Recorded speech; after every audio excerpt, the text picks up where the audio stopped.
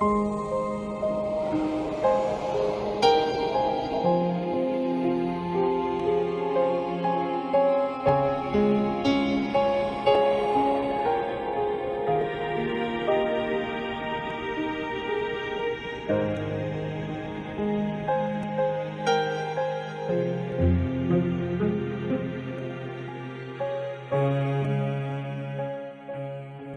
you for coming. Thank you for being here. My name is Neale Walsch. The following audio program contains selections from Conversations with God, an Uncommon Dialogue, Book 2, concerning creating your future in the eternal moment, and same-sex sacred sex. You are here by appointment, true, but still, you could have failed to show up. You could have decided not to. You chose instead to be here at the appointed hour, at the appointed place, for this program to come into your hands. So thank you. What you have here is that for which you have been looking, that for which you have been yearning for a very long time. What you have here is your latest, and for some of you, perhaps your first, very real contact with God. This is a contact, and it is very real. God is going to have an actual conversation with you now, through me.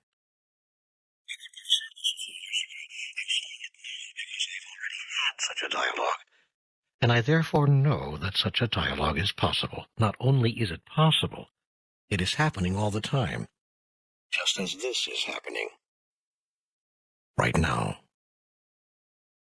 My first experience of talking to God on your behalf occurred in 1992 and 93. I had written an angry letter to God, asking why my life had become such a monument to struggle and failure. My letter to God demanded to know why, and what it took to make life work. To my astonishment, my letter was answered. How it was answered, and what those answers were, became a book, published in May 1995 under the title Conversations with God, Book 1. The process by which this information arrived was exquisitely simple. On a blank sheet of paper, I would merely write a question, any question, usually the first question that came to my head.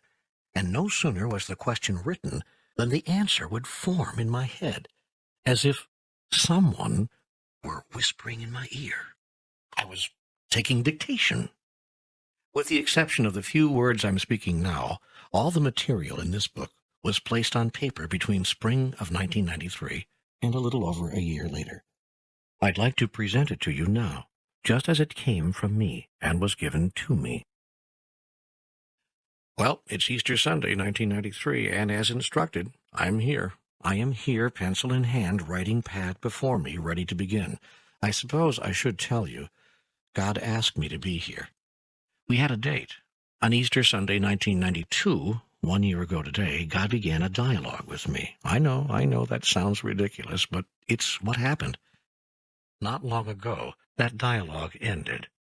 I was given instructions to take a rest, but told also that I had a date to return to this conversation this day. You have a date, too. You're keeping it right now. I'm clear that these words are being spoken not only to me, but to you through me. Apparently, you've been looking for God and for word from God for a very long time. So have I. Today, we shall find God together. That's always the best way to find God, together. We shall never find God apart. Now, I mean that two ways. We'll never find God so long as we are apart. For the first step in finding that we are not apart from God is finding that we are not apart from each other. And until we know and realize that all of us are one, we cannot know and realize that we and God are one. God is not apart from us, ever. And we only think we are apart from God. It's a common error. We also think we're apart from each other. And so the fastest way to find God, I've discovered, is to find each other, to stop hiding out from each other, and of course to stop hiding out from ourselves. The fastest way to stop hiding out is to tell the truth to everyone, all the time. Start telling the truth now and never stop. Begin by telling the truth to yourself about yourself. Then tell the truth to yourself about another. Then tell the truth about yourself to another. Then tell the truth about another to that other. And finally, tell the truth to everyone about everything. This program is about truth, not my truth, God's truth. Our initial dialogue, God's and mine, was concluded just a month ago. I assume this one will go just like the first. That is, I ask questions and God answers. I guess I'll stop and ask God right now. God, is this how it's going to go? Yes. I thought so. Except that I'll bring some subjects up myself without you asking. Why are you adding that twist here? Because I asked you here. The first contact you started by yourself. This time you have no agenda, except to do my will. Yes, that's correct. That, Neale, is a very good place to be. I hope you and others will go to that place often. But I thought your will was my will. How could I not do your will if it's the same as mine? That is an intricate question, and not a bad place to start. Not a bad place at all for us to begin this dialogue. Let's go back a few paces. I've never said that my will was your will. Oh, yes, you have. You said to me very clearly, your will is my will. Indeed. But that is not the same thing. It's not. Could have fooled me. When I say your will is my will, that is not the same thing as saying my will is your will. If you did my will all the time, there would be nothing more for you to do to achieve enlightenment. The process would be over. You would be already there. One day of doing nothing but my will would bring you enlightenment. If you had been doing my will all the years you've been alive, you'd hardly need to be involved in this project right now. So it's clear you have not been doing my will. In fact, most of the time you don't even know my will. I don't. No, you don't. Well, then why don't you tell me what it is? I do. You just don't listen. And when you do listen, you don't really hear. And when you do hear, you don't believe what you're hearing. And when you do believe what you're hearing, you don't follow instructions anyway. So to say that my will is your will is demonstrably inaccurate. On the other hand, your will is my will. First, because I know it. Second, because I accept it. Third, because I praise it. Fourth, because I love it. Fifth, because I own it and call it my own. This means you have free will to do as you wish, and that I make your will mine through unconditional love. Now, for my will to be yours, you would have to do the same. First, you would have to know it. Second, you would have to accept it. Third, you would have to praise it. Fourth, you would have to love it. Finally, you would have to call it your own. In the whole history of your race, only a few of you have ever done this consistently. A handful of others have done it nearly always. Many have done it a great deal. A whole slew of people have done it from time to time. And virtually everyone has done it on rare occasion, although some have never done it at all. Which category am I in? Doesn't matter. Which category do you want to be in from now on? Isn't that the pertinent question? Yes. And your answer? Well, I'd like to be in the first category. I'd like to know and do your will all the time. That's laudable, commendable, and probably impossible. Why? Because you have far too much growing to do before you can claim that. Yet I tell you this, you could claim that.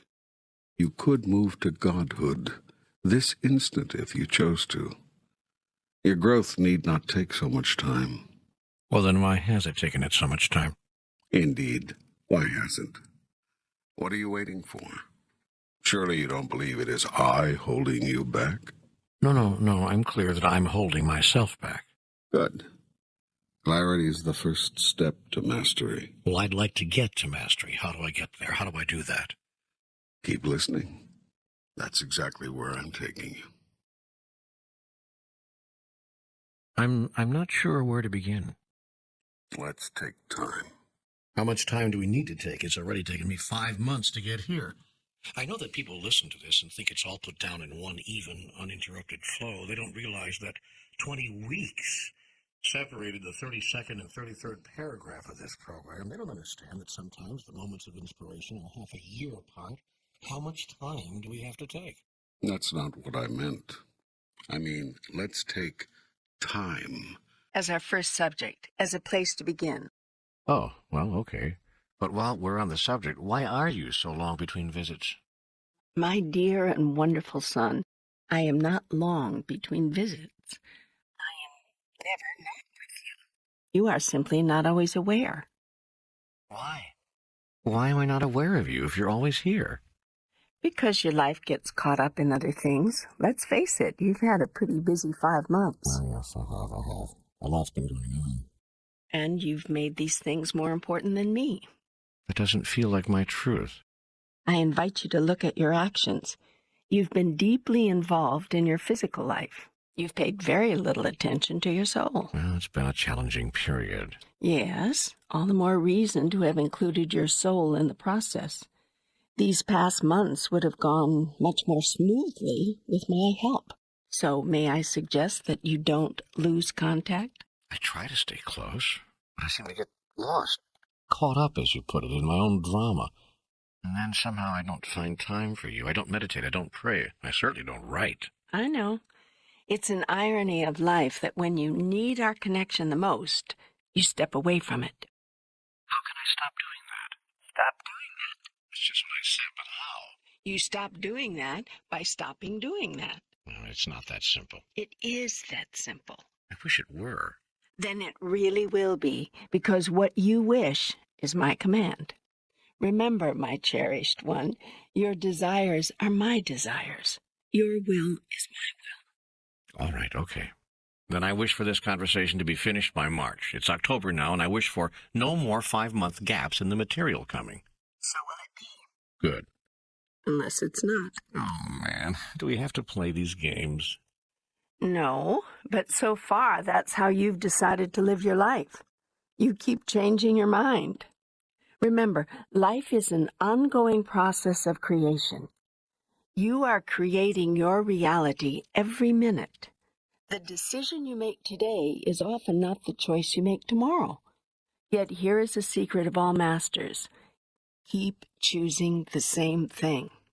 Over and over again? Once is not enough? Over and over until your will is made manifest in your reality. For some, that could take years. For some, months. For others, weeks. For those approaching mastery, days, hours, or even minutes. For masters, creation is instantaneous.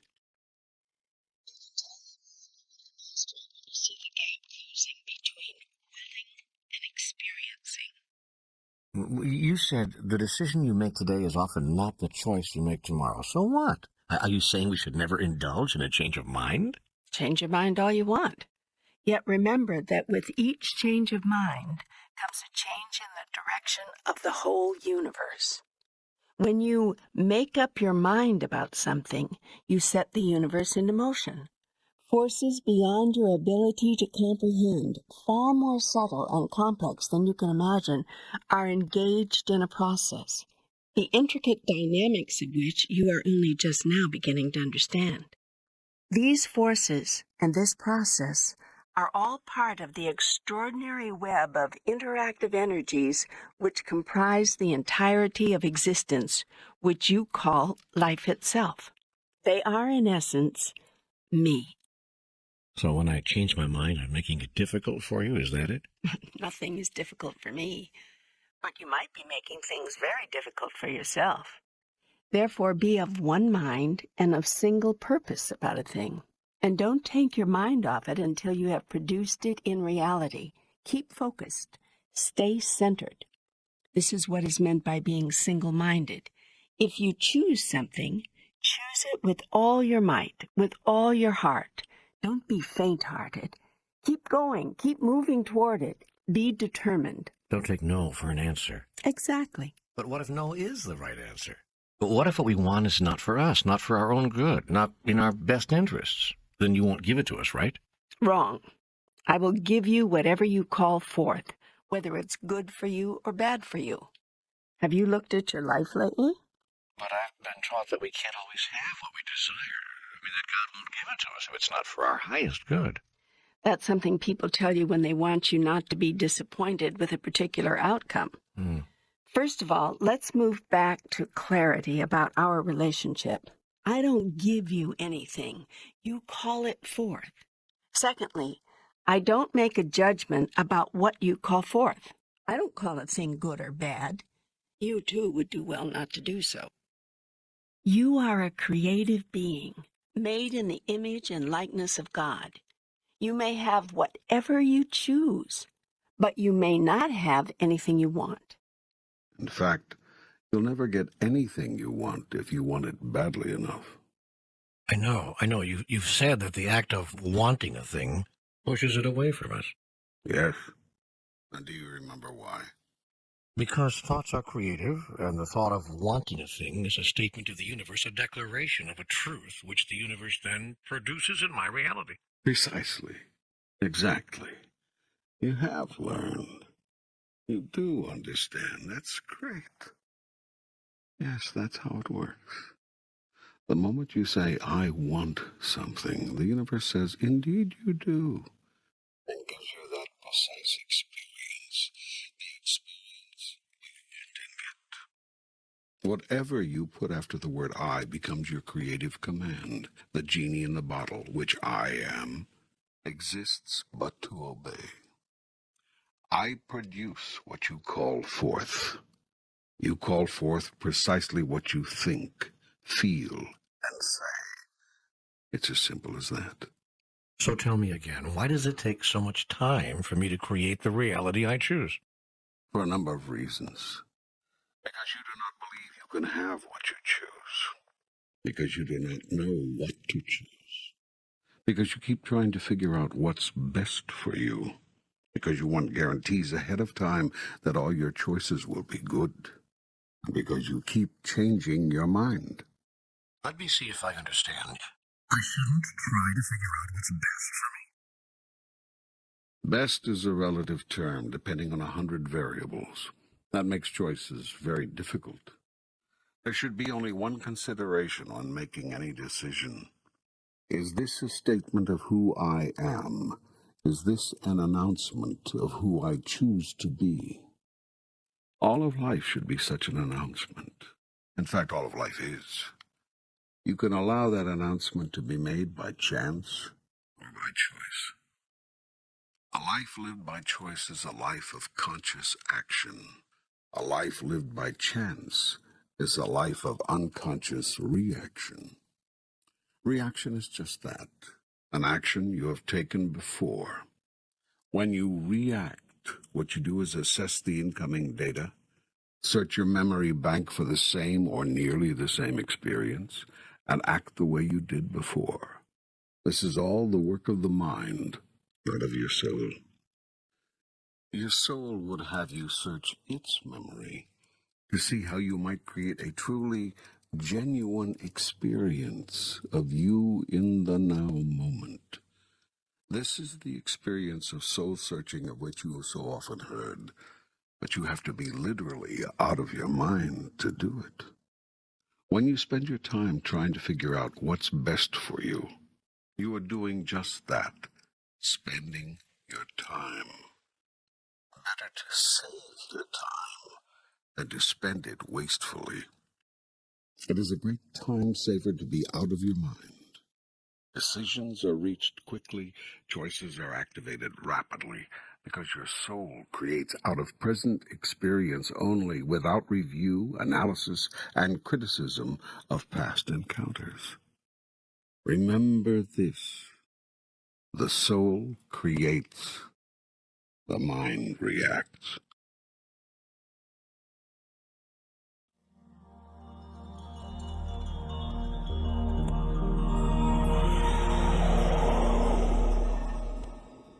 The soul knows in its wisdom that the experience you are having in this moment is an experience sent to you by God before you had any conscious awareness of it. This is what is meant by a present experience. It's already on the way to you even as you are seeking it. For even before you ask, I shall have answered you. Every now moment is a glorious gift from God. That's why it is called the present. The soul intuitively seeks the perfect circumstance and situation now needed to heal wrong thought and bring you the rightful experience of who you really are. It is the soul's desire to bring you back to God, to bring you home to me. It is the soul's intention to know itself experientially, and thus to know me.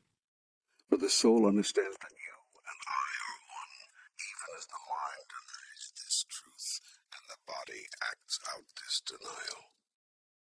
Therefore, in moments of great decision, be out of your mind and do some soul-searching instead. The soul understands what the mind cannot conceive. You spend your time trying to figure out what's best for you. Your choices will be cautious, your decisions will take forever, and your journey will be launched on a sea of expectations. You are not careful, you will drown in your expectations. Whew, that's quite an answer. But how do I listen to my soul? How do I know what I'm hearing? The soul speaks to you in feelings. Listen to your feelings. Follow your feelings. Honor your feelings. Why does it seem to me that honoring my feelings is precisely what has caused me to get into trouble in the first place? Because you have labeled growth trouble and standing still safe. I tell you this, your feelings will never get you into trouble because your feelings are your truth. If you want to live a life where you never follow your feelings, but where every feeling is filtered through the machinery of your mind, go right ahead. Make your decisions based on your mind's analysis of the situation. But don't look for joy in such machinations, nor for celebration of who you truly are. Remember this, true celebration is mindless. If you listen to your soul, you will know what is best for you, because what is best for you is what is true for you. When you act only out of what is true for you, you speed your way down the path. When you create an experience based on your truth, rather than react to an experience based on a past truth, you produce a new you. Why does it take so much time to create the reality you choose? This is why. Because you have not been living your truth.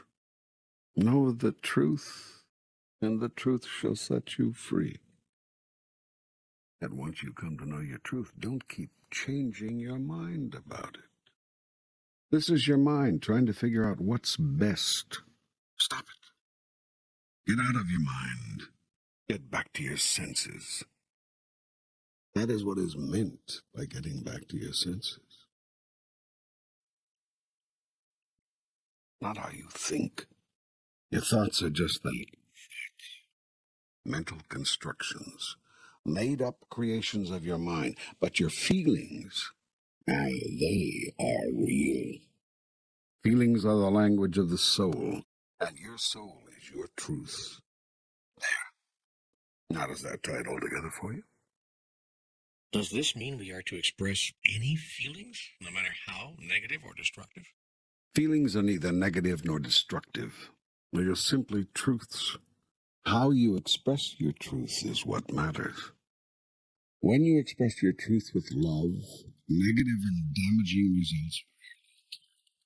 And when they do, it is usually because someone else has chosen to experience your truth in a negative or damaging way. In such a case, there's probably nothing you can do to avoid the outcome. Certainly, failing to express your truth would hardly be appropriate. Yet people do this all the time. So afraid are they to cause or to face possible unpleasantness that they hide their truth altogether. Remember this: it is not nearly so important how well a message is received as how well it is sent. You cannot take responsibility for how well another accepts your truth. You can only ensure how well it is communicated. And by how well, I don't mean merely how clearly. I mean how lovingly, how compassionately, how sensitively, how courageously, and how completely. This leaves no room for half-truths, the brutal truth, or even the plain truth. It does mean the truth, the whole truth, and nothing but the truth. So help you God. It's the so help you God part that brings in the godly qualities of love and compassion. I will help you communicate in this way always if you will ask me. So yes, express what you call your most negative feelings, but not destructively. Failure to express or push out negative feelings does not make them go away. It keeps them in. Negativity. But if another person hears every negative thought you have about that person, it would have to affect the relationship, no matter how lovingly those thoughts were delivered.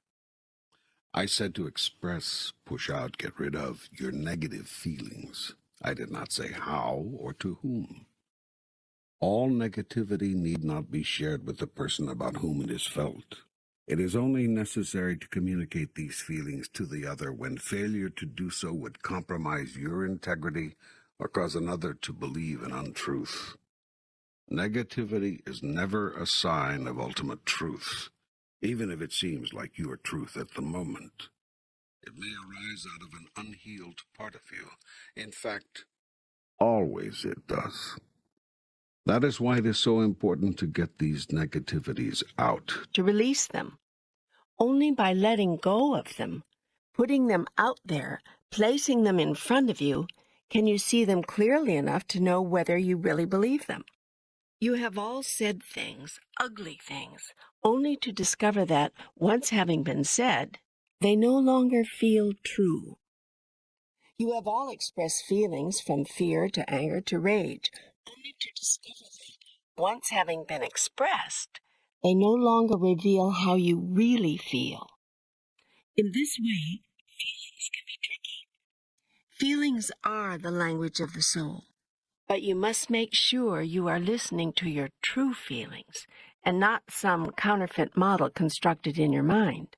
Oh, man. So now I can't even trust my feelings. Great. I thought that was the way to the truth. I thought that was what you were teaching me. It is. I am. But listen, because it is more complex than you now understand. Some feelings are true feelings. That is, feelings born in the soul. And some feelings are counterfeit feelings. These are constructed in your mind. In other words, they are not feelings at all. They are thoughts. Thoughts masquerading as feelings.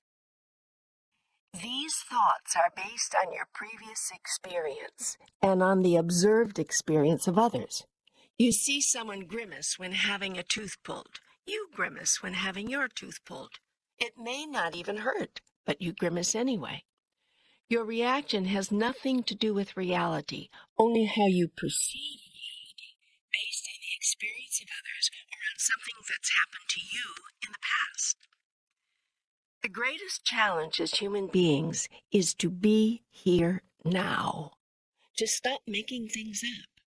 Stop creating thoughts about a pre-sent moment, a moment you sent yourself before you had a thought about it. Be in the moment. Remember, you sent yourself this moment as a gift. The moment contained the seed of a tremendous truth. It is a truth you wish to remember. Yet when the moment arrived, you immediately began constructing thoughts about it. Instead of being in the moment, you stood outside the moment and judged it. Then you reacted. That is, you acted as you did once before. Now listen to these two words: reactive, creative. Notice they are the same word, only the seed has been moved. When you see things correctly. You become creative rather than reactive. That's very clever. Well, God is like that. But you see, the point I'm trying to make is that when you come to each moment cleanly, without a previous thought about it, you can create who you are rather than reenact who you once were. Life is a process of creation, and you keep living it as if it were a process of reenactment. But how can any rational human being ignore one's previous experience in the moment something occurs? I mean, isn't it normal to call up everything you know on the subject and respond from that? It may be normal, but it is not natural. Normal means something usually done. Natural is how you are when you're not trying to be normal. Natural and normal are not the same thing.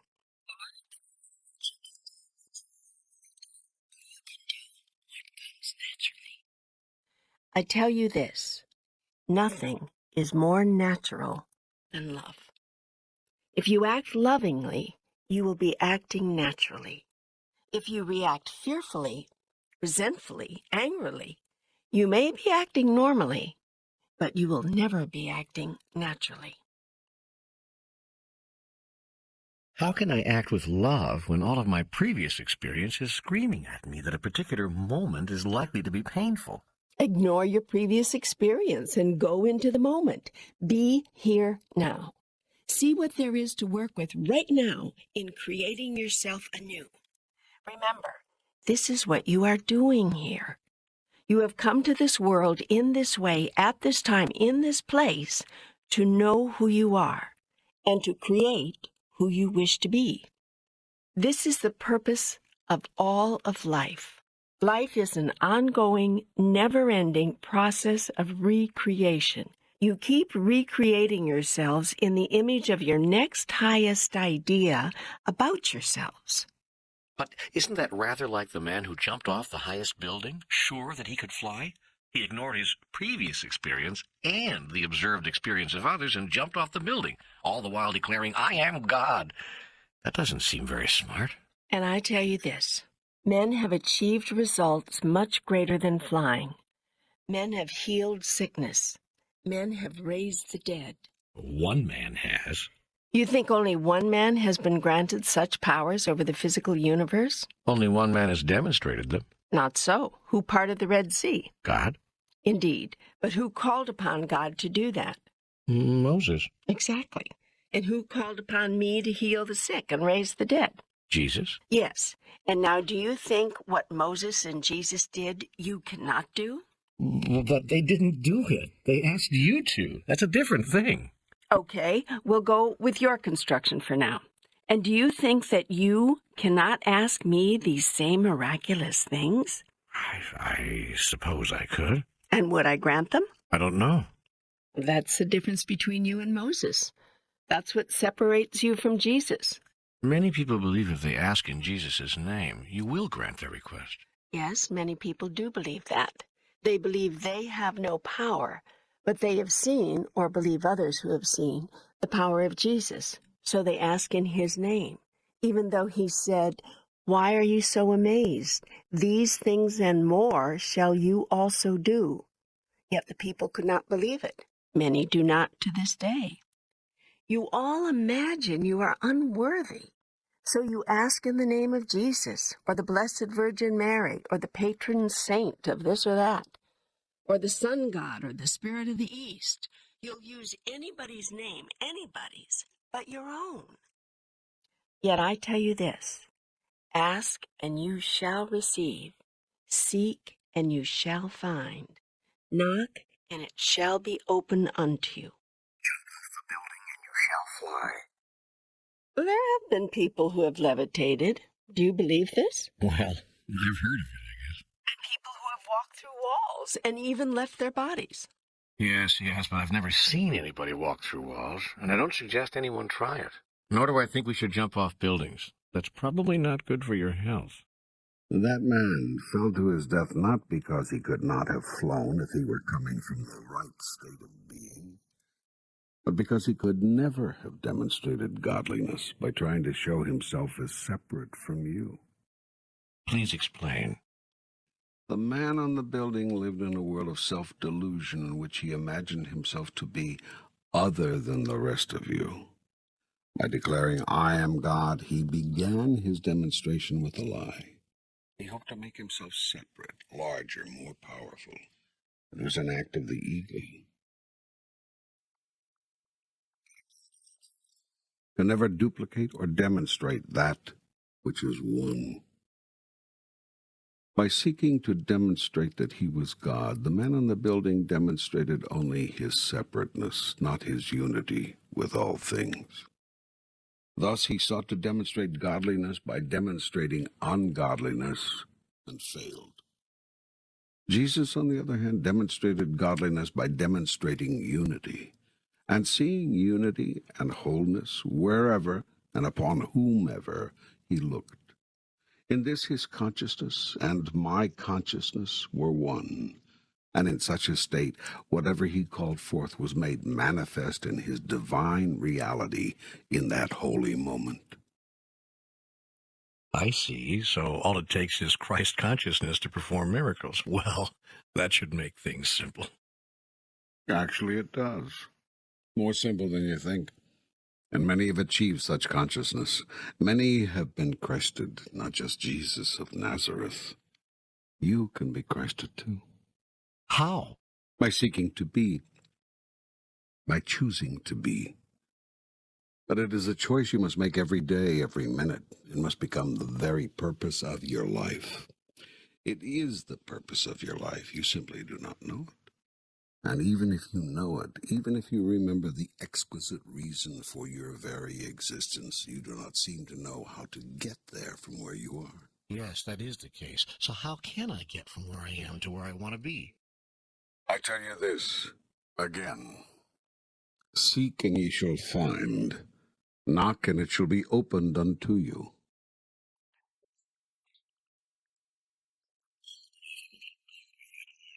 If not to say disillusioned, yes. But really, while I have to give you good grades for trying, an A for effort, so to speak, I can't say I can't agree with you that you've been seeking and knocking for 35 years. Let's agree that you've been seeking and knocking on and off for 35 years, mostly off. In the past, when you were very young, you came to me only when you were in trouble, when you needed something. As you grew older and matured, you realized that was probably not a right relationship with God, and sought to create something more meaningful. Even then, I was hardly more than a sometimes thing. Still later, as you came to understand that union with God can be achieved only through communion with God, you undertook the practices and behaviors that could achieve communion, yet even these you engaged sporadically, inconsistently.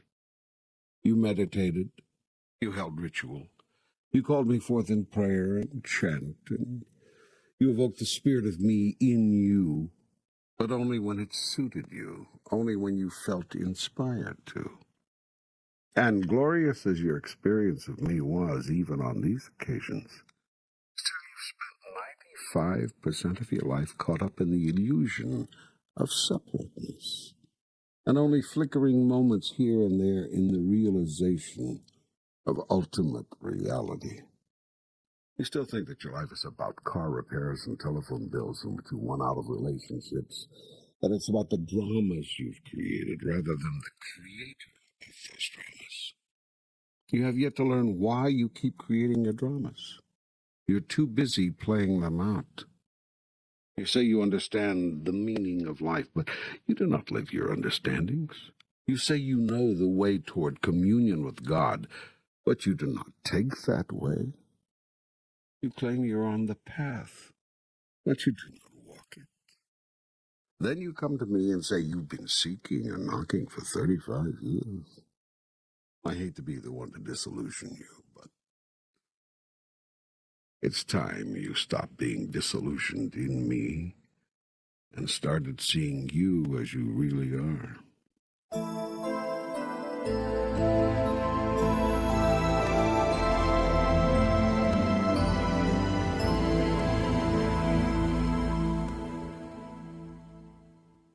Now, I tell you this. You want to be Christed? Act like Christ. Every minute of every day. It's not that you don't know how. He has shown you the way. Be like Christ in every circumstance. It's not that you can't. He has left you instructions. You are not without help in this, should you seek it. I'm giving you guidance every minute of every day. I am the still small voice within which knows which way to turn, which path to take, which answer to give, which action to implement, which word to say, which reality to create if you truly seek communion and unity with me. Just listen to me. I guess I just don't know how to do that. Ah, nonsense. You're doing it right now.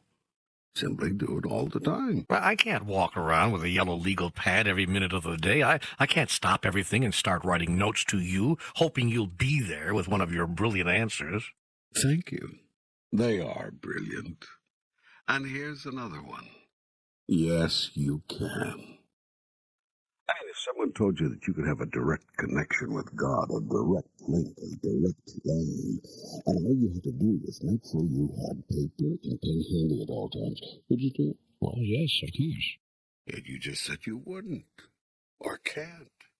So what's the matter with you? What are you saying? What is your truth?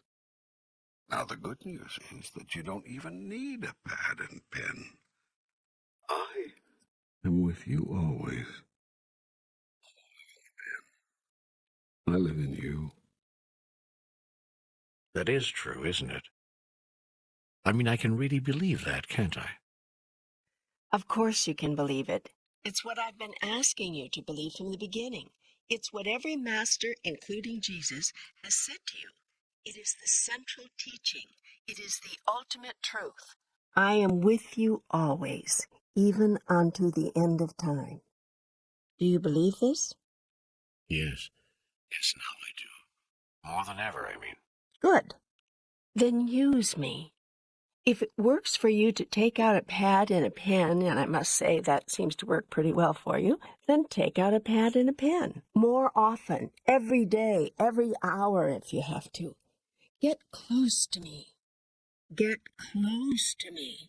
Do what you can. Do what you have to. Do what it takes.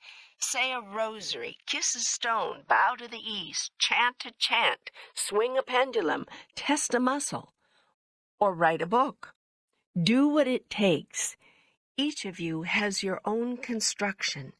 Each of you has understood me, created me in your own way. To some of you, I am a man. To some of you, I am a woman. To some, I am both.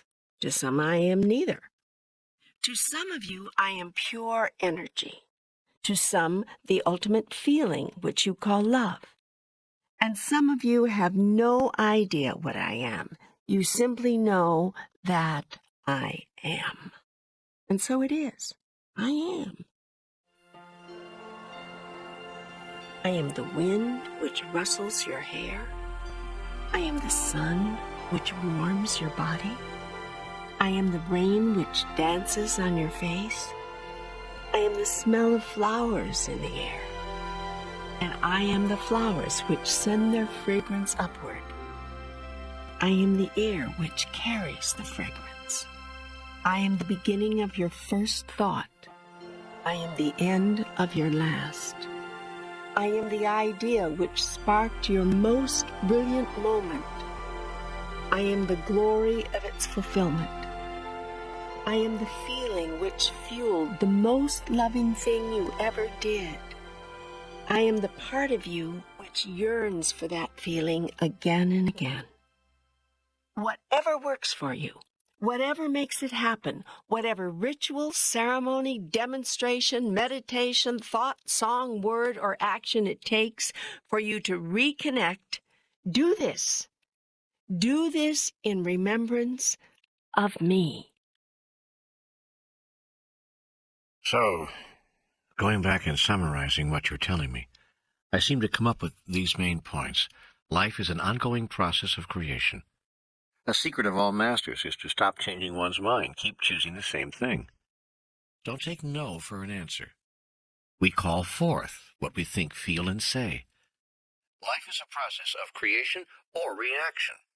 The soul creates. The mind reacts. The soul understands what the mind cannot conceive. Stop trying to figure out what is best for you, how you can win the most, lose the least, get what you want, and start going with what feels like who you are. Your feelings are your truth. What is best for you is what is true for you. Thoughts are not feelings. Rather, they are ideas of how you should feel. When thoughts and feelings get confused, truth becomes clouded, lost. To get back to your feelings, be out of your mind and get back to your senses. Once you know your truth, live it. Negative feelings are not true feelings at all. Rather, they are your thoughts about something, based always on the previous experience of yourself and others. Previous experience is no indicator of truth, since pure truth is created here and now, not reenacted. To change your response to anything, be in the present, that is, the pre-sent moment. The moment that was sent to you, and was what it was, before you had a thought about it. In other words, be here now, not in the past or the future. The past and the future can exist only in thought. The pre-sent moment is the only reality. Stay there. Seek and you shall find. Do whatever it takes to stay connected with God. God is truth. Don't stop the practices, the prayers, the rituals, the meditations, the readings, the writings, the whatever works for you to stay in touch with all that is.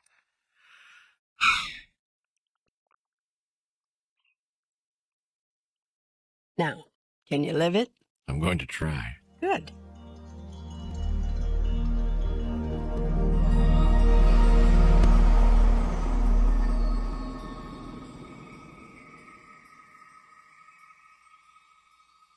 Now, can we go to where we left off? Tell me about time. There is no time like the present. You've heard that before, I'm sure, but you didn't understand it. Now you do. There is no time but this time. There is no moment but this moment. Now is all there is. What about yesterday and tomorrow?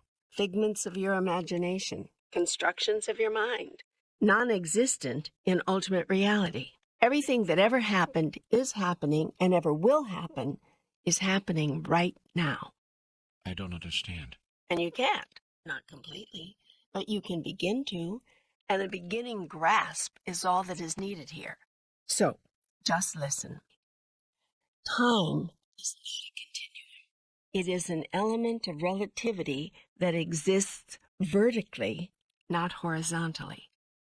Don't think of it as a left-to-right thing, a so-called timeline that runs from birth to death for each individual and from some finite point to some finite point in the universe. Time is an up and down thing. Think of it as a spindle representing the eternal moment of now. Now picture leaves of paper on the spindle, one atop the other. These are the elements of time, each element separate and distinct, yet each existing simultaneously with the other. All the paper on the spindle at once, as much as there will ever be, as much as there ever was. There is only one moment, this moment, the eternal moment of now. It is right now that everything is happening, and I am glorified. There is no waiting for the glory of God. I made it this way because I just couldn't wait. I was so happy to be who I am that I just couldn't wait to make that manifest in my reality. So boom, here it is, right here, right now, all of it. There is no beginning to this, and there is no end. It, the all of everything, just is. Within the isness is where your experience and your greatest secret lies. You can move in consciousness within the isness to any time or place you choose. You mean we can time travel? Indeed, and many of you have. All of you have, in fact. And you do it routinely, usually in what you call your dream state. Most of you are not aware of it. You cannot retain the awareness. but the energy sticks to you like glue. And sometimes there's enough residue that others, sensitive to this energy, can pick up things about your past or your future. They feel or read this residue, and you call them seers and psychics. Sometimes there is enough residue that even you in your limited consciousness are aware you've been here before. Your whole being is suddenly jarred by the realization that you've done all this before. Deja vu. Yes. Or that wonderful feeling when you meet someone that you've known them all your life, known them for all eternity.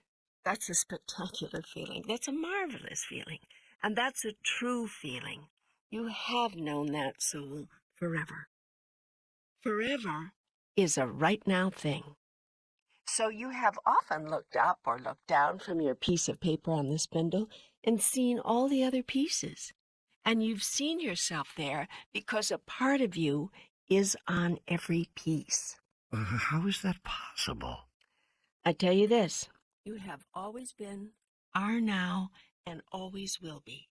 There has never been a time when you were not, nor will there ever be such a time. But wait. What about the concept of old souls? Aren't some souls older than others? Nothing is older than anything. I created it all at once, and all of it exists right now. The experience of older and younger to which you refer has to do with the levels of awareness of a particular soul or aspect of being. You're all aspects of being, simply parts of what is. Each part has the consciousness of the whole embedded within it. Every element carries the imprint. Awareness is the experience of that consciousness being awakened. The individual aspect of the all becomes aware of itself. It becomes, quite literally, self-conscious. And gradually becomes conscious of all others, and then of the fact that there are no others, that all is one. Then, ultimately, of me. Magnificent me. Boy, you really like you, don't you? Don't you? Oh, yes. I think you're great. I agree. I think you're great. That's the only place where you and I disagree. You don't think you're great. How can I see myself as great when I see all my foibles, all my mistakes, all my evil? I tell you this. I wish that could be true. You are perfect just as you are. I wish that could be true, too. It is true. A tree is no less perfect because it is a seedling. A tiny infant is no less perfect than a grown-up. It is perfection itself. Because it cannot do a thing, does not know a thing, that does not make it somehow less perfect. A child makes mistakes. She stands, she toddles, she falls, she stands again. A bit wobbly, hanging on to her mummy's leg. Does that make the child imperfect? I tell you, it is just the opposite. That child is perfection itself, wholly and completely adorable. So, too, are you. But the child hasn't done anything wrong. The child hasn't consciously disobeyed, hurt another, damaged herself. The child doesn't know right from wrong. Precisely. Neither do you. But I do. I know it's wrong to kill people, and that it's right to love them. I know it's wrong to hurt and right to heal, to make things better. I know it's wrong to take what's not mine, to use another, to be dishonest. I could show you instances where each of those wrongs would be right. You're playing with me now. Not at all. Merely being factual. If you're saying there are exceptions to every rule, then I agree. If there are exceptions to a rule, then it is not a rule. Are you telling me that it's not wrong to kill, to hurt, to take from another? That depends on what you are trying to do. Okay, I get it. But that doesn't make these things good. Sometimes one has to do bad things to achieve a good end. Which doesn't make them bad things at all, then, does it? They're just means to an end. Are you saying the end justifies the means? What do you think? No, absolutely not. So be it. Don't you see what you're doing here? You're making up the rules as you go along. And don't you see something else? That's perfectly okay. It's what you're supposed to be doing. All of life is a process of deciding who you are and then experiencing that. As you keep expanding your vision, you make up new rules to cover that.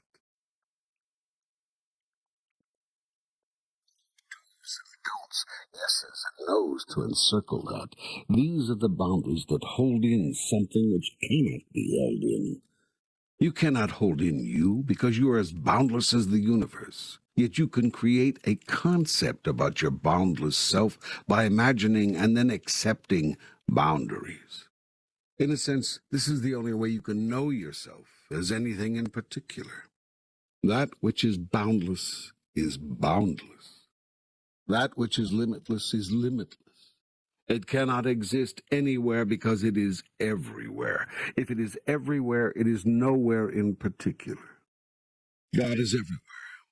Therefore, God is nowhere in particular, because to be somewhere in particular, God would have to not be somewhere else, which is not possible for God. There's only one thing that is not possible for God, and that is for God to not be God. God cannot not be, nor can God not be like itself. God cannot ungod itself.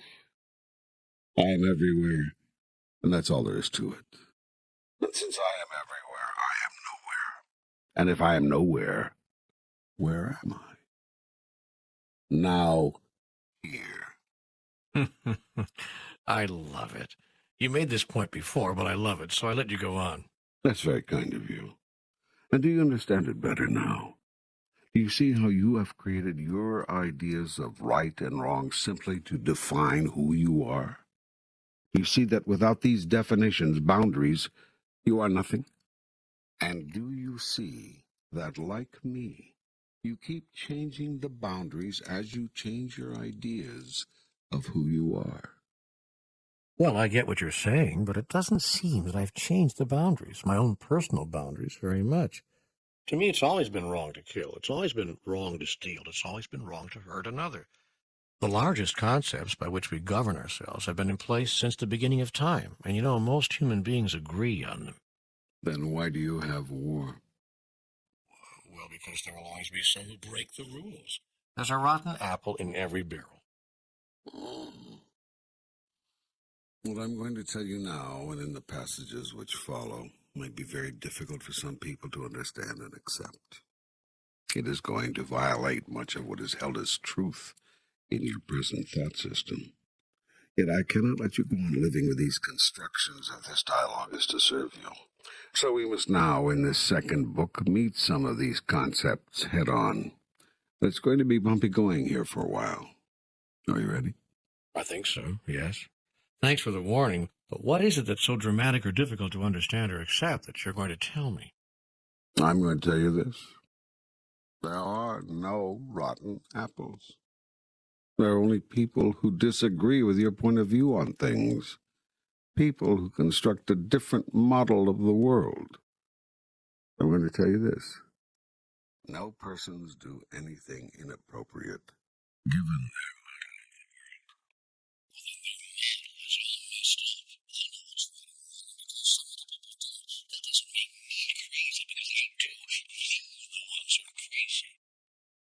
I'm sorry to say, that's exactly the attitude which starts wars. I know. I was doing that on purpose. I was just repeating here what I've heard many other people say. But how can I answer like that? I mean, how can I answer people who talk that way? What could I say? You could tell them that people's ideas of right and wrong change and have changed over and over again from culture to culture, time period to time period, religion to religion, place to place, even from family to family and person to person.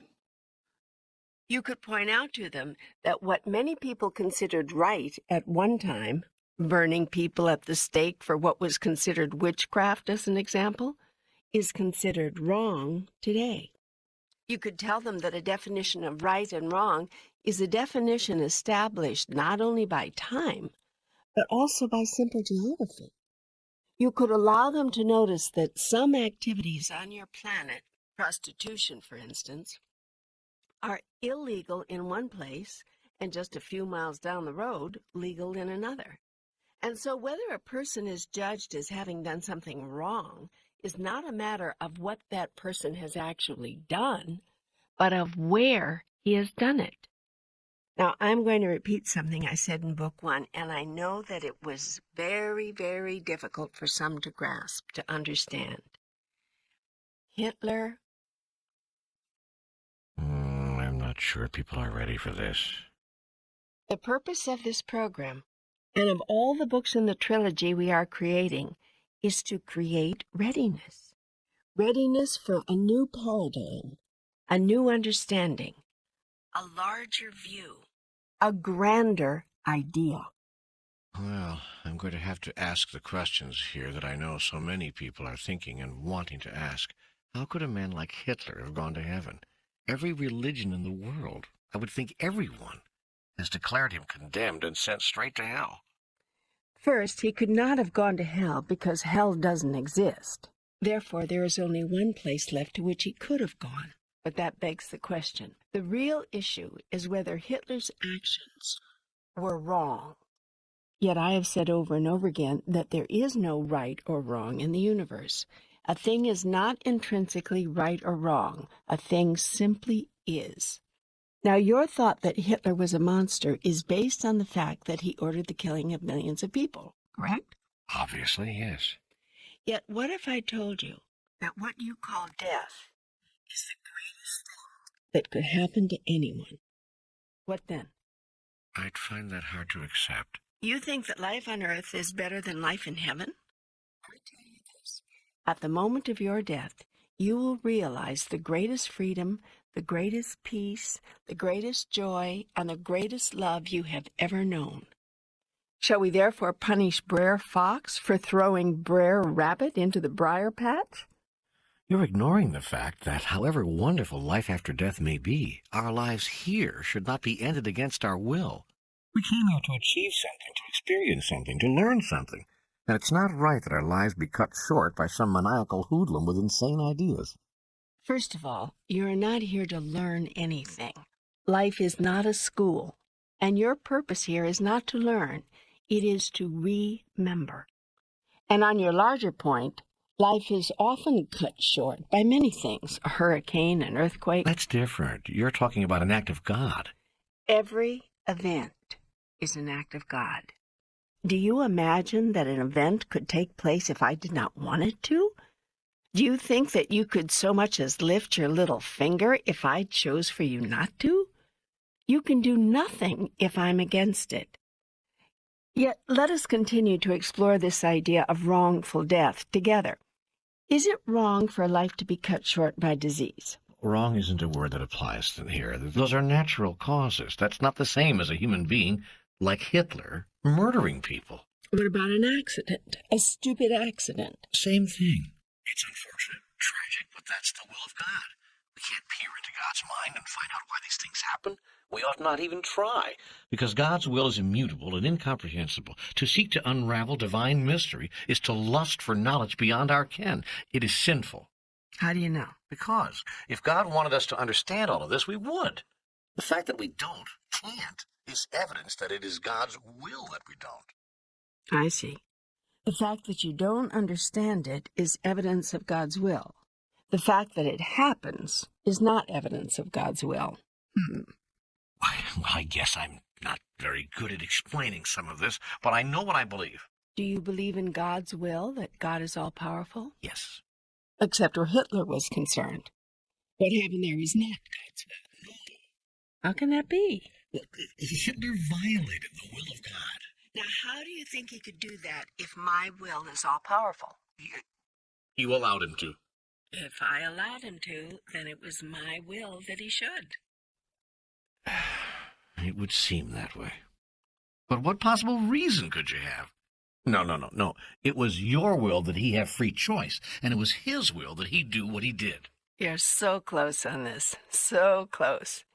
You're right, of course. It was my will that Hitler, that all of you, have free choice.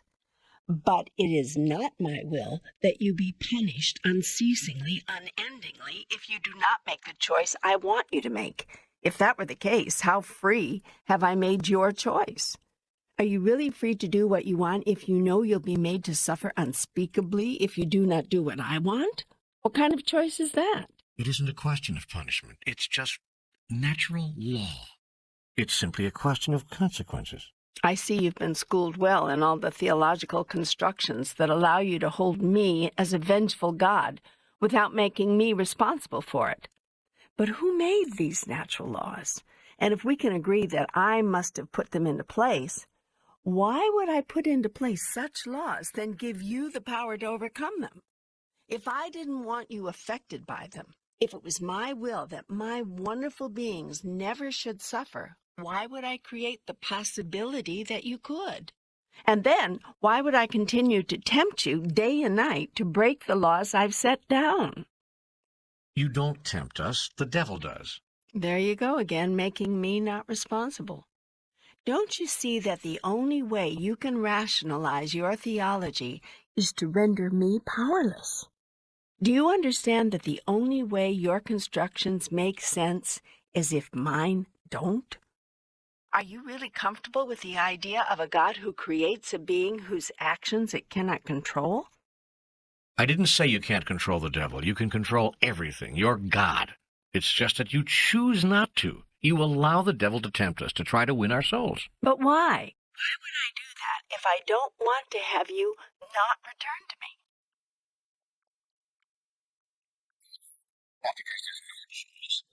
Look, you set up heaven and hell so there could be a choice, so I could act out of choosing, not out of simply following a path because there's no other. I can see how you've come to this idea. That's how I've set it up in your world, so you think that's how it must be in mine. In your reality, good cannot exist without bad, so you believe it must be the same in mine. I tell you this, there is no bad where I am, and there is no evil. There is only the all of everything, the oneness, and the awareness, the experience of that. Mine is the realm of the absolute, where one thing does not exist in relationship to another, but quite independent of anything. Mine is the place where all there is love. And there are no consequences to anything we think, say, or do on earth? Oh, but there are consequences. Look around you. There is no death. Life goes on forever and ever. Life is. You simply change form. All right, have it your way. After we change form.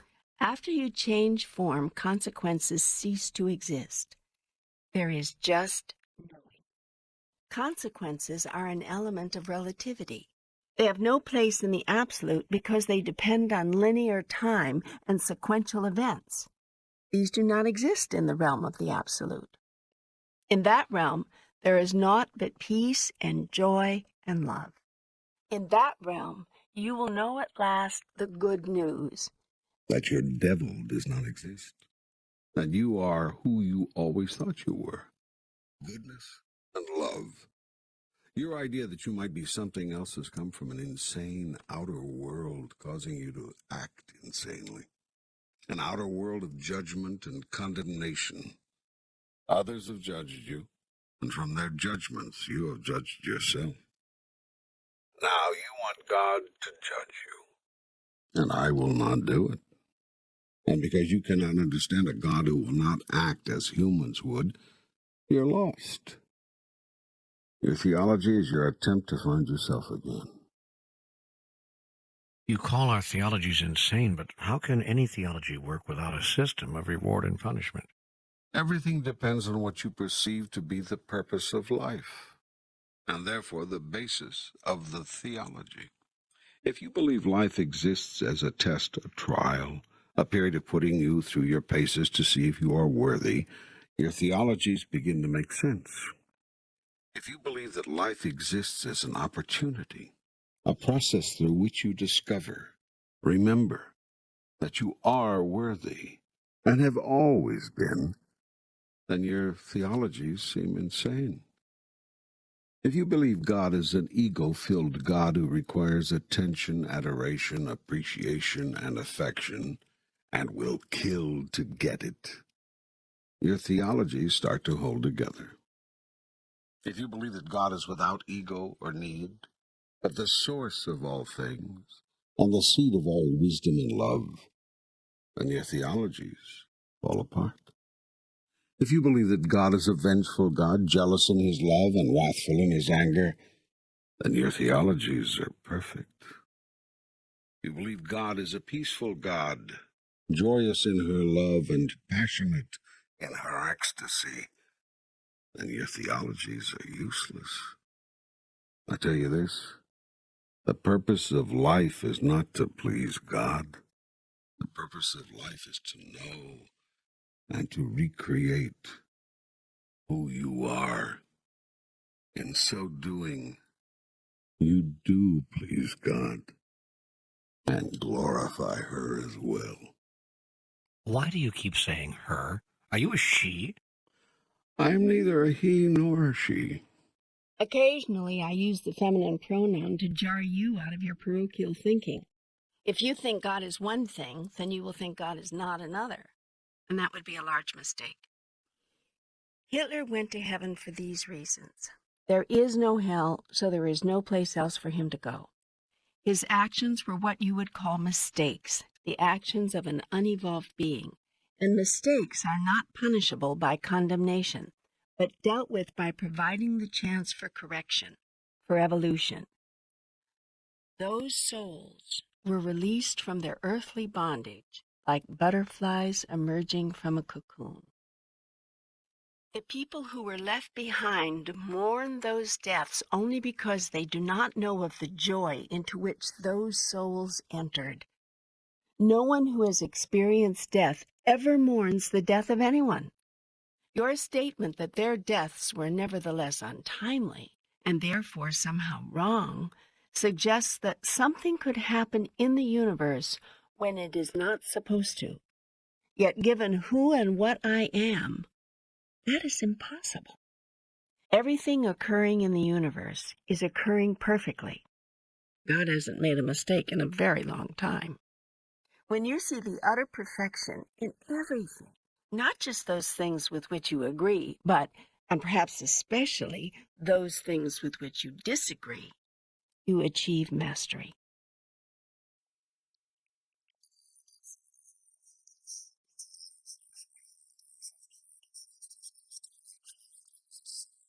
That all human beings are sinners, that we can't help it. We're born that way. We're born into sin. Quite an interesting concept. How did anyone get you to believe that? Well, they told us the story of Adam and Eve. They told us in 4th, 5th, 6th grade catechism that, well, that we may not have sinned, and certainly babies haven't, but Adam and Eve did. And we're their descendants and have thus inherited their guilt as well as their sinful natures. You see, Adam and Eve ate of the forbidden fruit, partook of the knowledge of good and evil, and thus sentenced all of their heirs and descendants to separation from God at birth. All of us are born with this original sin on our souls. Each of us shares in the guilt, so we're given free choice to see, I guess, if we'll still do the same stuff Adam and Eve did and disobey God, or if we can overcome our natural inherited tendency to do bad and do the right thing instead, in spite of the world's temptations. And if you do bad? Well, then you send us to hell. I do. Yes, unless we repent. I see. If we say we're sorry and make a perfect act of contrition, you will save us from hell, but not from all suffering. We still have to go to purgatory for a while to cleanse us of our sins. Mm-hmm. How long will you have to dwell in purgatory? It depends. We have to have our sins burned away. It's not too pleasant, I can tell you.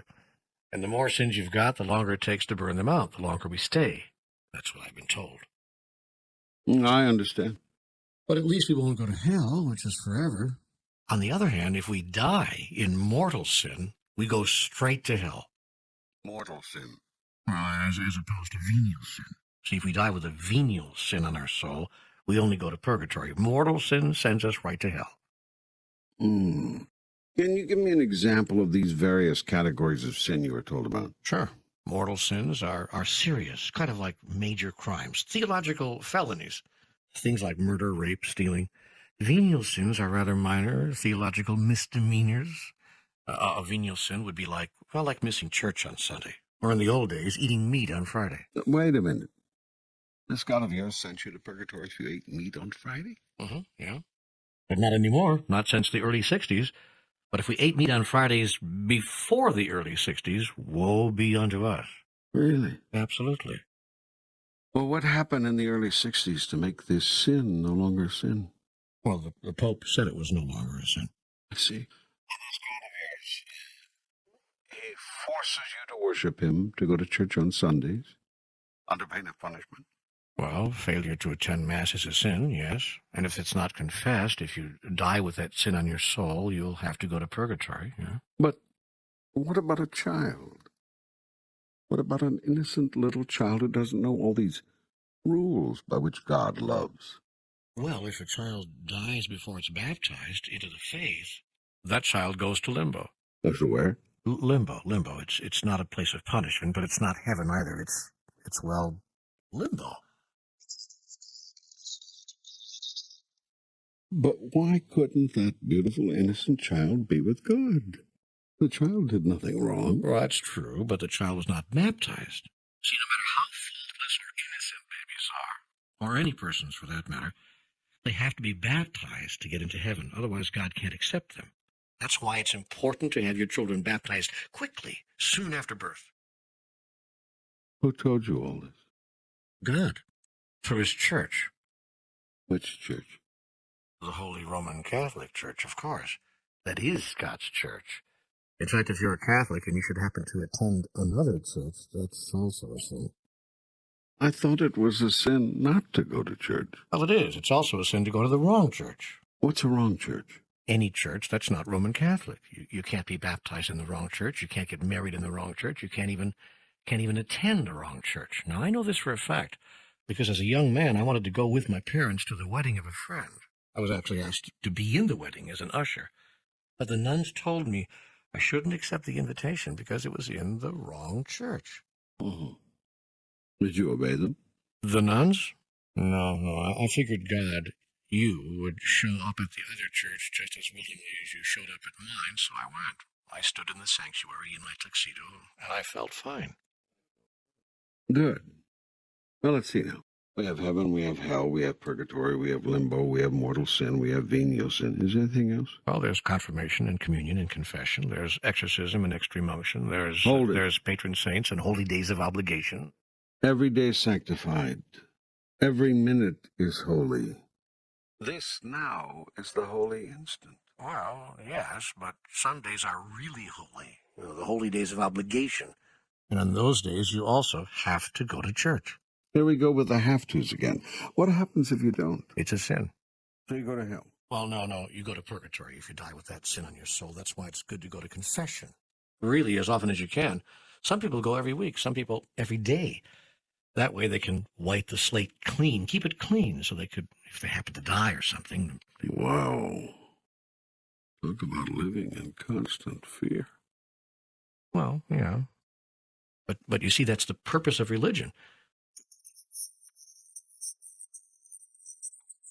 Uh-huh. But now, what if you do commit a sin between confessions and then get into an accident or something and die? Oh, it's okay. No panic. Just make a perfect act of contrition. Oh, my God, I am heartily sorry for having offended thee. Okay. Enough. But wait, that's just one of the world's religions. Don't you want to look at some others? No, I get the picture. Well, I hope that people don't think I'm simply ridiculing their beliefs. You're really ridiculing no one, just saying it like it is. It's as American President Harry Truman used to say, "Give 'em hell, Harry," people would shout, and Harry'd say, "I don't give 'em hell, I just quote 'em directly, and it feels like hell."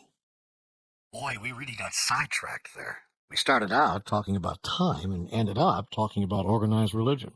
Yes, well, That's what it's like talking with God. It's hard to keep the dialogue limited.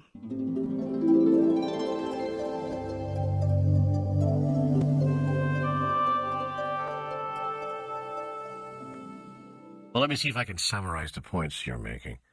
There is no time but this time. There's no moment but this moment. Time is not a continuum. It's an aspect of relativity that exists in an up and down paradigm, with moments or events stacked on top of each other, happening or occurring at the same time. We are constantly traveling between realities in this realm of time, no time, all time, usually in our sleep. Déjà vu is one way we are made aware of this. There has never been a time when we were not, nor will there ever be. The concept of age, as it relates to souls, really has to do with levels of awareness, not length of time. There is no evil. We are perfect just as we are. Wrong is a conceptualization of the mind, based in relative experience. We're making up the rules as we go along, changing them to fit our present reality, and that's perfectly all right. It's as it should be, must be, if we are to be evolving beings. Hitler went to heaven. Everything that happens is God's will, everything. That includes not just hurricanes, tornadoes, and earthquakes, but Hitler as well. The secret of understanding is knowing the purpose behind all events. There are no punishments after death, and all consequences exist only in relative experience, not in the realm of the absolute. Human theologies are mankind's insane attempt to explain an insane God who does not exist. The only way human theologies make sense is if we accept a God who makes no sense at all. How's that? Another good summary? Excellent. Good, because now I've got a million questions. Why did Hitler go to heaven? I know you just tried to explain this, but somehow I need more. And what is the purpose behind all events? And how does this larger purpose relate to Hitler and other despots? Let's go to purpose first. All events, all experiences, have as their purpose the creating of opportunity. Events and experiences are opportunities, nothing more, nothing less. It would be a mistake to judge them as works of the devil, punishments from God, rewards from heaven, or anything in between. They are simply events and experiences, things that happen. It is what we think of them, do about them, be in response to them that gives them meaning. Events and experiences are opportunities drawn to you, created by you individually or collectively through consciousness. Consciousness creates experience. You are attempting to raise your consciousness.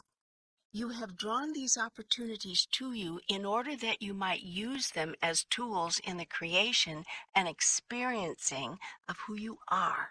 Who you are is a being of higher consciousness than you are now exhibiting. Because it is my will that you should know and experience who you are, I allow you to draw to yourself whatever event or experience you choose to create in order to do that. Other players in the universal game join you from time to time, either as brief encounters, peripheral participants, temporary teammates, long-term interactors, relatives and family, dearly loved ones, or life path partners. These souls are drawn to you by you. You are drawn to them by them. It is a mutually creative experience expressing the choices and desires of both. No one comes to you by accident. There is no such thing as coincidence. Nothing occurs at random. Life is not a product of chance. Events, like people, are drawn to you, by you, for your own purposes. Larger planetary experiences and developments are the result of group consciousness. They are drawn to your group as a whole as a result of the choices and desires of the group as a whole. What do you mean by the term your group? Group consciousness is something that is not widely understood, yet it is extremely powerful and can, if you're not careful, often overcome individual consciousness.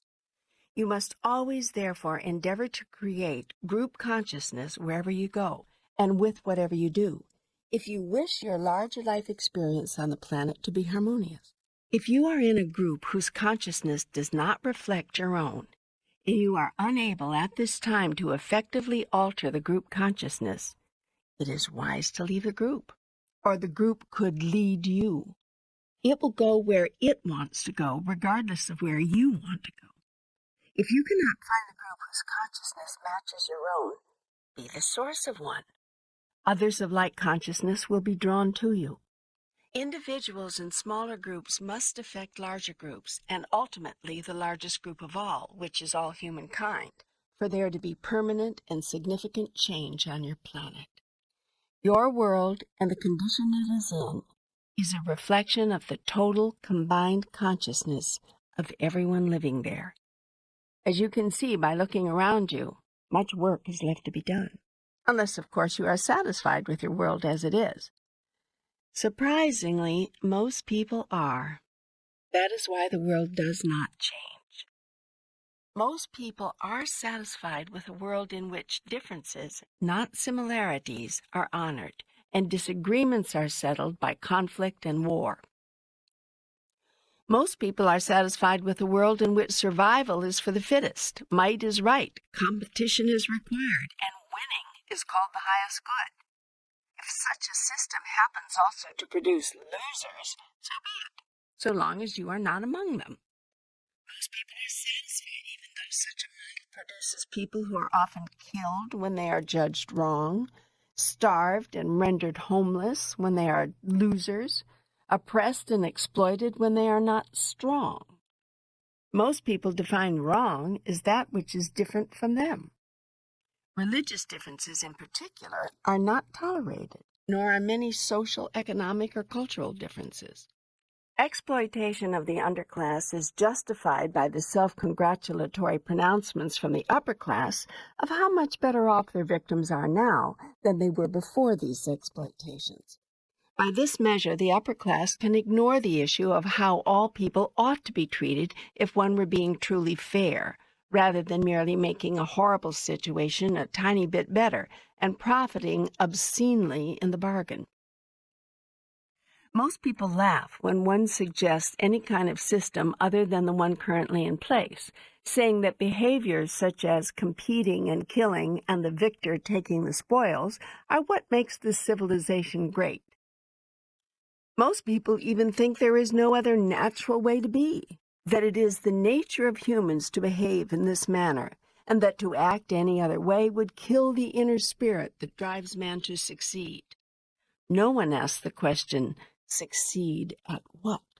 Difficult as it is for truly enlightened beings to understand, most people on your planet believe in this philosophy, and that is why most people don't care about the suffering masses, the oppression of minorities, the anger of the underclass, or the survival needs of anyone but themselves and their immediate families. Most people do not see that they are destroying their earth, the very planet which gives them life, because their actions seek only to enhance their quality of life. Amazingly, they are not farsighted enough to observe that short-term gains can produce long-term losses, and often do, and will. Most people are threatened by group consciousness, a concept such as the collective good, a one-world overview, or a God who exists in unity with all creation rather than separate from it.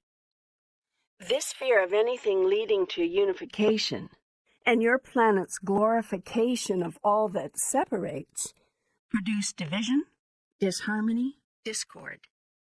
Yet you do not seem to have the ability even to learn from your own experience, and so you continue your behaviors with the same results. The inability to experience the suffering of another as one's own is what allows such suffering to continue. Separation breeds indifference, false superiority. Unity produces compassion, genuine equality. The events which occur on your planet, which have occurred regularly for 3,000 years, are, as I've said, a reflection of the collective consciousness of your group, the whole group on your planet. That level of consciousness could best be described as primitive.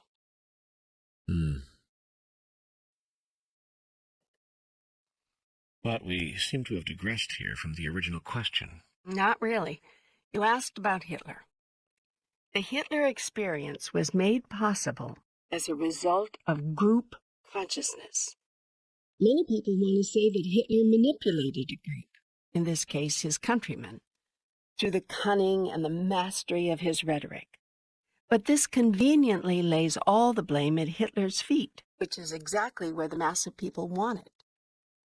But Hitler could do nothing without the cooperation and support and willing submission of millions of people.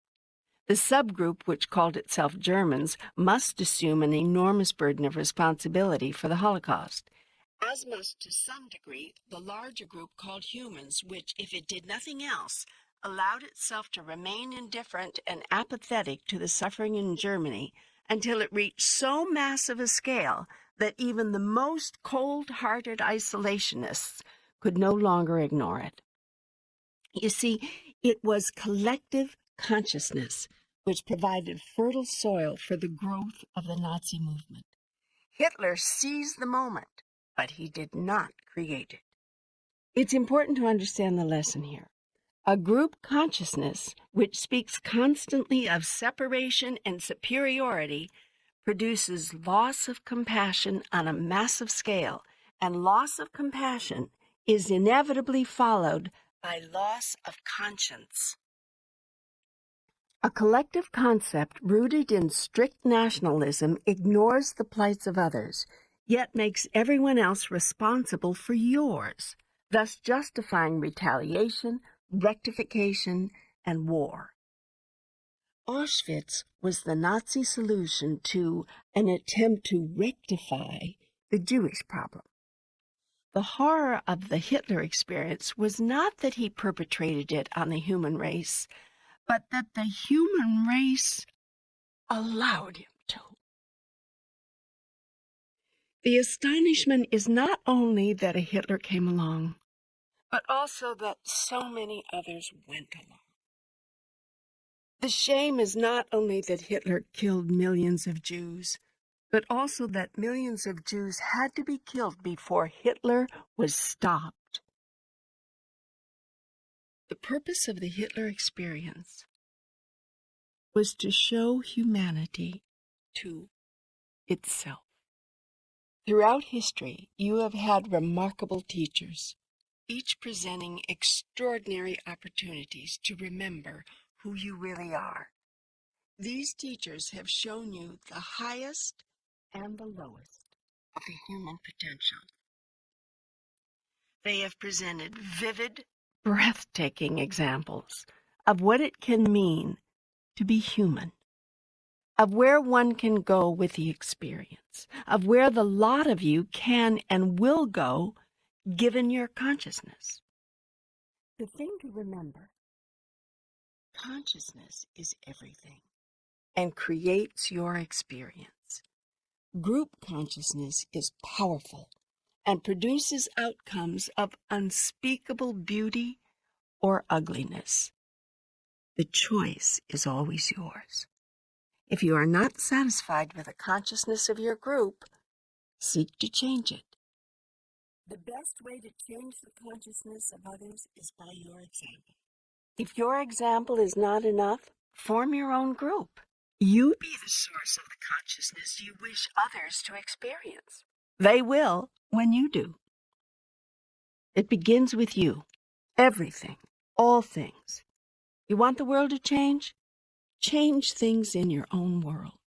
Hitler gave you a golden opportunity to do that.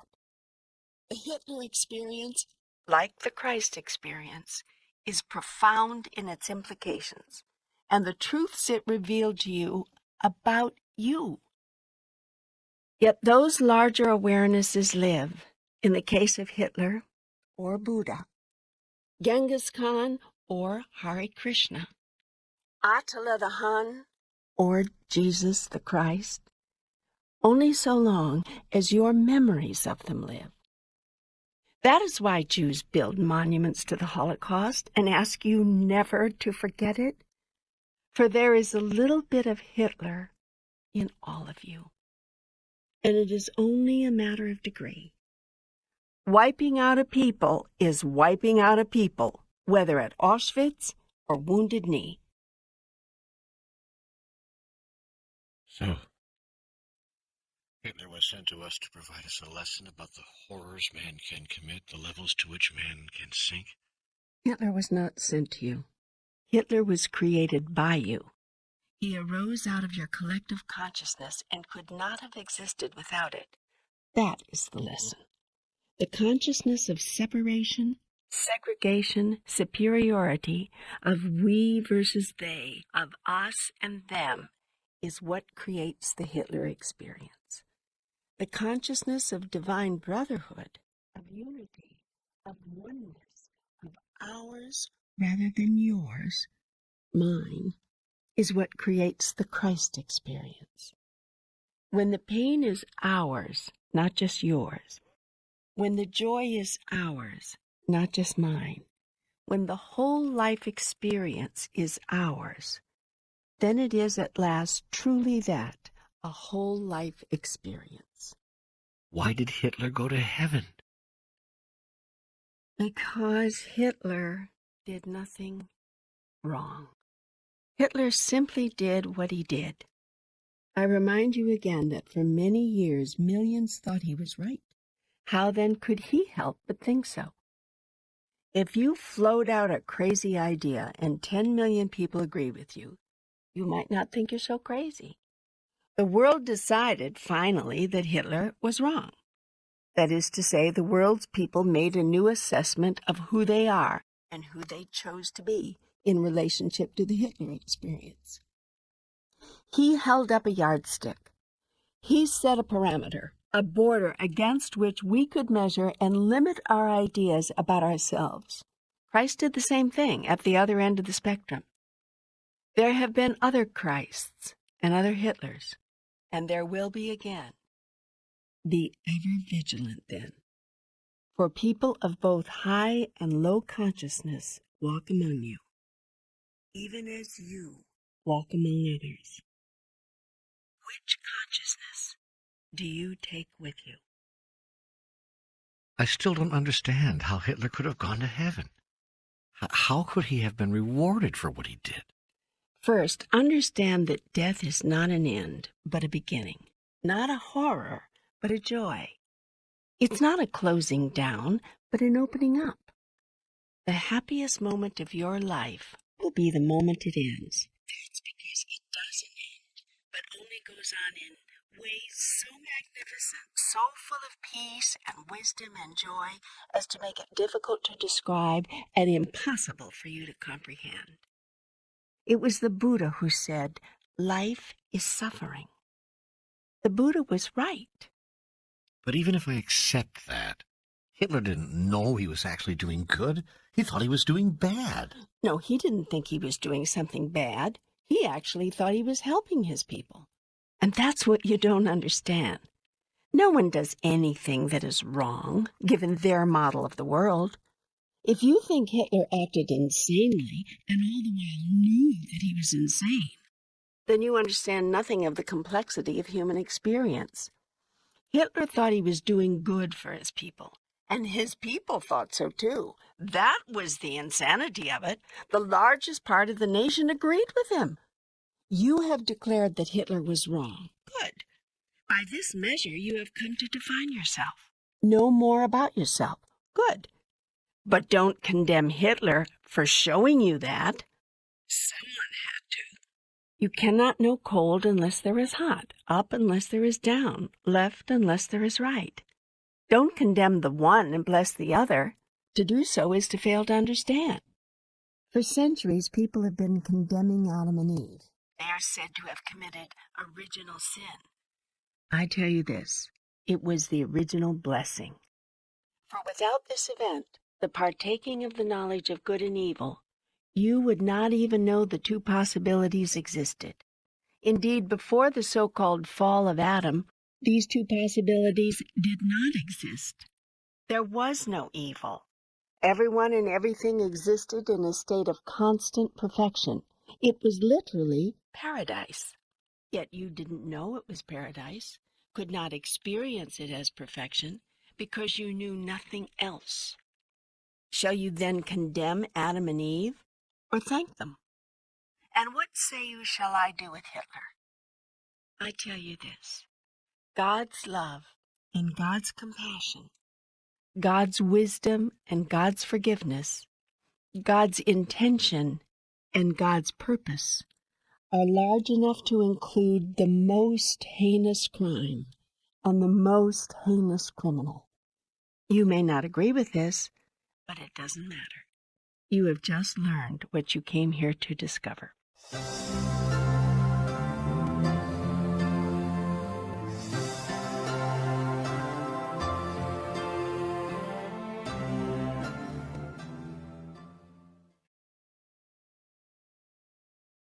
Have you said all you're going to say about time?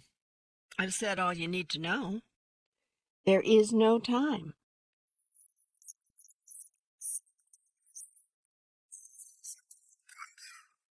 This book is being written, and as it's being written, it's already written. It already exists.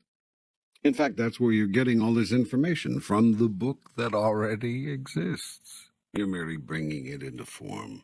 This is what is meant by, even before you ask, I will have answered. This information about time all seems, well, interesting, but rather esoteric. Does it have any application to real life? A true understanding of time allows you to live much more peacefully within your reality of relativity, where time is experienced as a movement, a flow, rather than a constant.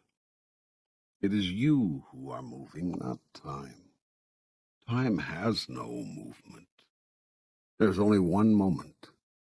At some level, you deeply understand this. That is why when something really magnificent or significant occurs in your life, you often say it is as if time stands still. It does. And when you do also, you often experience one of those life-defining moments. Phew, I find this hard to believe. How can this be possible? Your science has already proven this mathematically. Formulas have been written showing that if you get into a spaceship and fly far enough, fast enough, you could swing back around toward the Earth and watch yourself taking off. This demonstrates that time is not a movement, but a field through which you move, in this case on Spaceship Earth. You say it takes 365 days to make a year, yet what is a day?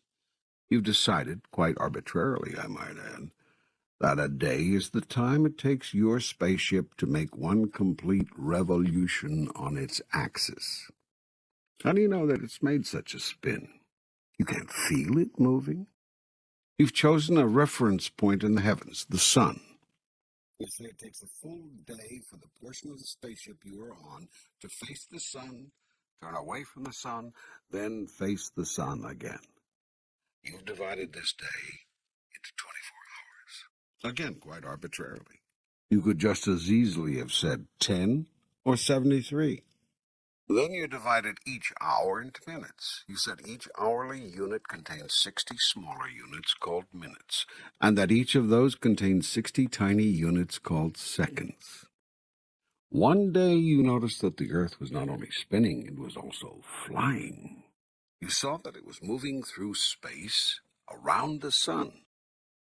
You carefully calculated that it took 365 revolutions of the Earth for the Earth itself to revolve around the sun. This number of Earth spins you called a year.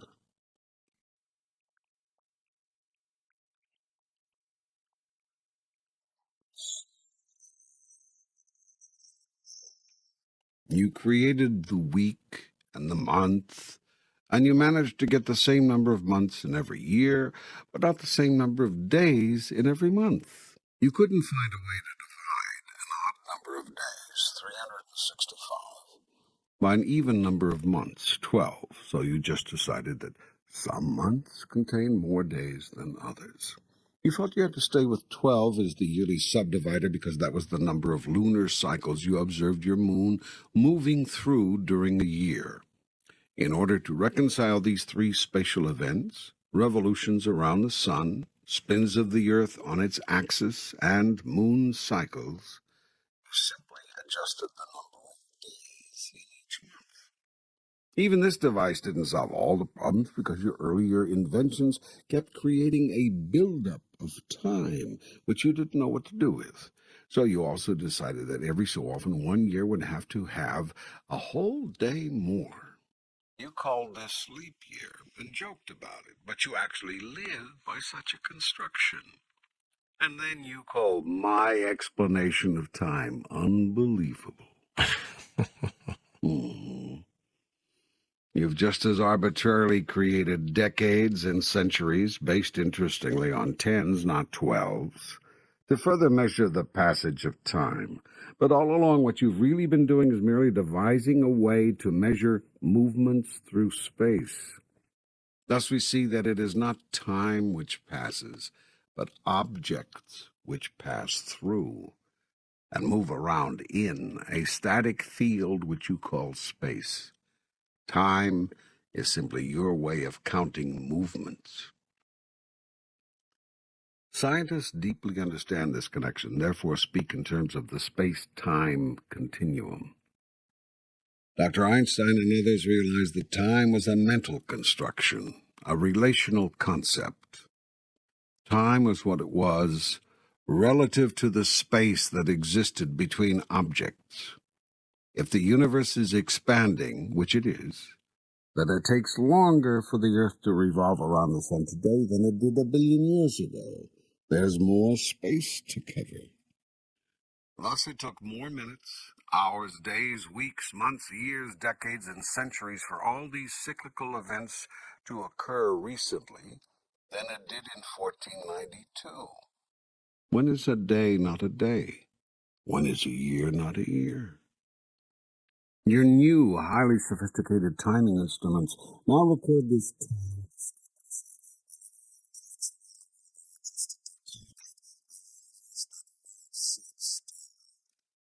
This is called Greenwich Mean Time. And it is mean because it makes a liar out of the universe. Einstein theorized that it wasn't time which was moving, but he who was moving through space at a given rate. All he had to do was change the amount of space between objects, or change the rate of speed with which he moved through space from one object to another to alter time.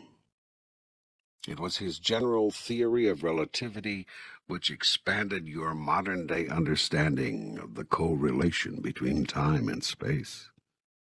You now maybe can understand why, if you make a long journey through space and return, you've aged only 10 years, while your friends on Earth will have aged 30.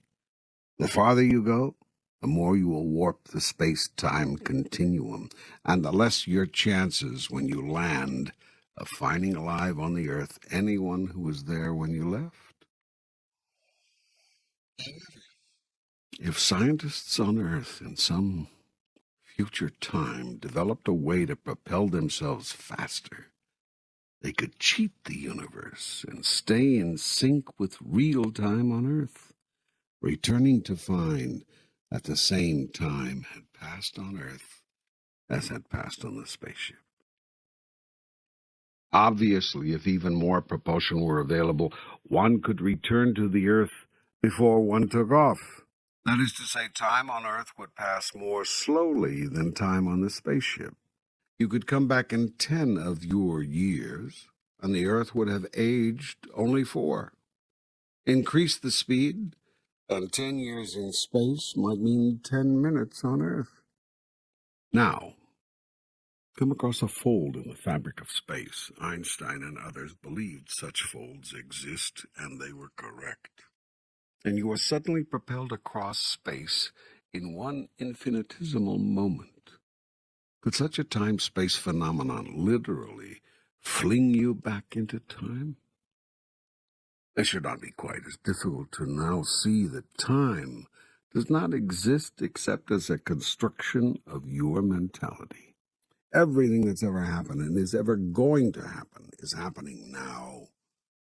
The ability to observe it merely depends on your point of view, your place in space. If you were in my place, you could see it all right now. Comprehend? Wow.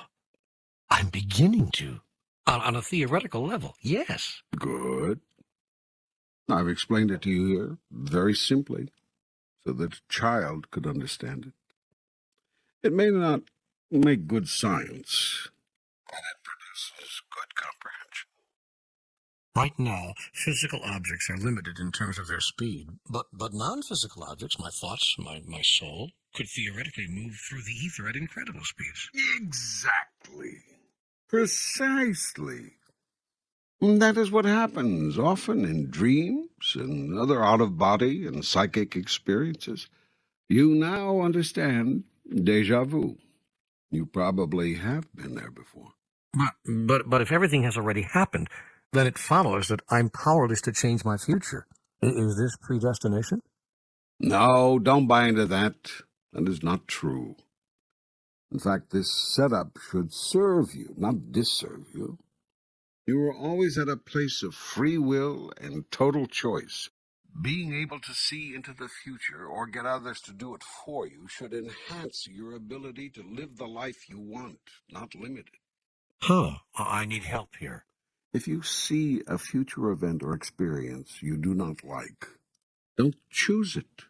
Choose again. Select another. Change or alter your behavior so as to avoid the undesired outcome. But how can I avoid that which has already happened? It has not happened to you yet.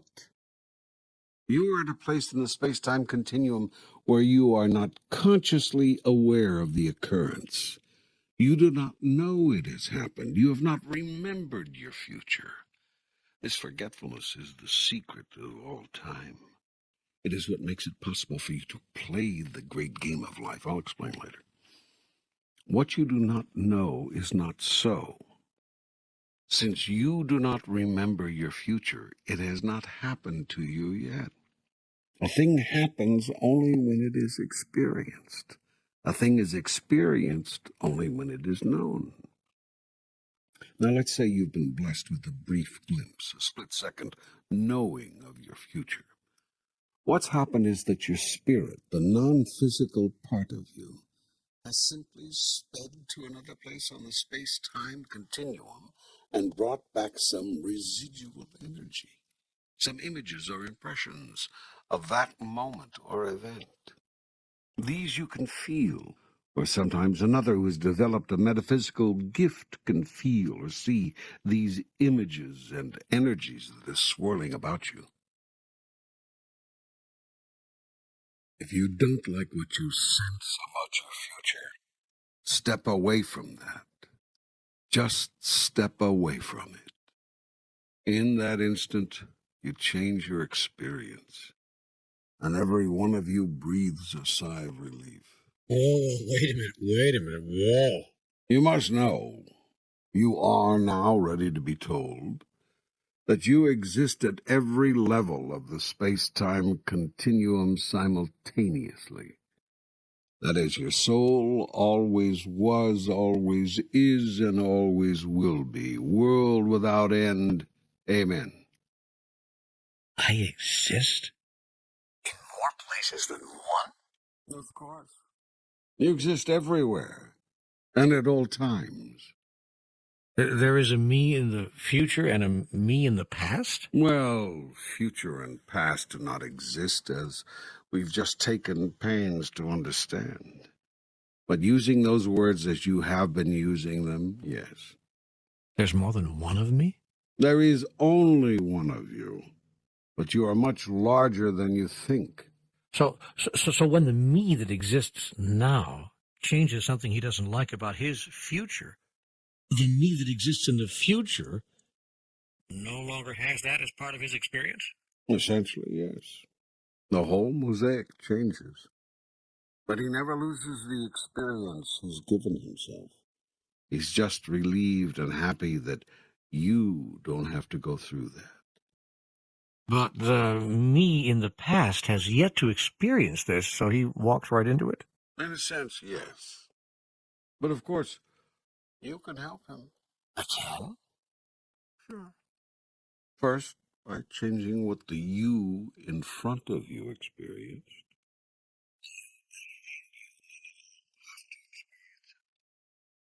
It is by this device that your soul evolves. In the same way, the future you got help from his own future self, thus helping you avoid what he did not. Did you follow that? Yeah. And it's intriguing. But I now have another question. What about past lives? If I've always been me in the past and in the future, how could I have been someone else, another person in a past life? You are a divine being, capable of more than one experience at the same time. And able to divide yourself into as many different selves as you choose. You can live the same life over and over again in different ways, as I've just explained, and you can also live different lives at different times on the continuum. Thus, all the while you're being you here now, you can also be and have been other selves in other times and places. Good grief, this gets complicateder and complicateder. Yes, and we've really only just scratched the surface here. Just know this. You are a being of divine proportion, knowing no limitation. A part of you is choosing to know yourself as your presently experienced identity. Yet this is by far not the limit of your being, although you think that it is. Why? You must think that it is, or you cannot do what you've given yourself this life to do. And what is that? You've told me before, but tell me again. Here and now. You are using all of life, all of many lives, to be and decide who you really are, to choose and to create who you really are, to experience and to fulfill your current idea about yourself. You are in an eternal moment of self-creation and self-fulfillment through the process of self-expression. You have drawn the people, events, and circumstances of your life to you as tools with which to fashion the grandest version of the greatest vision you ever had about yourself. This process of creation and recreation is ongoing, never-ending, and multi-layered. It is all happening right now and on many levels. In your linear reality, you see the experience as one of past, present, and future. You imagine yourself to have one life, or perhaps many, but surely only one at a time. But what if there were no time? Then you'd be having all your lives at once. You are. You are living this life, your presently realized life, in your past, your present, your future, all at once. Have you ever had a strange foreboding about some future event so powerful that it made you turn away from it? In your language, you call that premonition. From my viewpoint, it is simply an awareness you suddenly have of something you've just experienced in your future. Your future you is saying, hey, this was no fun. Don't do this. You are also living other lives, what you call past lives, right now as well, although you experience them as having been in your past, if you experience them at all. And that is just as well. It would be very difficult for you to play this wonderful game of life if you had full awareness of what is going on. Even this description offered here cannot give you that. If it did, the game would be over. The process depends on the process being complete, as it is, including your lack of total awareness at this stage. So bless the process and accept it as the greatest gift of the kindest Creator. Embrace the process and move through it with peace and wisdom and joy. Use the process and transform it from something you endure to something you engage as a tool in the creation of the most magnificent experience of all time, the fulfillment of your divine self. How? How can I best do that? Do not waste the precious moments of this, your present reality, seeking to unveil all of life's secrets. Those secrets are secrets for a reason. Grant your God the benefit of the doubt. Use your now moment for the highest purpose, the creation and the expression of who you really are. Decide who you are, who you want to be, and then do everything in your power to be that. Use what I have told you about time as a framework within your limited understanding upon which to place the constructions of your grandest idea. If an impression comes to you about the future, honor it. If an idea comes to you about a past life, see if it has any use for you. Don't simply ignore it. Most of all, if a way is made known to you to create, display, express, and experience your divine self in ever more glory right here, right now, follow that way, and a way will be made known to you because you have asked. Producing this book is a sign of your asking, for you could not be producing it right now before your very eyes without an open mind, an open heart, and a soul which is ready to know. The same is true of those who are now listening to it, for they have created it too. How else could they now be experiencing it? Everyone is creating everything now being experienced, which is another way of saying that I am creating everything now being experienced, for I am everyone.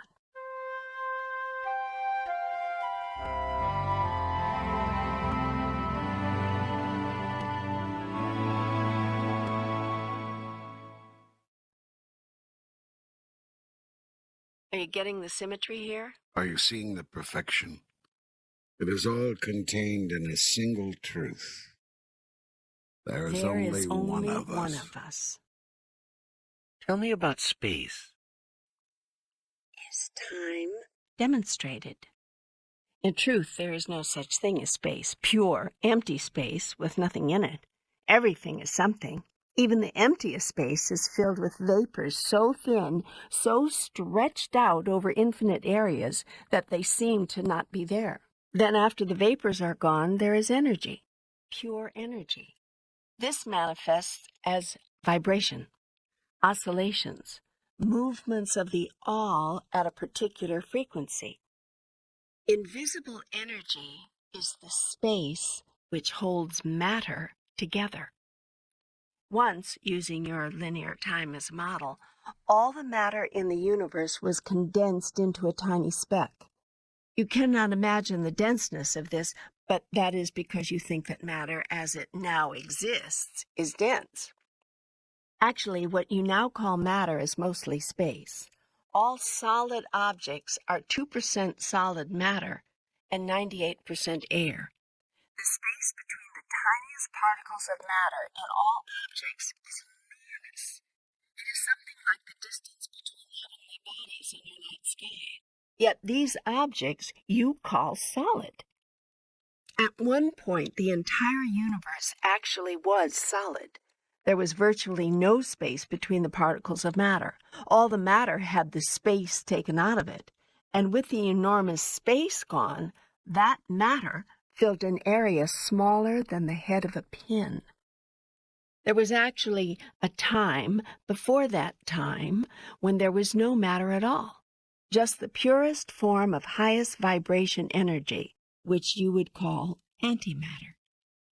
This was the time, before the physical universe as you know it existed. Nothing existed as matter. Some people conceive of this as paradise or heaven because nothing was the matter. It's no accident that today in your language, when you suspect something is wrong, you say, "What's the matter?" In the beginning, pure energy, me, vibrated, oscillated so fast as to form matter, all the matter of the universe. You too can perform the same feat. In fact, you do every day. Your thoughts are pure vibration, and they can and do create physical matter. If enough of you hold the same thought, you can impact, even create portions of your physical universe. Is the universe now expanding? At a rate of speed you can't imagine.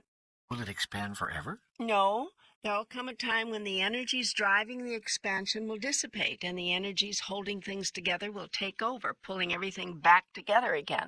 You mean the universe will contract? Yes, everything will quite literally fall into place, and you'll have paradise again.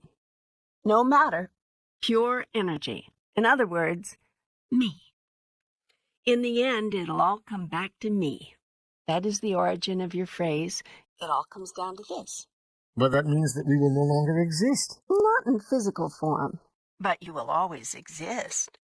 You cannot not exist. You are that which is. What will happen after the universe collapses? The whole process will start all over again. There will be another so-called Big Bang, and another universe will be born. It will expand and contract, and then it will do the same thing all over again and again and again, forever and ever, world without end. This is the breathing in and breathing out of God.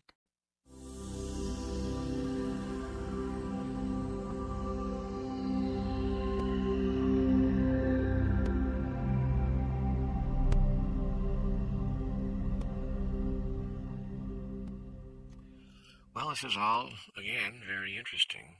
But it has very little to do with my everyday life. As I said before, spending an inordinate amount of time trying to unravel the deepest mysteries of the universe is probably not the most efficient use of your life. Yet there are benefits to be gained from these simple layman's allegories and descriptions of the larger process. Like what? Like understanding that all things are cyclical. Including life itself.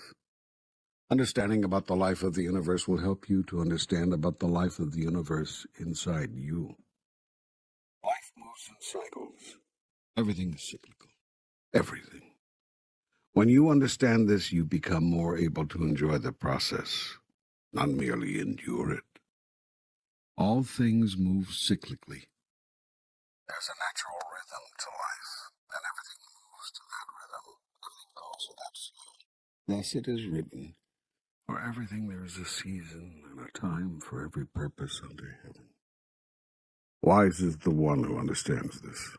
Clever is the one who uses it. Few people understand the rhythms of life more than women. Women live their whole lives by rhythm. They are in rhythm with life itself. Women are more able to go with the flow than men. Men want to push, pull, resist, direct the flow. Women experience it, then mold with it to produce harmony. A woman hears the melody of flowers in the wind. She sees the beauty of the unseen. She feels the tugs and pulls and urges of life. She knows when it is time to run and time to rest, time to laugh and time to cry, time to hold on. Most women leave their bodies gracefully. Most men fight the departure. Women treat their bodies more gracefully when they are in them, too. Men treat their bodies horribly. That is the same way they treat life. Of course, there are exceptions to every rule. I'm speaking here in generalities.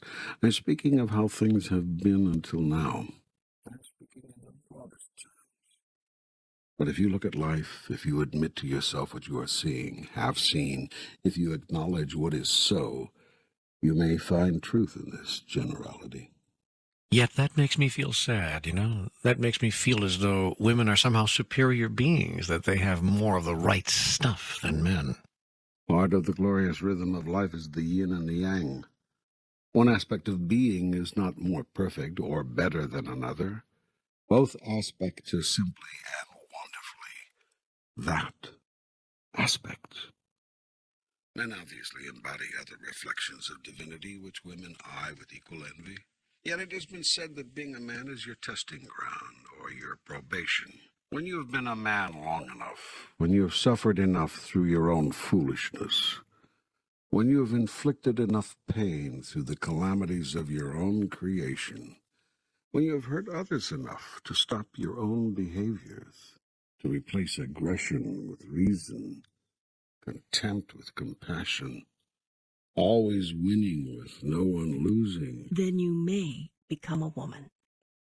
When you have learned that might is not right, that strength is not power over, but power with, that absolute power demands of others absolutely nothing, when you understand these things, then you may deserve to wear a woman's body, for you will at last have understood her essence. Then a woman is better than a man. No, not better. Different.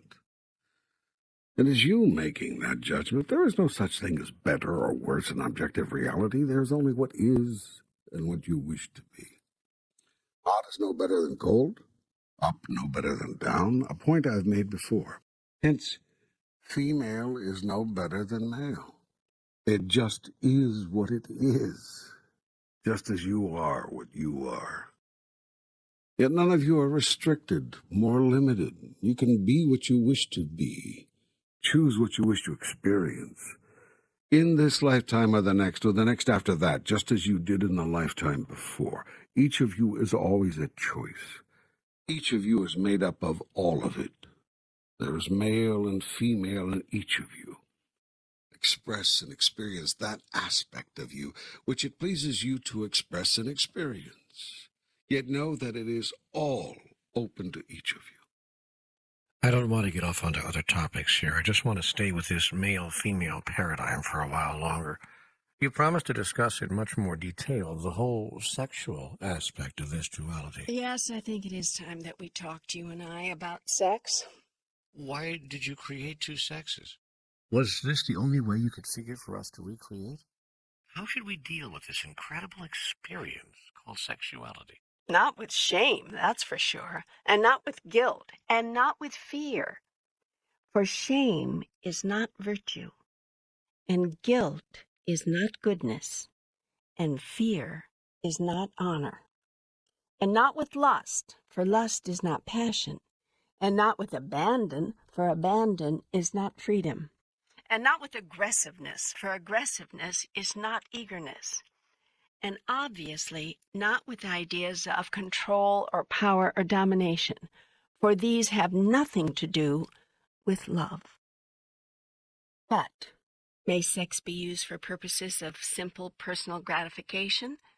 The surprising answer is yes, because personal gratification is just another word for self-love. Personal gratification has gotten a bad rap through the years, which is the main reason so much guilt is attached to sex. You are told you are not to use for personal gratification something which is intensely personally gratifying. This obvious contradiction is apparent to you, but you don't know where to go with the conclusion. So you decide that if you feel guilty about how good you feel during and after sex, that will at least make it all right. It's not unlike the famous singer you all know, whom I will not name here, who receives millions of dollars for singing her songs. Asked to comment on her incredible success and the riches that has brought her, she said, "I feel almost guilty." The implication is clear. If it's something you love doing, you should not also be rewarded additionally with money. Most people earn money by doing something they hate, or something that is at least hard work, not endless joy. So the world's message is, if you feel negatively about it, then you can enjoy it. Guilt is often used by you in your attempt to feel bad about something you feel good about, and thus reconcile yourself with God, who you think does not want you to feel good about anything. You are especially not to feel good about joys of the body, and absolutely not about, as your grandmother used to whisper, sex. Well, the good news is it's all right to love sex. It's also all right to love yourself.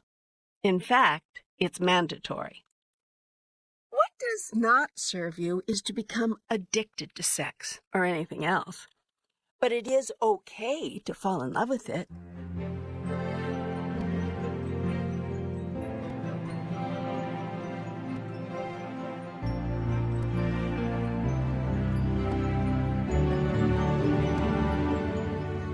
Practice saying this 10 times each day. I love sex. Practice saying this 10 times. I love money. Now, you want a really tough one? Try saying this 10 times. I love me. Here are some other things you are not supposed to love. Practice loving them. Power, fame, success, winning. Want some more? Try these. You should really feel guilty if you love these. The adulation of others. Being better. Having more. Knowing how. Knowing why. Not enough? Wait, here's the ultimate guilt. You should feel the ultimate guilt if you feel that you know God. Isn't that interesting? All through your life, you have been made to feel guilty about the things you want most. Yet I tell you this, love the things you desire, for your love of them draws them to you. These things are the stuff of life. When you love them, you love life. When you declare that you desire them, you announce that you choose all the good that life has to offer. So choose sex, all the sex you can get. And choose power, all the power you can muster. And choose fame, all the fame you can attain. And choose success, all the success you can achieve. And choose winning, all the winning you can experience. Yet do not choose sex instead of love, but as a celebration of it. And do not choose power over, but power with. And do not choose fame as an end in itself, but as a means to a larger end. And do not choose success at the expense of others, but as a tool to assist others. And do not choose winning at any cost, but winning that costs others nothing, and even brings them gain as well. Go ahead and choose the adulation of others, but see all others as beings upon which you can shower adulation, and do it. Go ahead and choose being better, but not better than others, rather better than you were before. Go ahead and choose having more, but only so that you have more to give. And yes, choose knowing how and knowing why, so that you can share all knowledge with others. And by all means, choose to know God. In fact, choose this first, and all else will follow. All of your life you have been taught that it is better to give than to receive, yet you cannot give what you do not have. That is why self-gratification is so important, and why it is so unfortunate that it has come to sound so ugly. Obviously, self-gratification at the expense of others is not what we're talking about here. This is not about ignoring the needs of others. Yet life should also not have to be about ignoring your own needs. Give yourself abundant pleasure, and you will have abundant pleasure to give others. The masters of tantric sex know this. That's why they encourage masturbation, which some of you actually call a sin. Masturbation? Oh, boy. You've really stretched the limit here. How can you bring up something like that? How can you even say it in a message that's supposed to be coming from God? I see. You have a judgment about masturbation. Well, I don't, but a lot of people might. And I thought you said we were producing this program for others to hear. We are. Why are you deliberately offending them? I'm not deliberately offending anyone. People are free to be offended or not as they choose.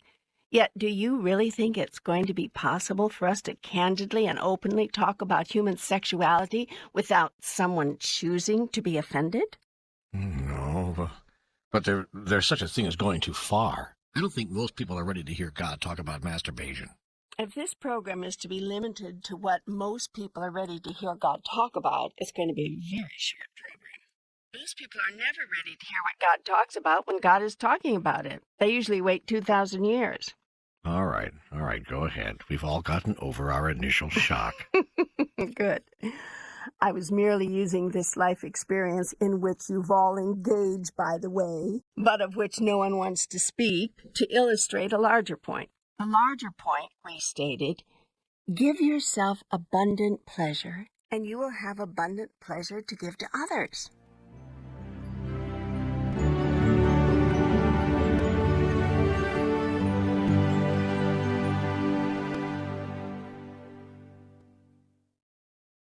Teachers of what you call tantric sex, which is a very high form of sexual expression, incidentally, know that if you come to sex with hunger for sex, your ability to pleasure your partner and to experience a prolonged and joyful union of souls and bodies, which is a very high reason to experience sexuality, by the way, is greatly diminished. Tantric lovers, therefore, often self-pleasure before they pleasure each other. This is frequently done in the presence of each other, and usually with the encouragement and help and loving guidance of each other. Then, when initial hungers have been satisfied, the deeper thirst of the two, the thirst for ecstasy through prolonged union, can be gloriously satisfied. The mutual self-pleasuring is all part of the joyfulness, the playfulness, the lovingness of sexuality fully expressed. It is one of several parts. The experience you call coitus or intercourse might come at the end of a 2-hour encounter of love, or it might not. For most of you, it is very nearly the only point of a 20-minute exercise. That is 20 minutes if you're lucky. I had no idea this was going to turn into a sex manual. It's not. But it wouldn't be so bad if it did. Most people have a lot to learn about sexuality and its most wondrous, beneficial expression. I was nevertheless still seeking to illustrate the larger point. The more pleasure you give yourself, the more pleasure you can give to another. Likewise, if you give yourself the pleasure of power, you have more power to share with others. The same is true of fame, wealth, glory, success, or anything else which makes you feel good. By the way, I think it's time we looked at why a certain thing does make you feel good. Okay, I give up. Why? Feeling good is the soul's way of shouting, "This is who I am." Have you ever been in a classroom where the teacher was taking attendance, calling the roll, and when your name was called, you had to say, "Here"? Yeah, yes. Well, feeling good is the soul's way of saying "here." Now, a lot of people are ridiculing this whole idea of doing what feels good. They say this is the road to hell, yet I say it is the road to heaven. Much depends, of course, on what you say feels good. In other words, what kinds of experiences feel good to you. Yet I tell you this, no kind of evolution ever took place through denial. If you are to evolve, it will not be because you've been able to successfully deny yourself the things that you know feel good, but because you've granted yourself these pleasures and found something even greater. For how can you know that something is greater if you've never tasted the lesser? Religion would have you take its word for it. That is why all religions ultimately fail. Spirituality, on the other hand, will always succeed. Religion asks you to learn from the experience of others. Spirituality urges you to seek your own. Religion cannot stand spirituality, cannot abide it. Spirituality will bring you to a different conclusion than a particular religion, and this no known religion can tell. Religion encourages you to explore the thoughts of others and accept them as your own.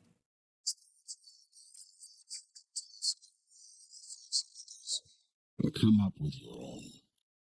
Feeling good is your way of telling yourself that your last thought was truth, that your last word was wisdom, that your last action was love. To notice how far you have progressed, to measure how highly you have evolved, to simply look to see what makes you feel good. And don't seek to force your evolution. By denying what feels good or stepping away from it. Self-denial is self-destruction. Yet also know this, self-regulation is not self-denial. Regulating one's behavior is an active choice to do or not do something based on one's decision regarding who they are. If you declare that you are a person who respects the rights of others, a decision not to steal or rob from them, not to rape and plunder, is hardly self-denial. It is self-declaration. That is why it is said that the measure of how far one has evolved is what makes one feel good. If acting irresponsibly, if behaving in a way which you know might damage others or cause hardship or pain is what makes you feel good, then you have not evolved very far. Awareness is the key here, and it is the task of the elders in your families and communities to create and spread this awareness among the young. It is likewise the job of God's messengers to increase awareness among all peoples, so that they may understand that what is done to or for one is done to or for all, because we are all one. When you come from we are all one, it is virtually impossible to find that hurting another feels good. So-called irresponsible behavior vanishes. It is within these parameters that evolving beings seek to experience life. It is within these parameters that I say, grant yourself permission to have all that life has to offer.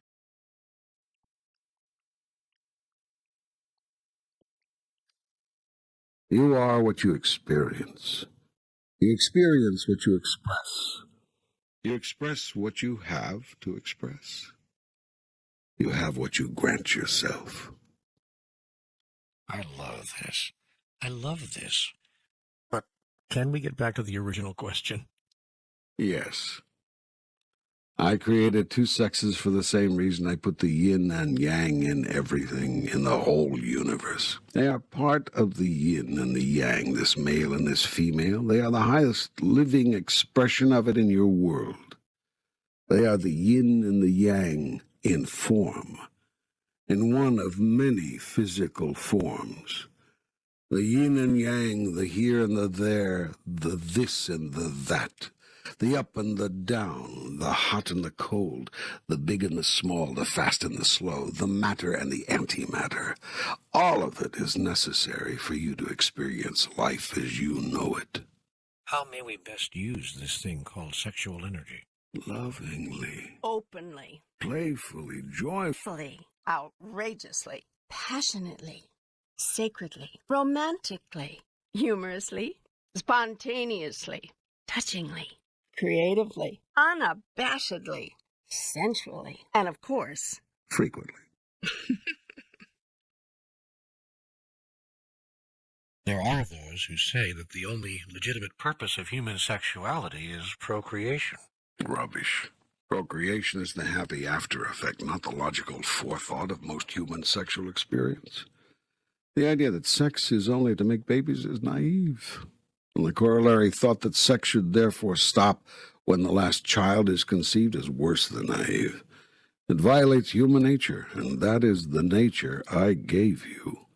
Sexual expression is the inevitable result of an eternal process of attraction and rhythmic energy flow, which fuels all of life.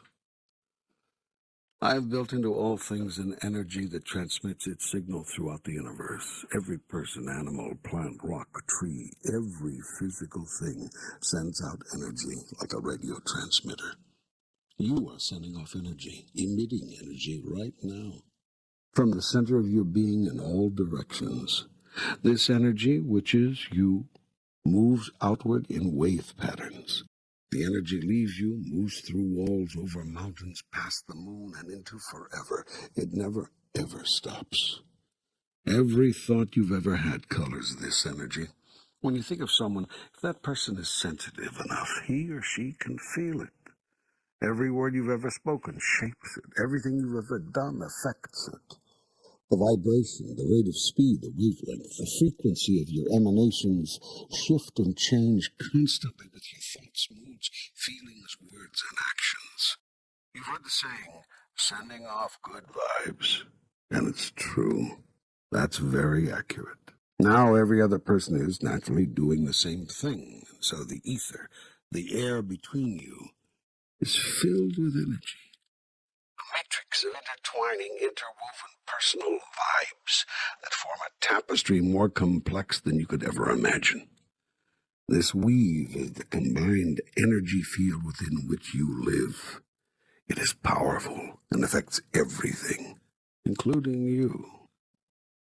And send out newly created vibes, impacted as you are by the incoming vibes to which you are being subjected. And these in turn add to and shift the matrix, which in turn affects the energy field of everybody else, which impacts the vibes they send off, which impacts the matrix, which impacts you, and so forth. Now you may think this is all just fanciful illusion, but have you ever walked into a room where the air was so thick you could cut it with a knife? Or have you ever heard of two scientists working on the same problem at the same time on opposite sides of the globe, each working on the problem without the other's knowledge, and each suddenly coming up with the same solution simultaneously and independently? These are common occurrences, and some of the more obvious manifestations of the matrix. The matrix, the combined current energy field within any given parameter, is a powerful vibe.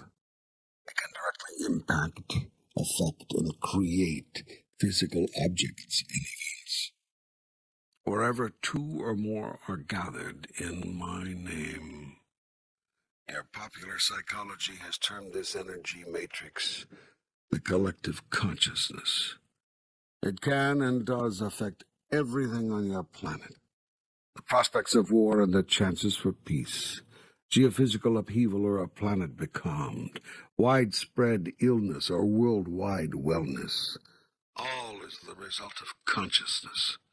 So too the more specific events and conditions. That's fascinating. Fascinating. But, what does it have to do with sex? Well, patience, I'm getting to that. All the world is exchanging energy all the time. Your energy is pushing out, touching everything else. Everything and everyone else is touching you. But now an interesting thing happens. At some point midway between you and everything else, those energies meet. To make a more vivid description, let's imagine two people in a room. They are on the far sides of the room from each other. We'll call them Tom and Mary. Now, Tom's personal energy is transmitting signals about Tom in a 360-degree circle out in the universe. Some of that energy wave hits Mary. Mary, meanwhile, is emitting her own energy, some of which hits Tom. But these energies meet each other in a way you may not have thought of.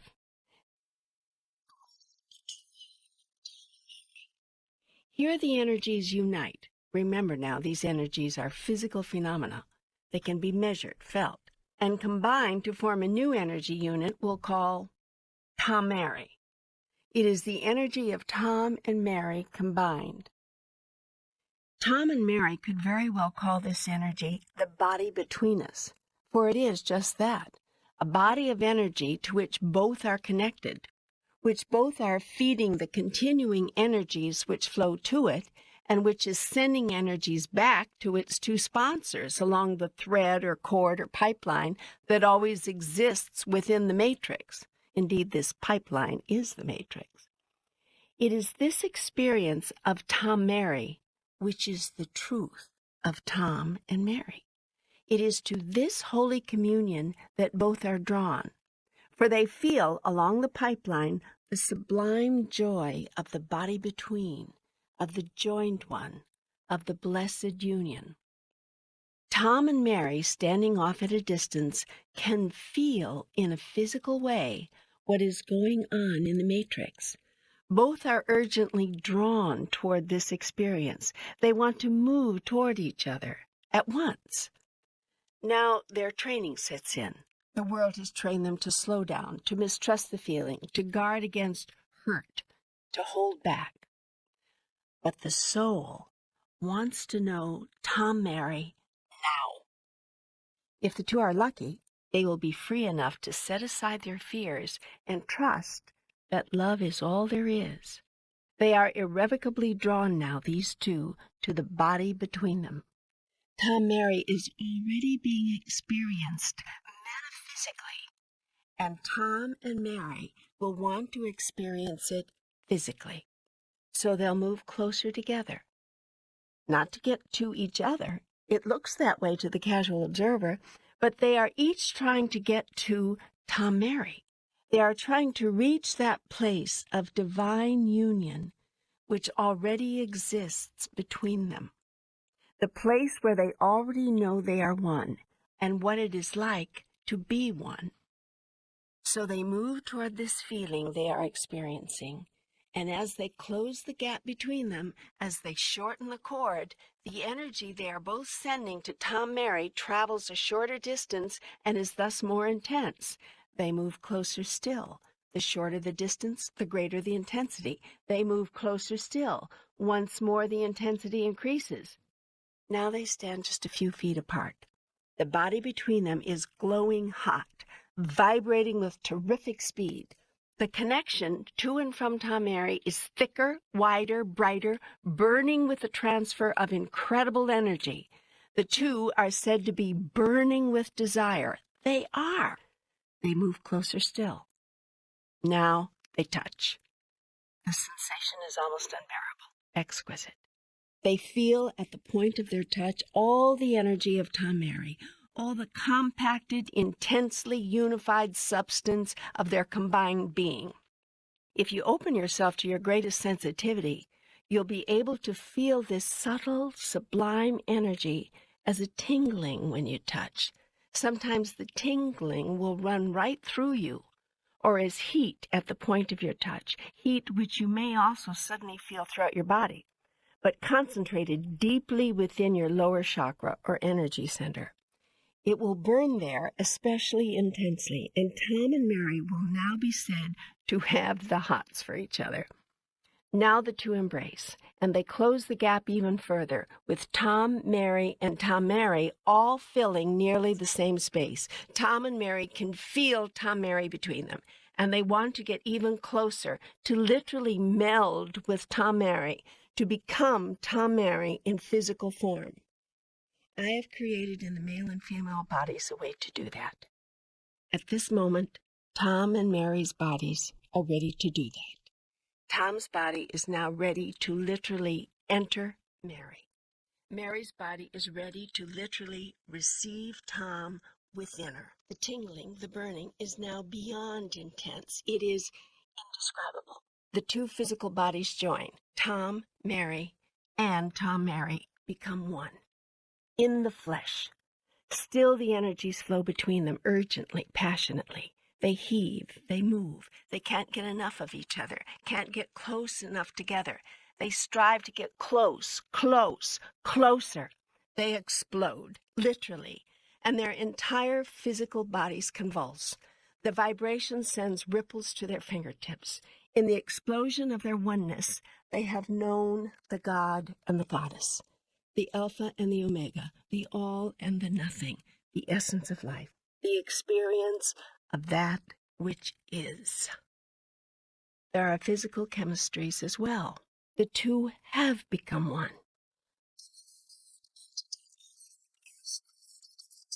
In physical form. Thus, an outpicturing of Tom Mary is created. Flesh of their flesh, blood of their blood. They have literally created life. Have I not said that ye are gods? That is the most beautiful description of human sexuality I've ever heard.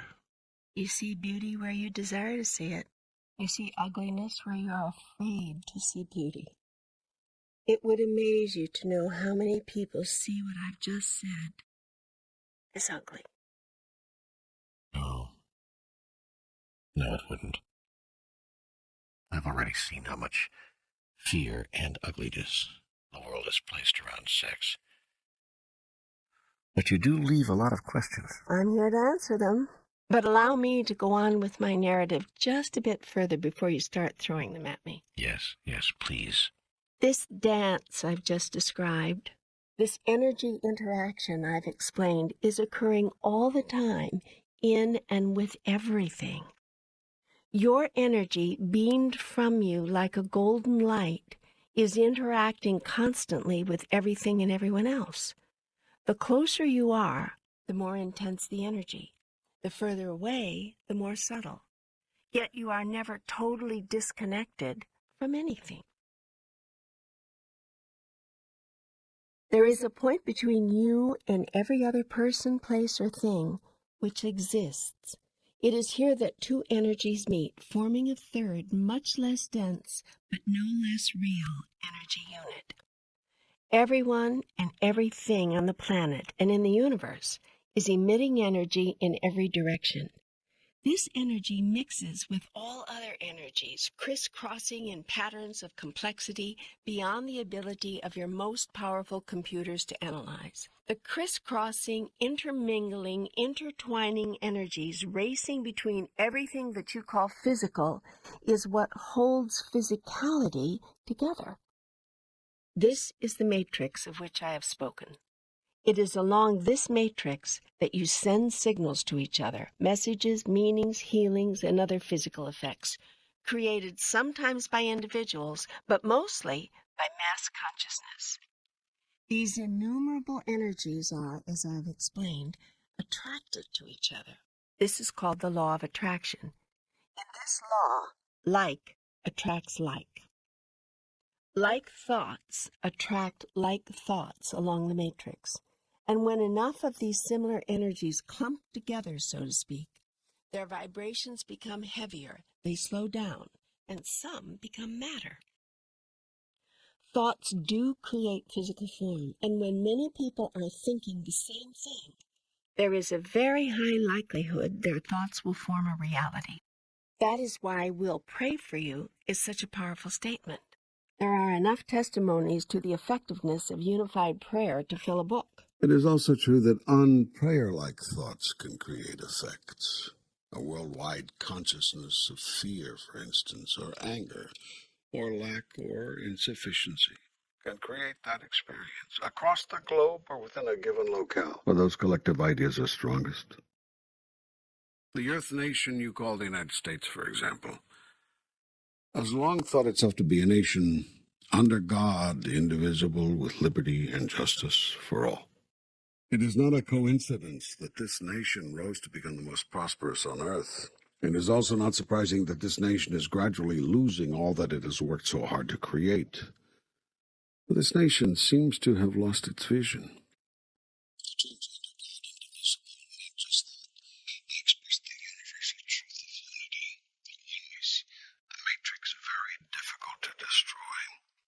But the matrix has been weakened. Religious freedom has become religious righteousness, bordering on religious intolerance.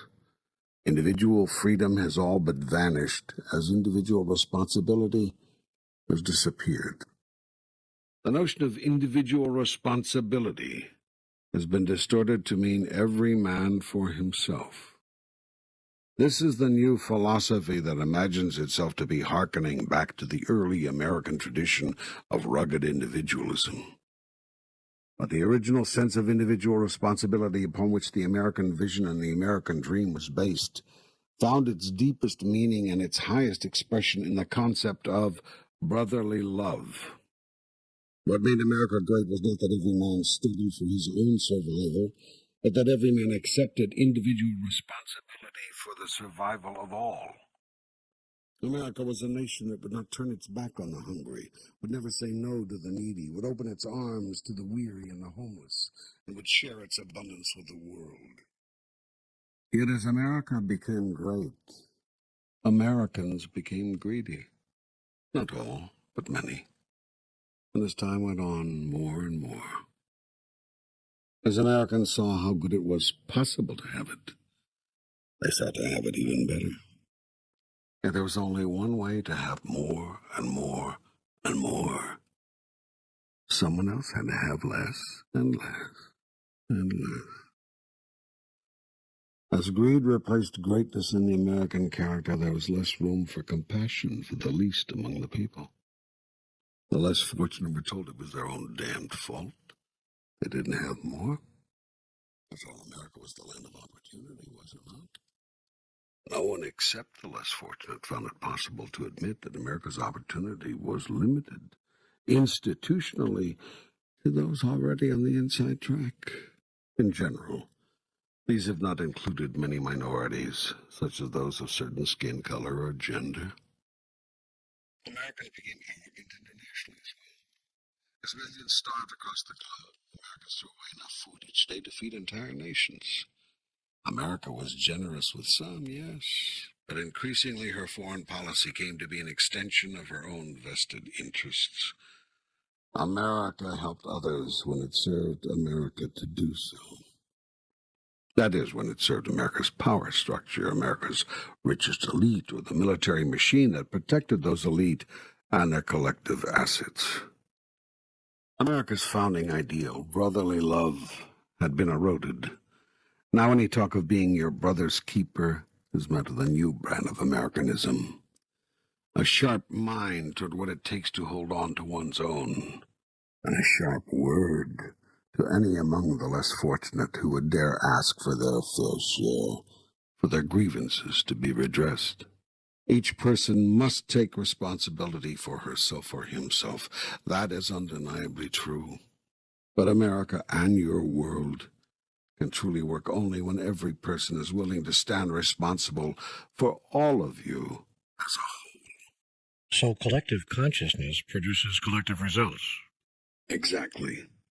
And this has been demonstrated time and time again throughout all of your recorded history. The matrix draws itself into itself, exactly as your scientists describe the so-called black hole phenomenon. It pulls like energy to like energy, even drawing physical objects toward each other.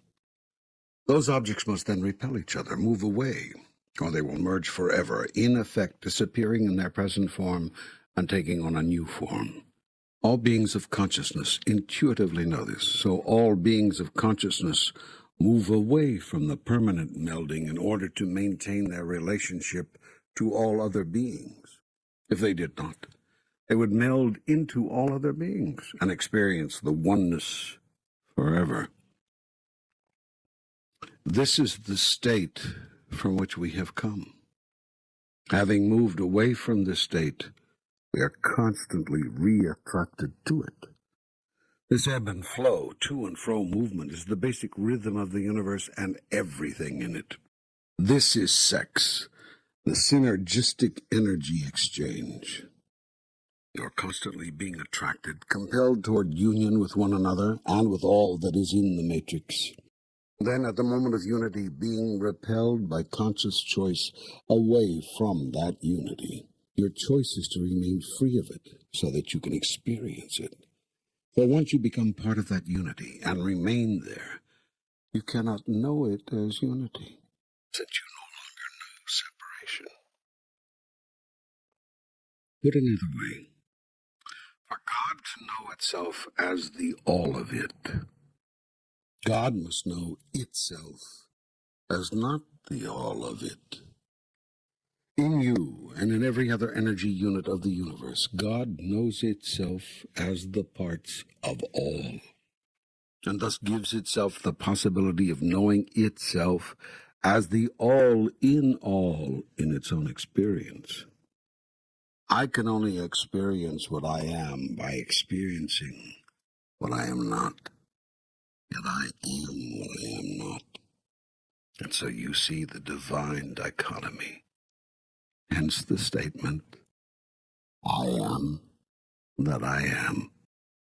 Now, as I said, this natural ebb and flow, this natural rhythm of the universe, typifies all of life, including the very movements that create life in your reality. Toward each other you are compelled, as if by some urgent force, only to pull away and separate, only to urgently push toward each other again, once more to separate, and again to hungrily, passionately, urgently seek total union. Together, apart, together, apart, together, apart, your bodies dance in a movement so basic, so instinctual, that you have very little conscious awareness of deliberate action. At some point, you shift into automatic. No one needs to tell your bodies what to do.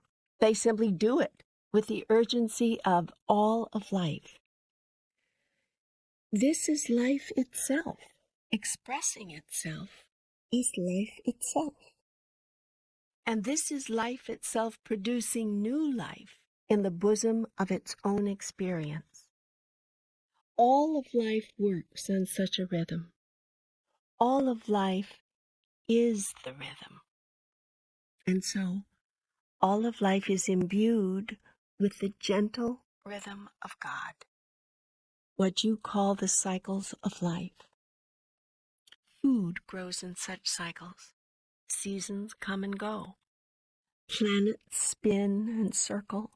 Suns explode and implode and explode again. Universes breathe in and breathe out.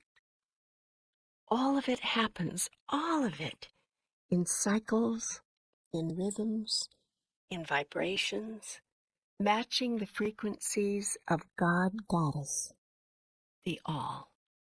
For God is the All, and the Goddess is everything, and there is nothing else that is, and all that ever was is now, and ever shall be, is your world without end.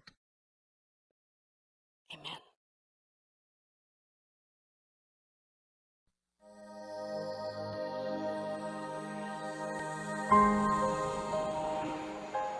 Hello, this is Michael Toms of New Dimensions Radio. We're glad you joined us, and I'm here with Marianne Williamson, author of Return to Love, Raymond Moody, author of Life After Life and Reunions, and Neale Donald Walsch, author of Conversations with God. I thought the best place to begin would be to ask Marianne and Raymond, what are your impressions of Conversations with God, which has become a publishing phenomenon? Marianne, what are your thoughts? What's most important, it would seem to me, at this time, is not so much that new material is arriving from within us, but that we are presenting the material in a way that is obviously touching people at a deeper and deeper level. I think the issue at this point is less new information and more a critical mass of people who understand the information. And that is what is most impressive about these books.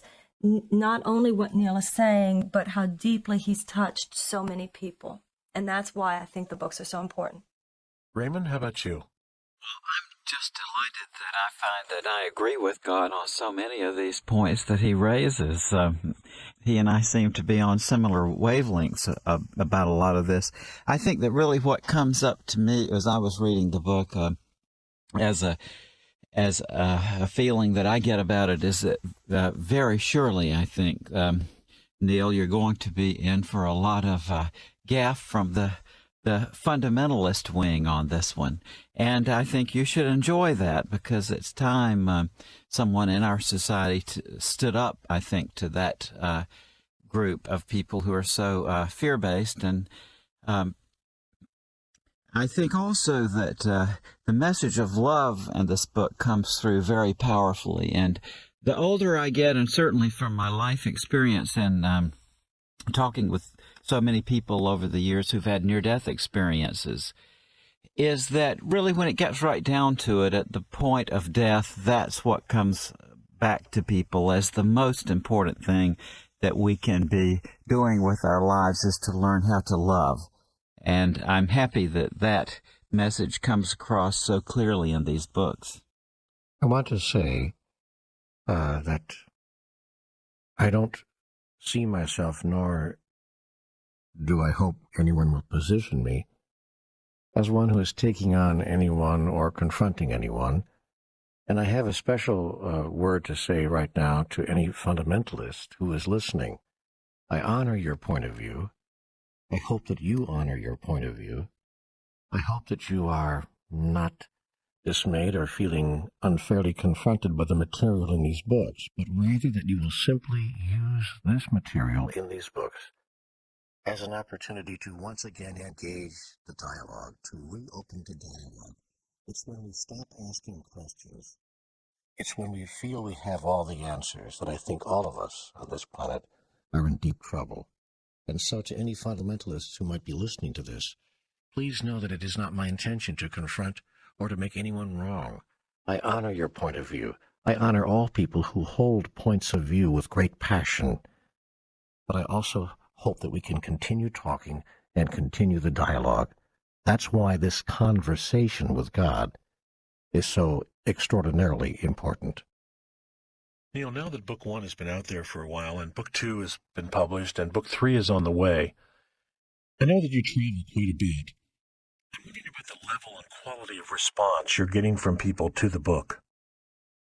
Well, it's the most extraordinary thing, Michael. They're showing up 800, 1,000, 1,500 in the halls, in the lecture halls and so forth, and the churches where I am asked to appear. And they're saying to me, almost with one voice, thank you for writing my book, because I've had these experiences, or I've had this kind of knowledge within me. I always felt this was the way it was. And they're saying to me as well, thank you for showing me and allowing me to confirm within myself a God that I can fall in love with. And so people are coming to me with great joy, with great gladness in their hearts, with some sense of relief that someone else besides themselves has confirmed for them what they've always known.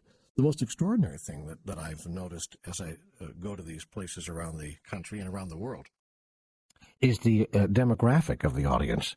We have young people, 8, 10, 12, and 15, teenagers, lots of teenagers, and a tremendous number of older Americans and older people in their 70s and in their 80s who are coming to these events and who are coming to me afterward at the book signings and so forth and saying, yes, yes, yes, I've always known this. I've always known this. Thank you for helping other people to know it as well. So I guess what I'm saying is I'm getting great confirmation, a very high level of affirmation, and that has helped me, Michael, to be honest, in my own personal life, because, of course, the greatest fear I've had from the beginning of all this is that it's all just a figment of my imagination, or just a sham, or that somehow I'm making it all up, and that I'm leading the lemmings to the sea, as it were. And so one of my own deepest personal fears has been allayed, and I can set that aside now. What I'd like to do now is to share an excerpt from Book 2 and have each of you respond to it. The quote is, "Previous experience is no indicator of truth, since pure truth is created here and now, not reenacted." Marianne?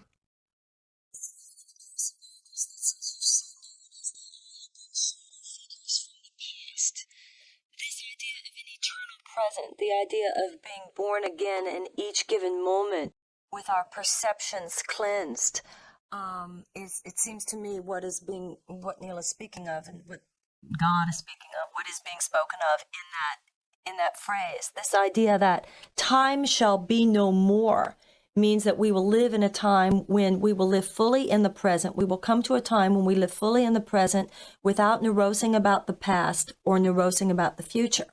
Because when you live in the present, but you're neurosing about the past, you are recreating the past rather than living fully in the present. And so the creativity of life is vastly constricted. When we're not encumbered, Michael, by our thoughts about yesterday or our worries about tomorrow, as Marianne just said, then we realize that this moment now truly is the present. I mean, it is God's present to us. That's why it's called the present. And that's why it's called eternity also. It's the one place where, Einstein said that time as well as space were just beliefs that we hold. And so the idea here is that time in a linear time, which is just a belief we have, intersects with God's time or eternity in one place, and that is the present. Once again, the present that God gives us. Yeah, the eternal moment of now. Raymond, what's your response to that quote? I like the idea that truth is something of the moment and is a dynamic force rather than a static thing.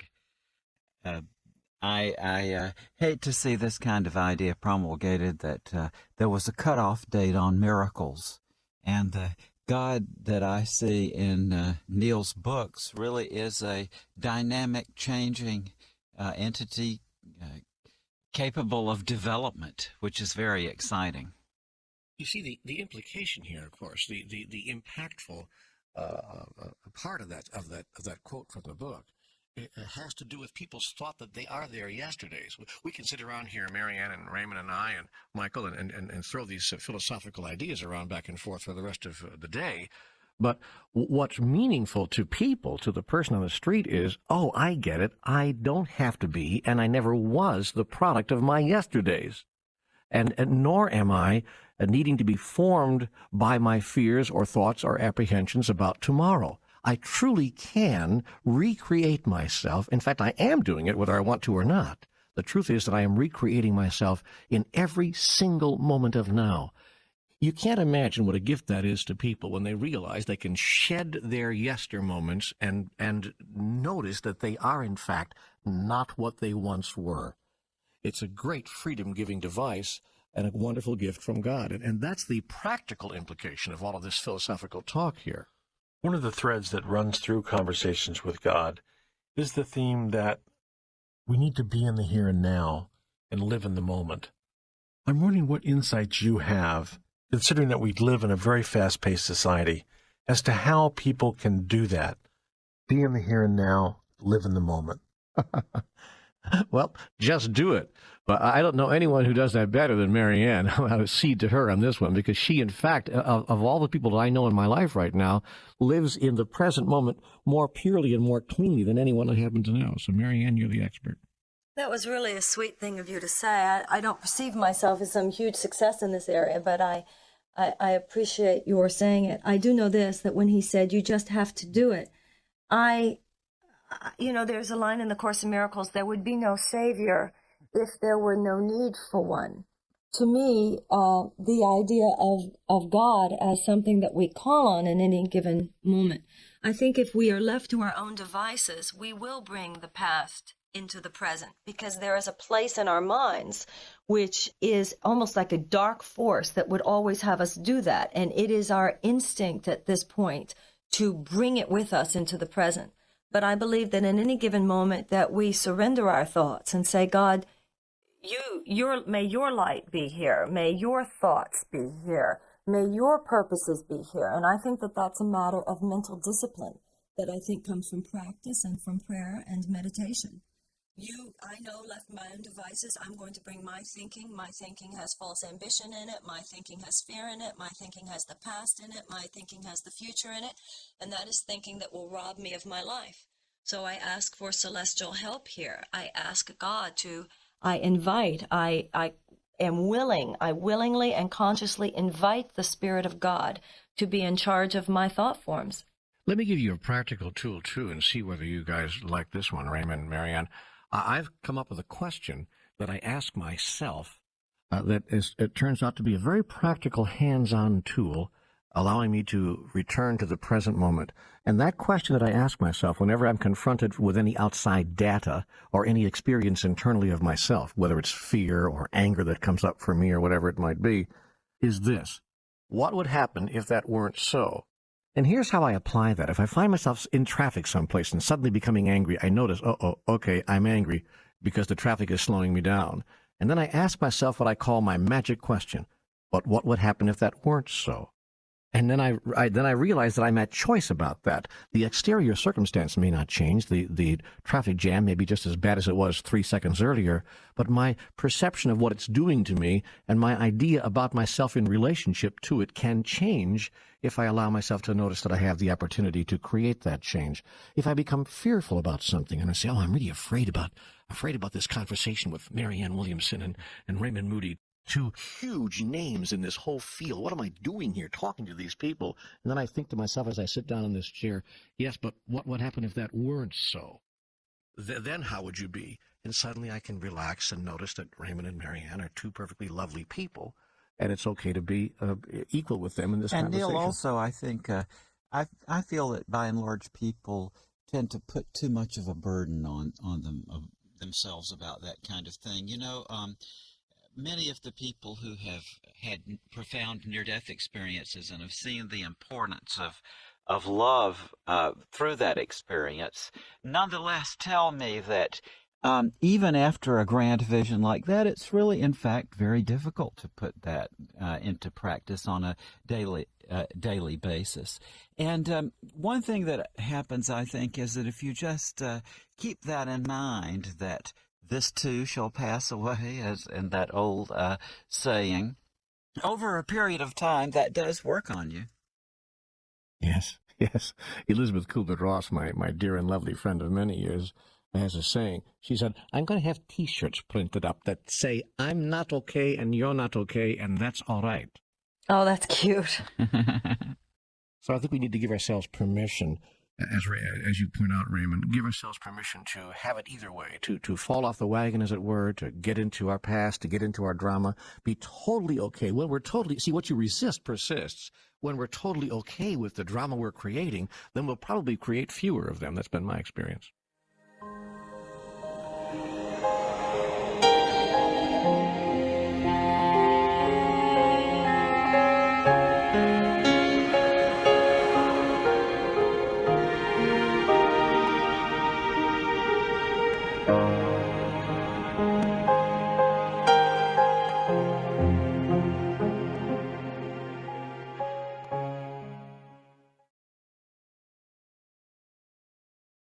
The interesting thing about talking with you is that you always leave me with more questions than answers. Now I have questions about politics as well as sex. Some say they're the same thing, that in politics all you ever do is get... Wait a minute. You're not going to use an obscenity, are you?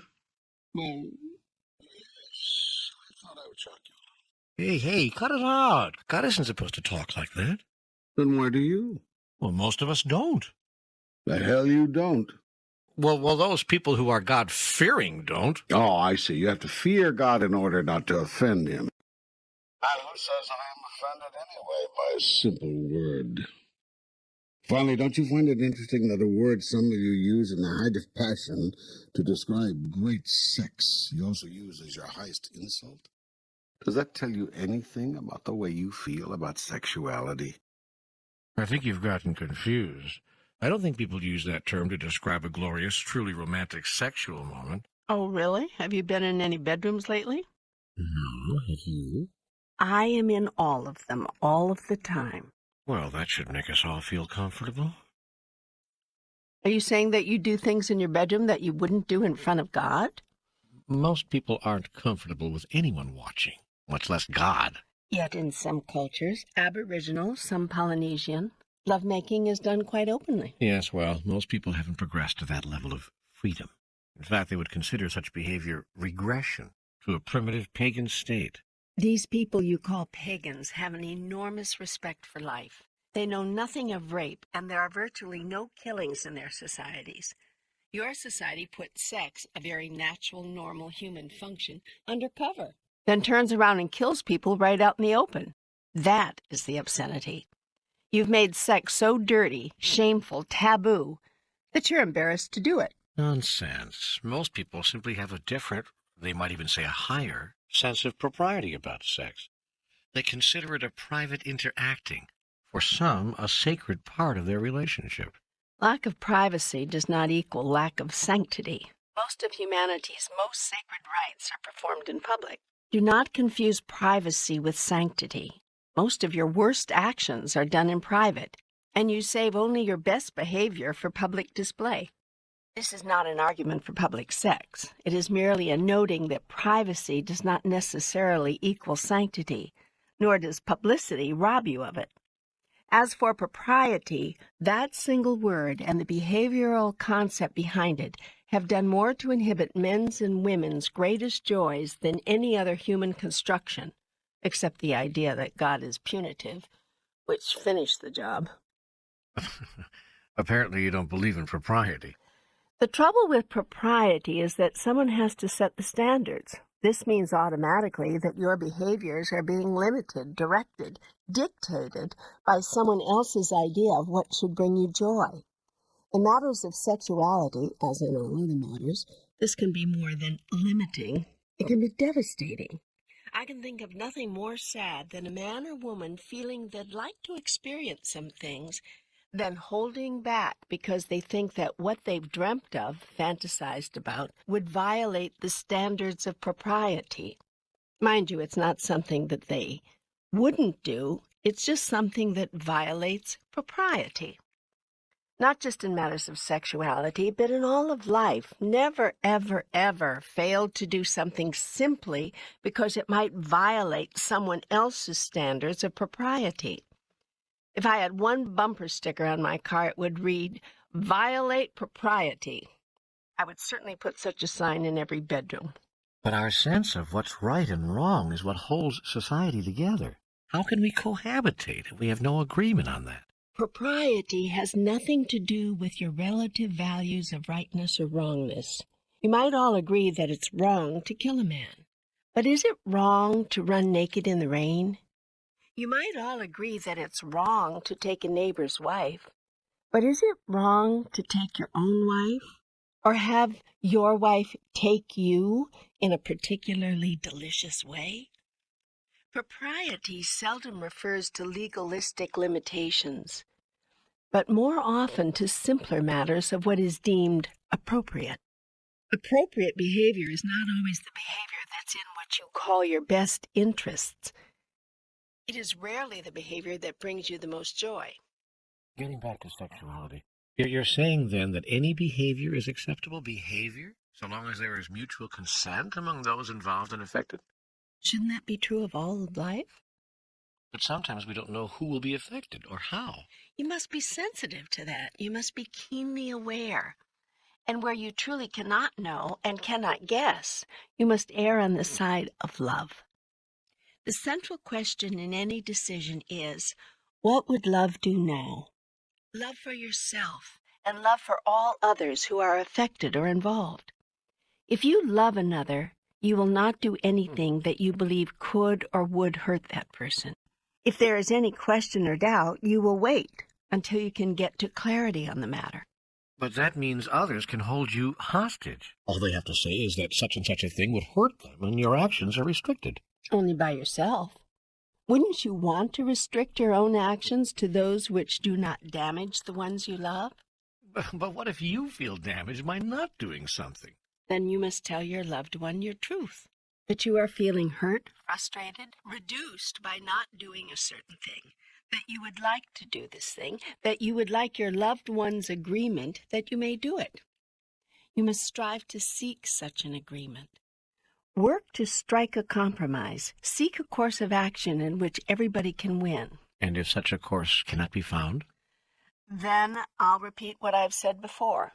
Betrayal of yourself in order not to betray another is betrayal nonetheless. Betrayal. Shakespeare put this another way. To thine own self be true, and it must follow as the night the day, thou canst not then be false to any man. But the man who always goes with what he wants becomes a very selfish man. I can't believe you're advocating this. You assume that man will always make what you call the selfish choice. I tell you this, man is capable of making the highest choice. Yet I also tell you this, the highest choice is not always the choice which seems to serve another. In other words, sometimes we must put ourselves first. Oh, always put yourself first. Then, depending upon what you are trying to do or what you are seeking to experience, you will make your choice. When your purpose, your life purpose, is very high, so will your choices also be. Putting yourself first does not mean being what you term selfish. It means being self-aware. You lay a pretty broad basis for the conduct of human affairs. It is only through the exercise of the greatest freedom that the greatest growth is achieved, or even possible. If all you are doing is following someone else's rules, then you have not grown, you have obeyed. Contrary to your constructions, obedience is not what I want from you. Obedience is not growth. Growth is what I desire. Okay, so within these broad parameters you've laid out, may I ask you some final questions about sex before we leave the subject? Shoot. If sex is so wonderful a part of the human experience, why do so many spiritual teachers preach abstinence? And why were so many masters apparently celibate? For the same reason most of them have been depicted as living simply. Those who evolve to a high level of understanding bring their bodily desires into balance with their minds and souls. You are three-part beings, and most people experience themselves as a body. Even the mind is forgotten after age 30. No one reads anymore, no one writes, no one teaches, no one learns. The mind is forgotten. It is not nourished. It is not expanded. No new input, the minimum output required. The mind is not fed. It is not awakened. It is lulled, dulled. You do everything you can to disengage it. Television, movies, pulp paperbacks. Whatever you do, don't think, don't think, don't think. So most people live life on a body level. Feed the body, clothe the body, give the body stuff. Most people haven't read a good book. I mean, a book from which they can learn something. In years. But they can tell you the entire television schedule for the week.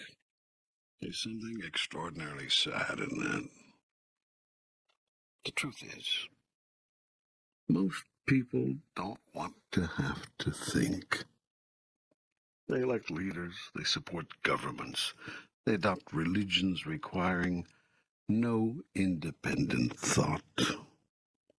Make it easy for me. Tell me what to do. Most people want that. Where do I sit? When do I stand? How should I salute? When do I pay? What do you wish me to do? What are the rules? Where are my boundaries? Tell me, tell me, tell me. I'll do it. Somebody just tell me. And they get disgusted, disillusioned. They followed all the rules. They did as they were told. What went wrong? When did it turn sour? Why did it fall apart? It fell apart the moment you abandoned your mind. The greatest creative tool you ever had. It's time to make friends with your mind again. Be a companion to it. It's felt so alone. Be a nourisher of it. It's been so stalled.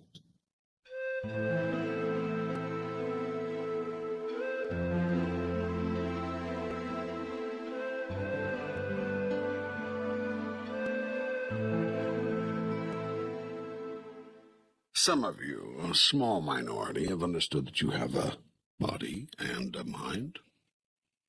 You've treated your mind well. Still, even among those of you who honor your mind and things of the mind, few have learned to use the mind at more than 1/10 its capacity. If you knew of what your mind is capable, you would never cease to partake of its wonders and its powers. And if you think the number of you who balance your life between your body and your mind is small, the number who see yourselves as three-part beings, body, mind, and spirit, is minuscule. Yet you are three-part beings. You are more than your body and more than a body with a mind. Are you nurturing your soul? Are you even noticing it? Are you healing it or hurting it? Are you growing or withering? Are you expanding or contracting? Is your soul as lonely as your mind? Is it even more neglected? And when was the last time you felt your soul being expressed? When was the last time you cried with joy, wrote poetry, made music, danced in the rain, baked a pie, painted anything, fixed something that was broken, kissed a baby, held a cat to your face, hiked up a hill, swam naked, walked at sunrise, played the harmonica, talked till dawn, made love for hours on a beach, communed with nature, searched for God.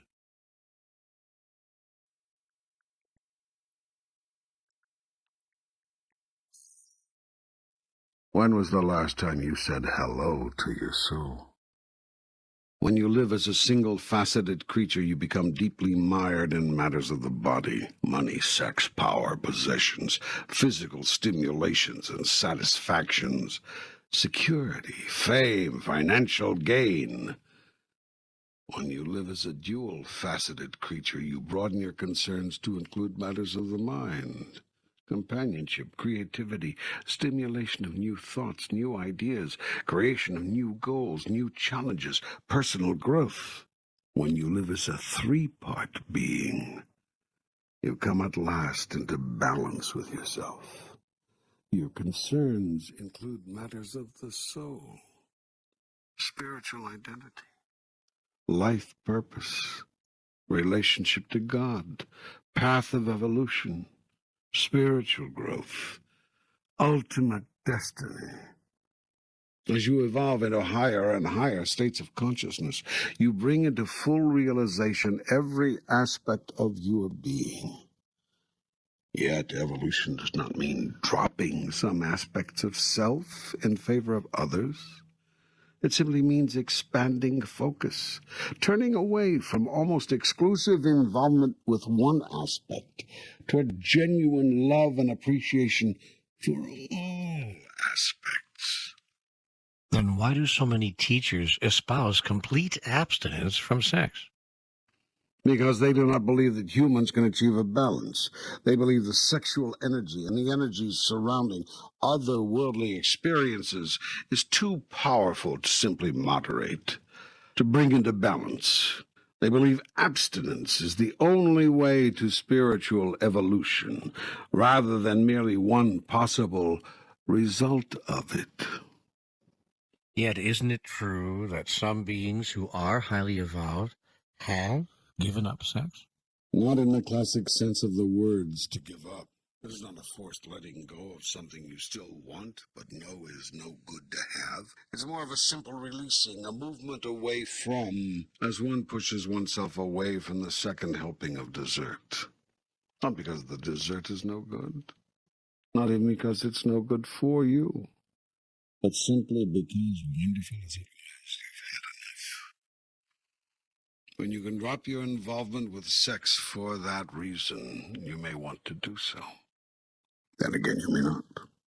You may never decide that you've had enough, and may always want this experience in balance with the other experiences of your beingness. That's okay. That's all right. The sexually active are no less qualified for enlightenment, no less spiritually evolved than the sexually inactive. What enlightenment and evolution do cause you to drop is your addiction to sex, your deep need to have the experience, your compulsive behaviors. So, too, your preoccupation with money, power, security, possessions, and other experiences of the body will vanish. Yet your genuine appreciation for them will not and should not. Appreciation for all of life is what honors the process I have created. Disdain for life or any of its joys, even the most basic physical ones, is disdain for me, the Creator. For when you call my creation unholy, what do you call me? Yet when you call my creation sacred, you sanctify your experience of it, and me as well. I tell you this, I have created nothing disdainful. And as your Shakespeare said, nothing is evil, lest thinking make it so. This leads me to some other final questions about sex. Is any kind of sex between consenting adults okay? Yes. No, I mean kinky sex, or even loveless sex, or even gay sex. First, let's be once again clear that nothing is disapproved of by God. I do not sit here in judgment, calling one action good and another evil. Now, within the context of what serves you or disserves you on your path of evolution, only you can decide that. There's a broad-based guideline, however, upon which most evolved souls have agreed. No action which causes hurt to another leads to rapid evolution. That's the second guideline as well. No action involving another may be taken without the other's agreement and permission. Now let us consider the questions you've just asked within the context of these guidelines. Kinky sex? Well, if it hurts no one, and is done with everyone's permission, what reason would anyone have to call it wrong? Loveless sex? Sex for the sake of sex has been debated from the beginning of time. I often think whenever I hear this question that I'd like to go into a room full of people someday and say, everybody here who's never had sex outside of a relationship of deep, lasting, committed, abiding love, raise your hand. Let me just say this. Loveless anything is not the fastest way to the goddess. Whether it's loveless sex or loveless spaghetti and meatballs, if you've prepared the feast and are consuming it without love, you're missing the most extraordinary part of the experience. Is it wrong to miss that? Well, here again, wrong may not be the operative word. Disadvantageous would be closer, given that you desire to evolve into a higher spiritual being as rapidly as you can. Gay sex? So many people want to say that I am against gay sexuality or the acting out of it. Yet I make no judgment on this or any other choice you make. People want to make all kinds of value judgments about everything. And I kind of spoil the party. I won't join them in those judgments, which is especially disconcerting to those who say that I originated them. I do observe this. There was once a time when people thought that marriage between people of differing races was not only inadvisable. Amazingly, some people still think this. They pointed to their Bible as their authority, even as they do for their authority on questions surrounding homosexuality. You mean it is okay for people of differing races to join together in marriage? The question is absurd, but not nearly as absurd as some people's certainty that the answer is no. Are the questions on homosexuality equally absurd? You decide. I have no judgment about that or anything. I know you wish that I did. That would make your lives a lot easier. No decisions to make, no tough calls, everything decided for you, nothing to do but obey. Not much of a life, at least in terms of creativity or self-empowerment. But what the heck, no stress either. Let me ask you some questions about sex and children. At what age is it appropriate to allow children to become aware of sexuality as a life experience? Children are aware of themselves as sexual beings, which is to say as human beings, from the outset of their lives. What many parents on your planet now do is try to discourage them from noticing that. If a baby's hand goes to the wrong place, you move it away.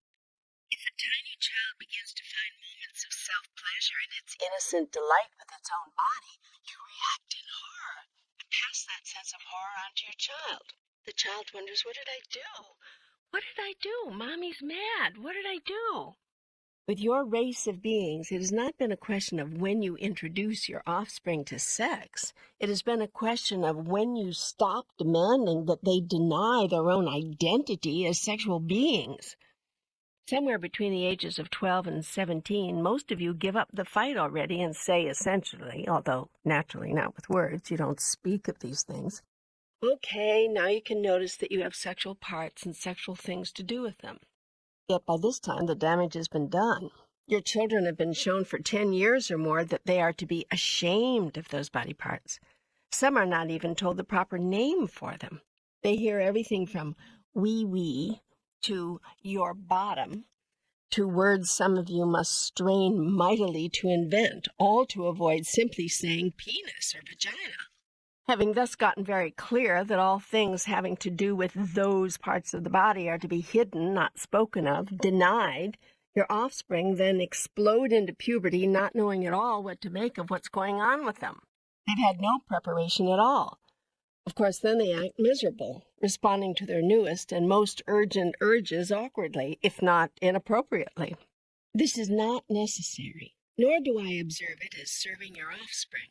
far too many of whom enter their adult lives with sexual taboos, inhibitions, and hang-ups to beat the band. Now, in enlightened societies, offspring are never discouraged, reprimanded, or corrected when they begin to find early delight in the nature of their very being. Nor is the sexuality of their parents, that is, the identity of their parents as sexual beings, particularly avoided or necessarily hidden. Naked bodies, whether of the parents or the children or their siblings, are seen and treated as being totally natural, totally wonderful, and totally okay, not as things of which to be ashamed. Sexual functions are also seen and treated as totally natural, totally wonderful, and totally okay. In some societies, parents couple in full view of their offspring.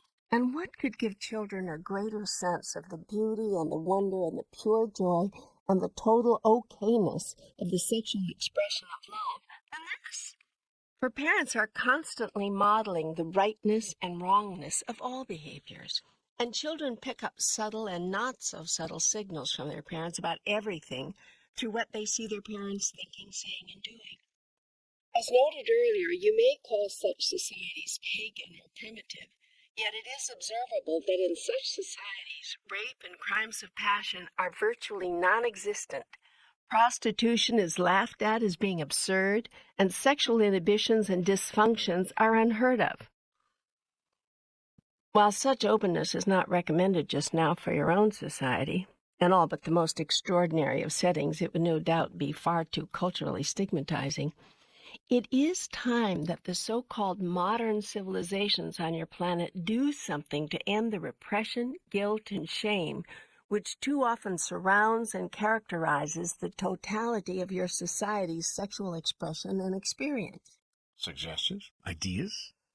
Start teaching children from the very beginning of their lives that things having to do with the very natural functioning of their bodies are shameful and wrong. Discontinue demonstrating to your offspring that anything sexual is to be hidden. Allow your children to see and observe the romantic side of you. Let them see you hugging, touching, gently fondling. Let them see that their parents love each other, and that showing their love physically is something that is very natural and very wonderful. It would surprise you to know in how many families such a simple lesson has never been taught.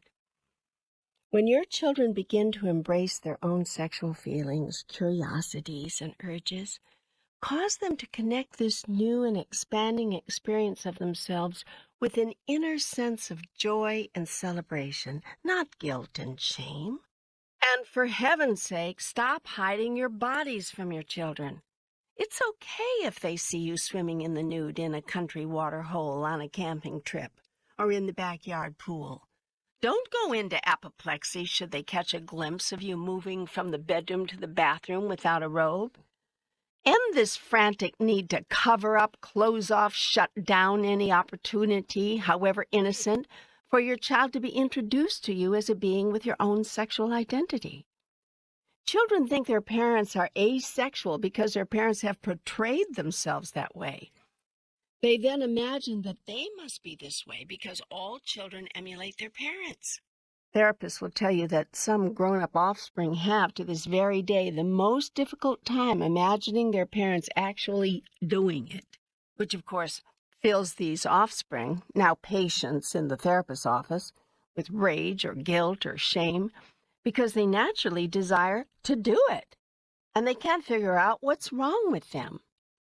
So talk about sex with your children. Laugh about sex with your children. Teach them and allow them and remind them and show them how to celebrate their sexuality. That is what you can do for your children. And you do this from the day they are born, with the first kiss, the first hug, the first touch they receive from you, and that they see you receiving from each other. Thank you.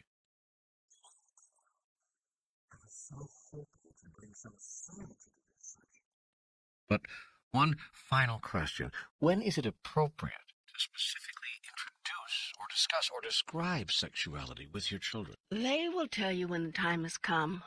Each child will make it clear unmistakably if you are really watching and listening. It comes in increments, actually. It arrives incrementally, and you will know the age-appropriate way of dealing with the incremental arrival of your child's sexuality if you are clear, if you are finished with your own unfinished business about all of this. How do we get to that place? Do what it takes. See a therapist, join a group, read a book, meditate on it. Discover each other. Most of all, discover each other as male and female again. Discover, revisit, regain, reclaim your own sexuality. Celebrate that. Enjoy that. Own that. Own your own joyful sexuality. And then you can allow and encourage your children to own theirs.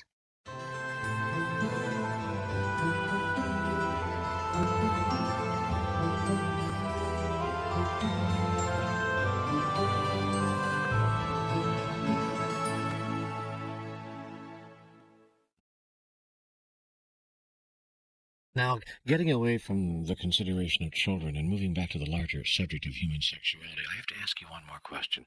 And it may seem impertinent and it may seem flippant even, but I can't let this dialogue end without asking it. Well, stop apologizing and just ask it. Yes, all right. Well, is there such a thing as too much sex? No, of course not. But there is such a thing as too much of a need for sex. I suggest this. Enjoy everything. Need nothing. Including people? Including people. Especially people. Needing someone is the fastest way to kill a relationship. But we all like to feel needed. Then stop it. Like to feel unneeded instead. But the greatest gift you can give someone is the strength and the power not to need you for nothing. Okay, I'm ready to move on. You promised to talk about some of the larger aspects of life on Earth.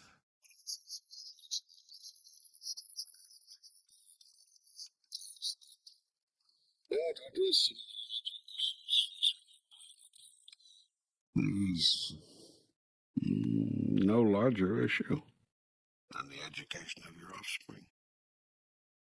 We're not doing that well, are we? I can tell by the way you brought that up. Well, of course, everything is relative. Relative to what you say you are trying to do, no, you're not doing it well. I thought so. Everything I say here, everything I've included in this discussion so far and have caused to be placed in this document must be put into that context. I'm not making judgments of rightness or wrongness, goodness or badness. I simply make observations of your effectiveness relative to what you say you are trying to do. I understand that. I know that you say you do, but the time may come, even before this dialogue is finished, when you will accuse me of being judgmental. I would never accuse you of that. I know better. Knowing better has not stopped the human race from calling me a judgmental god in the past. Well, it will stop me. We shall see. You wanted to talk about education. Indeed. I observe that most of you have misunderstood the meaning, the purpose, and the function of education, to say nothing of the process by which it is best undertaken. That's a huge statement, and I need some help with it. Most of the human race has decided that the meaning and the purpose and the function of education is to pass on knowledge. But to educate someone is to give them knowledge. Generally, the accumulated knowledge of one's particular family, clan, tribe, society, nation, and world. Yet education has very little to do with knowledge. Oh, you could have fooled me. Clearly. Well, what does it have to do with, then? Wisdom. Wisdom. Yes. Okay, I give up. What's the difference? Wisdom is knowledge applied. So, we aren't supposed to try to give our offspring knowledge. We're supposed to try to give them wisdom. First of all, don't try to do anything. Do it. Secondly, don't ignore knowledge in favor of wisdom. That would be fatal. On the other hand, don't ignore wisdom in favor of knowledge. That would also be fatal. It would kill education. On your planet, it is killing it. We are ignoring wisdom in favor of knowledge? In most cases, yes. How are we doing this? You're teaching your children what to think instead of how to think. Explain, please. Certainly. When you give your children knowledge, you are telling them what to think. That is, you are telling them what they are supposed to know, what you want them to understand. When you give your children wisdom, you do not tell them what to know or what is true, but rather how to get to their own truth. But without knowledge, there can be no wisdom. Agreed. That is why I've said you cannot ignore knowledge in favor of wisdom. A certain amount of knowledge must be passed on from one generation to the next, obviously. But as little knowledge as possible, the smaller amount the better. Let the child discover for itself. Know this, knowledge is lost, wisdom is never forgotten. So our schools should teach as little as possible? Your schools are turning emphasis around. Right now they are focused only on knowledge and paying persistent attention to wisdom. Classes in critical thinking, problem-solving, and logic are considered by many parents to be threatening. They want such classes out of the curriculum. As well they might, if they want to protect their way of life. Because children who are allowed to develop their own critical thinking processes are very much likely to abandon their parents' morals, standards, and entire way of life. In order to protect your way of life, you have built an education system based upon the development in the child of memories, not abilities. Children are taught to remember facts and fictions, the fictions each society has set up about itself, rather than give the ability to discover and create their own truths. Programs calling for children to develop abilities and skills rather than memories are soundly ridiculed by those who imagine that they know what a child needs to learn. Yet what you have been teaching your children has led your world toward ignorance, not away from it. Our schools don't teach fictions, they teach facts. Now you are lying to yourself, just as you lie to your children. We lie to our children? Of course you do. Pick up any history book and see. Your histories are written by people who want their children to see the world from a particular point of view. Any attempt to expand historical accounts with a larger view of the facts is sneered at and called revisionist. Do not tell the truth about your past to your children, lest they see you for what you really are. Most history is written from the point of view of that segment of your society you would call white Anglo-Saxon Protestant males. When females or blacks or others in the minority say, "Hey, wait a minute, this isn't how it happened. You've left out a huge part here." You cringe and holler and demand that the revisionists stop trying to change your textbooks. You don't want your children to know how it really happened. You want them to know how you justified what happened. Shall I give you an example of this? Please. In the United States, you do not teach your children everything there's to know about your country's decision to drop atom bombs on 2 Japanese cities, killing or maiming hundreds of thousands of people. Rather, you give them the facts as you see them and as you want them to see them. When an attempt is made to balance this point of view with the point of view of another, in this case the Japanese, you scream and rage and rant and rave and jump up and down and demand that schools don't dare even think about presenting such data in their historical review of this important event. Thus you have not taught history at all, but politics. History is supposed to be an accurate and full account of what actually happened. Politics is never about what actually happened. Politics is always one's point of view about what happened. History reveals, politics justifies. History uncovers, tells all. Politics covers, tells only one side. Politicians hate history truly written, and history truly written speaks not so well of politicians either. That you are wearing the emperor's new clothes, for your children ultimately see right through you. Children taught to critically think, look at your history and say, "My, how my parents and elders have deluded themselves." This you cannot tolerate, so you drum it out of them. You do not want your children to have the most basic facts. You want them to have your take on the facts. Oh, I think you're exaggerating here. I think you've taken this argument a little far. Really? Most people in your society don't even want their children to know the most basic facts of life.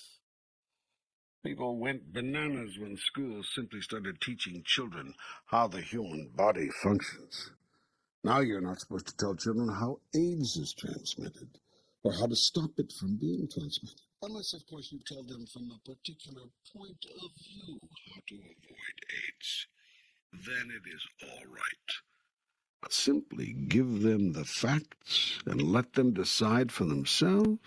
Not on your life. Children are not ready to decide these things for themselves. They have to be properly guided. Have you looked at your world lately? What? What about it? That's how you've guided your children in the past. No, it's how we misguided them. If the world is in rotten shape today, and in many ways it is, it's not because we've tried to teach our children the old values, but because we've allowed them to be taught all this newfangled stuff. You really believe that, don't you?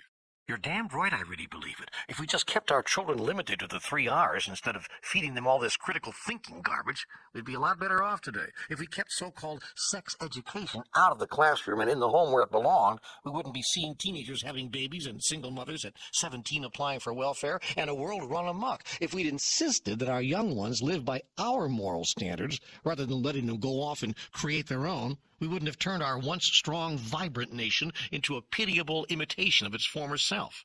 I see. And one more thing. Don't stand there and tell me how we're supposed to suddenly see ourselves as wrong for what we did at Hiroshima and Nagasaki. We ended the war, for God's sake. We saved thousands of lives on both sides. It was the price of war. Nobody liked the decision, but it had to be made. Mm-hmm.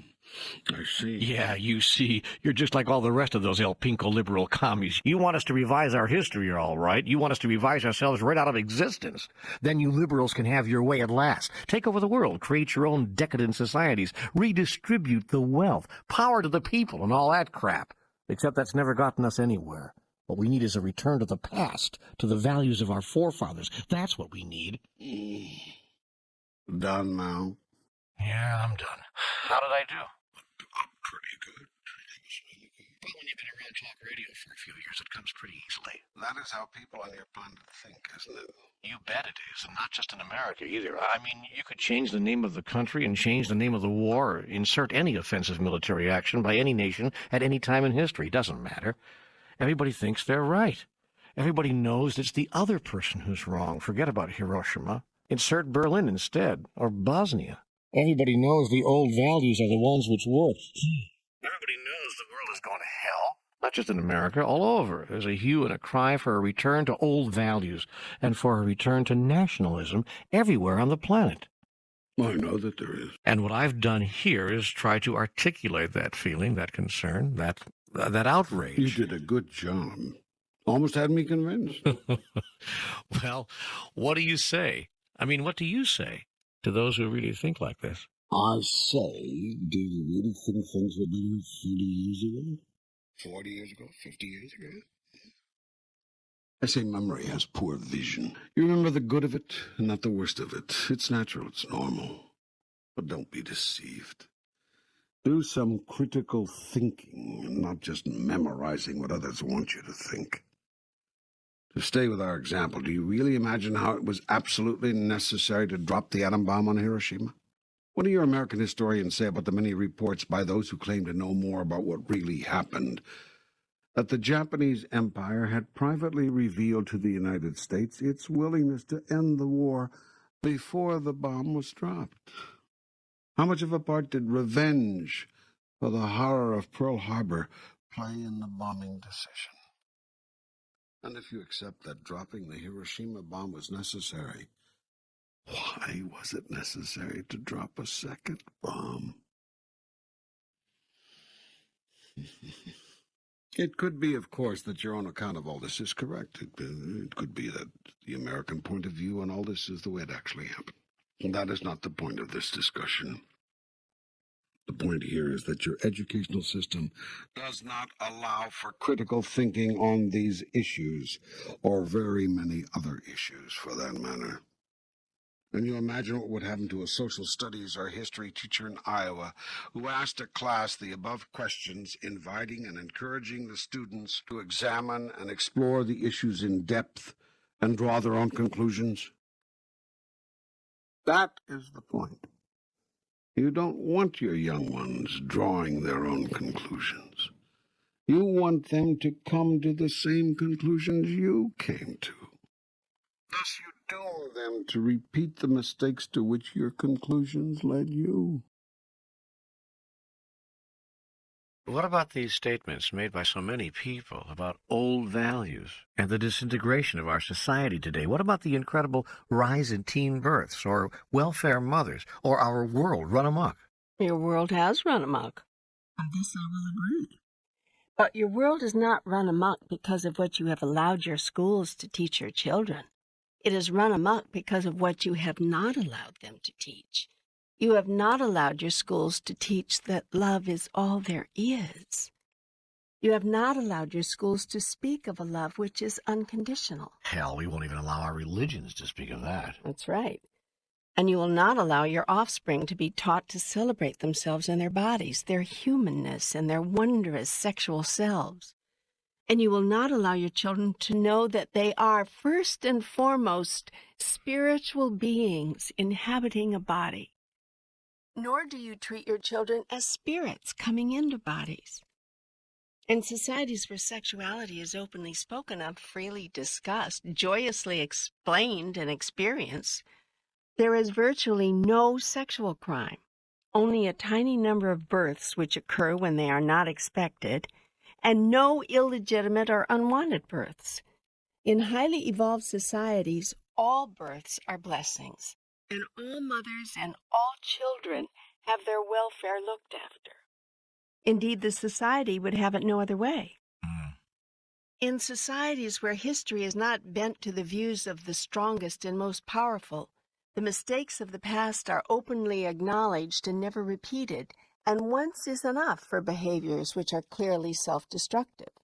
In societies where critical thinking and problem-solving and skills for living are taught, rather than facts simply memorized, even so-called justifiable actions of the past are held up to intense scrutiny. Nothing is accepted on face value. How would that work? Let's use our example from World War II. How would a school system teaching life skills rather than merely facts approach the historical episode at Hiroshima? Your teachers would describe to their class exactly what happened there.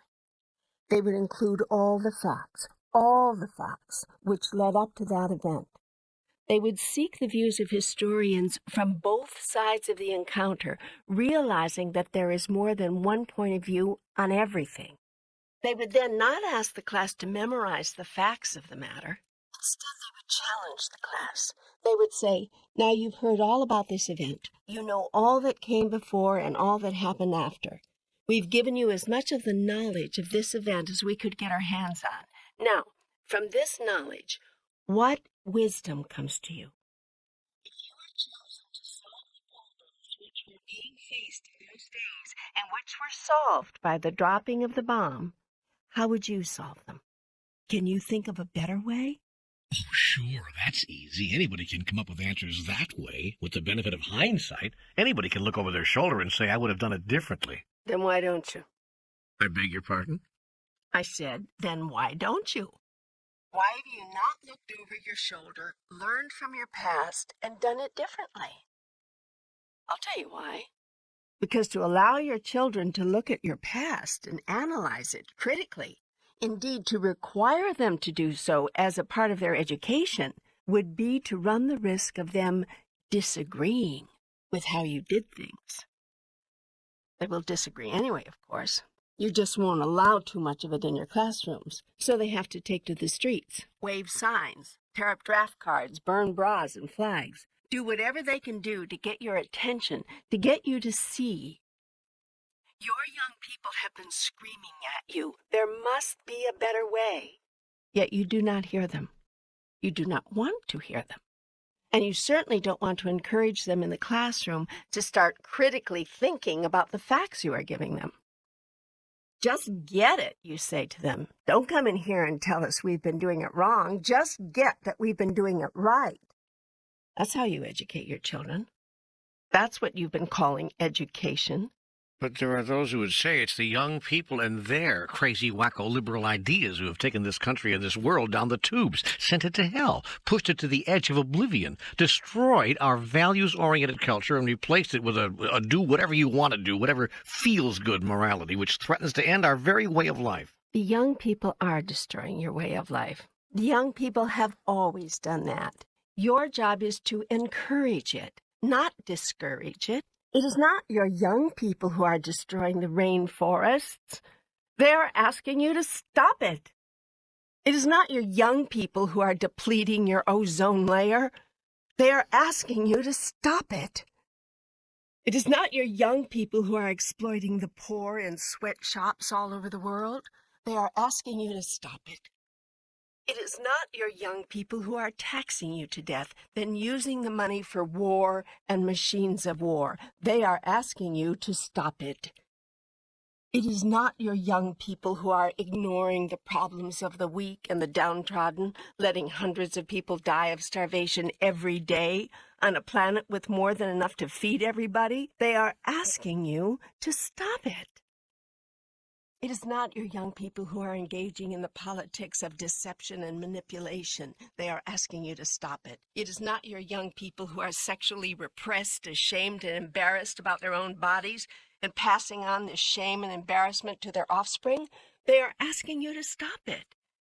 It is not your young people who have set up a value system which says that might is right and a world which solves problems with violence. They are asking you to stop it. Nay, they are not asking you, they are begging you. Yet it is young people who are violent, young people who join gangs and kill each other, young people who thumb their nose at law and order and any kind of order, young people who are driving us crazy. When the cries and pleas of young people to change the world are not heard and never heeded, when they see that their cause is lost, that you will have it your way no matter what, young people who are not stupid will do the next best thing. If they can't beat you, they will join you. Your young people have joined you in your behaviors. If they are violent, it is because you are violent. If they are materialistic, it is because you are materialistic. If they are acting crazy, it is because you are acting crazy. And if they are using sex manipulatively, irresponsibly, shamefully, it is because they see you doing the same. The only difference between young people and older people is that young people do what they do out in the open. Older people hide their behaviors. Older people think that young people cannot see.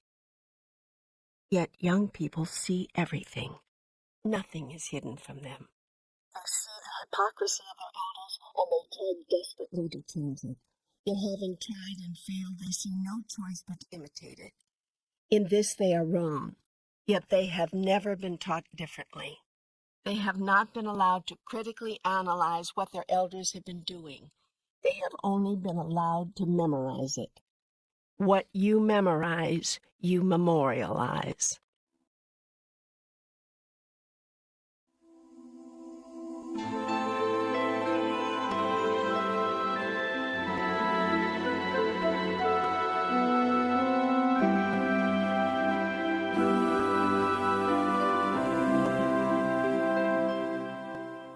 Well, how, then, should we educate our young? First, treat them as spirits. They are spirits entering a physical body.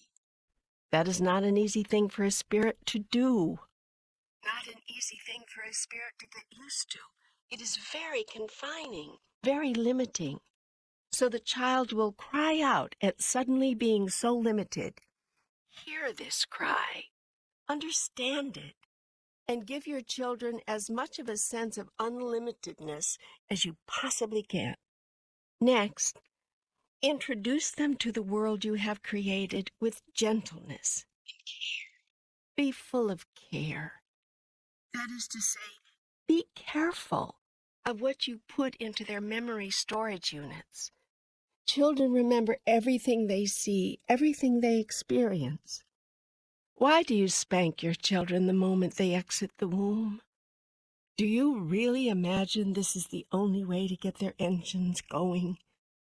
Why do you take your babies away from their mothers minutes after they have been separated from the only life form they have known in all of their present existence?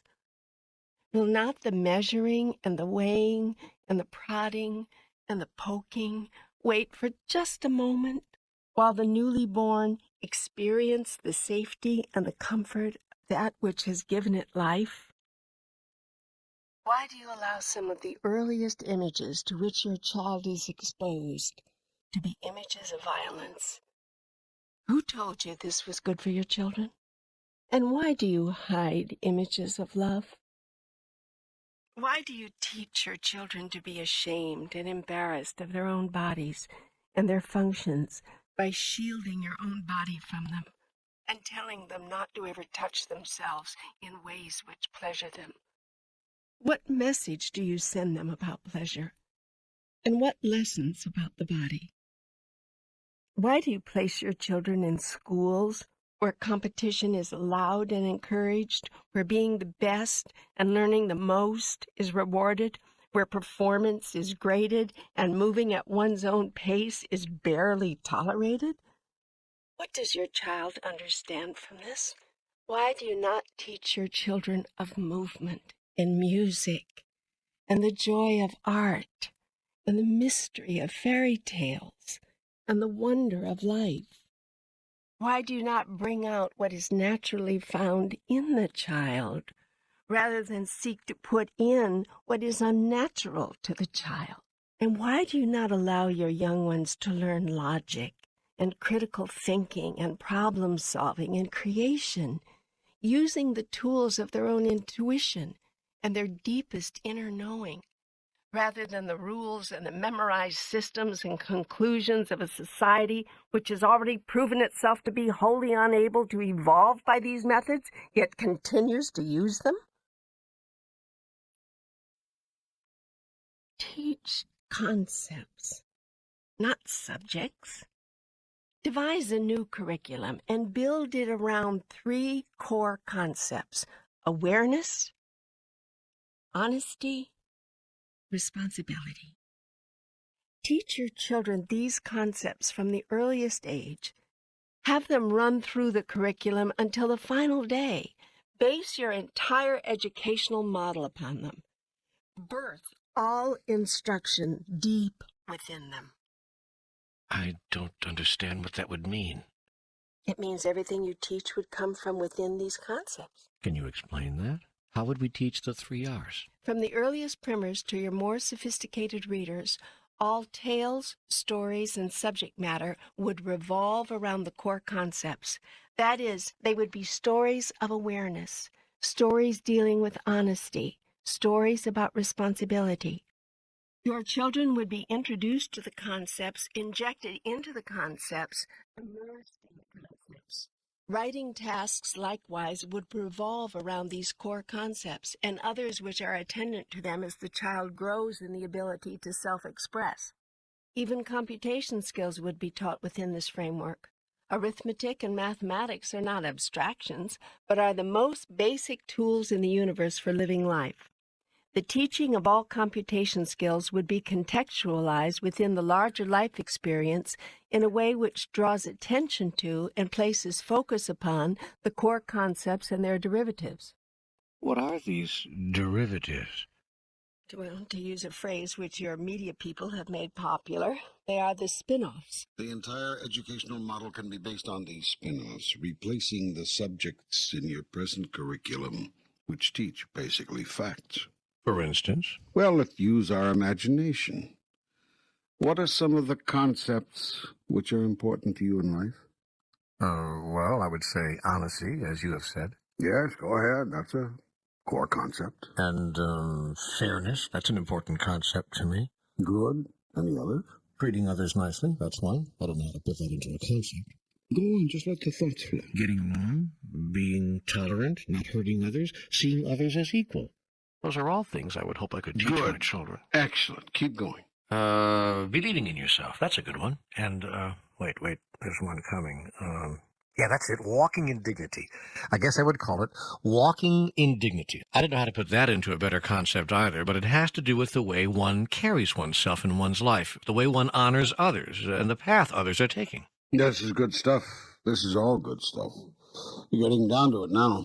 And there are many other such concepts which all children must deeply understand if they are to evolve and grow into complete human beings. Yet you do not teach these things in your schools. These are the most important things in life. These things we now are talking of. But you do not teach them in school. You do not teach what it means to be honest. You do not teach what it means to be responsible. You do not teach what it means to be aware of other people's feelings and respectful of other people's paths. You say it is up to parents to teach these things. Your parents can only pass on what has been passed on to them. And the sins of the father have been visited upon the son. So you are teaching in your homes the same stuff your parents taught you in their homes. So, what's wrong with that? Keep saying repeatedly here. Taking a look at the world lately? You keep bringing us back to that. You keep making us look at that. But all of that isn't our fault. We can't be blamed for the way the rest of the world is. It's not a question of blame, it's a question of choice. And if you are not responsible for the choices humankind has been making and keeps making, who is?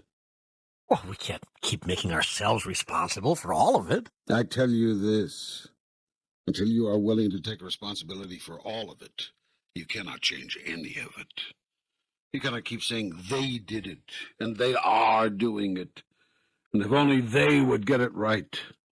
Remember the wonderful line from Walt Kelly's comic strip character Pogo, and never forget it. We have met the enemy, and they is us. We've been repeating the same mistakes for hundreds of years, haven't we? For thousands of years, my son. You've been making the same mistakes for thousands of years.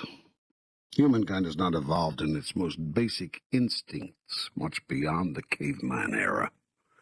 Yet every attempt to change that is met with scorn. Every challenge to look at your values and maybe even restructure them is greeted with fear and then anger. Now along comes an idea for me to actually teach higher concepts in schools. Oh boy, now we're really treading on thin ice. Still, in highly evolved societies, that is exactly what is done. Yes, but the problem is not all people agree on these concepts, on what they mean. That's why you can't teach them in our schools. Parents go nuts when you try to introduce these things into the curriculum. They say you're teaching values, and that the school has no place in such instruction. They are wrong. Again, based on what you say as a race of people that you're trying to do, which is build a better world, they are wrong. Schools are exactly the place for such instruction, precisely because schools are detached from parents' prejudices. Precisely because schools are separated from parents' preconceived notions. You've seen what has resulted on your planet from the passing down of values from parent to child. Your planet is a mess. You don't understand the most basic concepts of civilized societies. You don't know how to solve conflict without violence. You don't know how to live without fear. You don't know how to act without self-interest. You don't know how to love without condition. These are basic understandings, and you have not even begun to approach a full comprehension of them, much less implement them after thousands and thousands of years. Is there any way out of this mess? Yes. It is in your schools. It is in the education of your young. Your hope is in the next generation and the next. But you must stop immersing them in the ways of the past. Those ways have not worked. They have not taken you where you say you want to go. Yet if you are not careful, you are going to get exactly where you are headed. So stop. Turn around. Sit down together and collect your thoughts. Create the grandest version of the greatest vision you ever had about yourselves as a human race. Then take the values and concepts which undergird such a vision and teach them in your schools. Why not courses such as Understanding Power, Peaceful conflict resolution, Elements of Loving Relationships, personhood and self-creation, Body, Mind, and Spirit, engaging creativity, Celebrating Self, Valuing Others, joyous sexual expression, Fairness, tolerance, Diversities and Similarities, ethical economics, Creative Consciousness and Mind Power, awareness and wakefulness, Honesty and Responsibility, visibility and transparency. Science and Spirituality. Much of this is taught right now. We call it social studies. I'm not talking about a 2-day unit in a semester-long course. I'm talking about separate courses on each of these things. I'm talking about a complete revision of your school's curricula. I am speaking of a values-based curriculum. You're now teaching what is largely a fact-based curriculum. I'm talking about focusing your child's attention as much on understanding the core concepts and the theoretical structures around which their value system may be reconstructed, as you now do on dates and facts and statistics. In the highly evolved societies of your galaxy and your universe, concepts for living are taught to offspring beginning at a very early age. What you call facts, which in those societies are considered far less important, are taught at a much later age. On your planet, you have created a society in which little Johnny has learned how to read before getting out of preschool, but still hasn't learned how to stop biting his brother. And Susie has perfected her multiplication tables using flashcards and rote memory in ever earlier and earlier grades, but has not learned that there is nothing shameful or embarrassing about her body. Right now, your schools exist primarily to provide answers. It would be far more beneficial if their primary function was to ask questions. What does it mean to be honest or responsible or fair? What are the implications? For that matter, what does it mean that 2 plus 2 equals 4? What are the implications? Highly evolved societies encourage all children to discover and create those answers for themselves. But that would lead to chaos.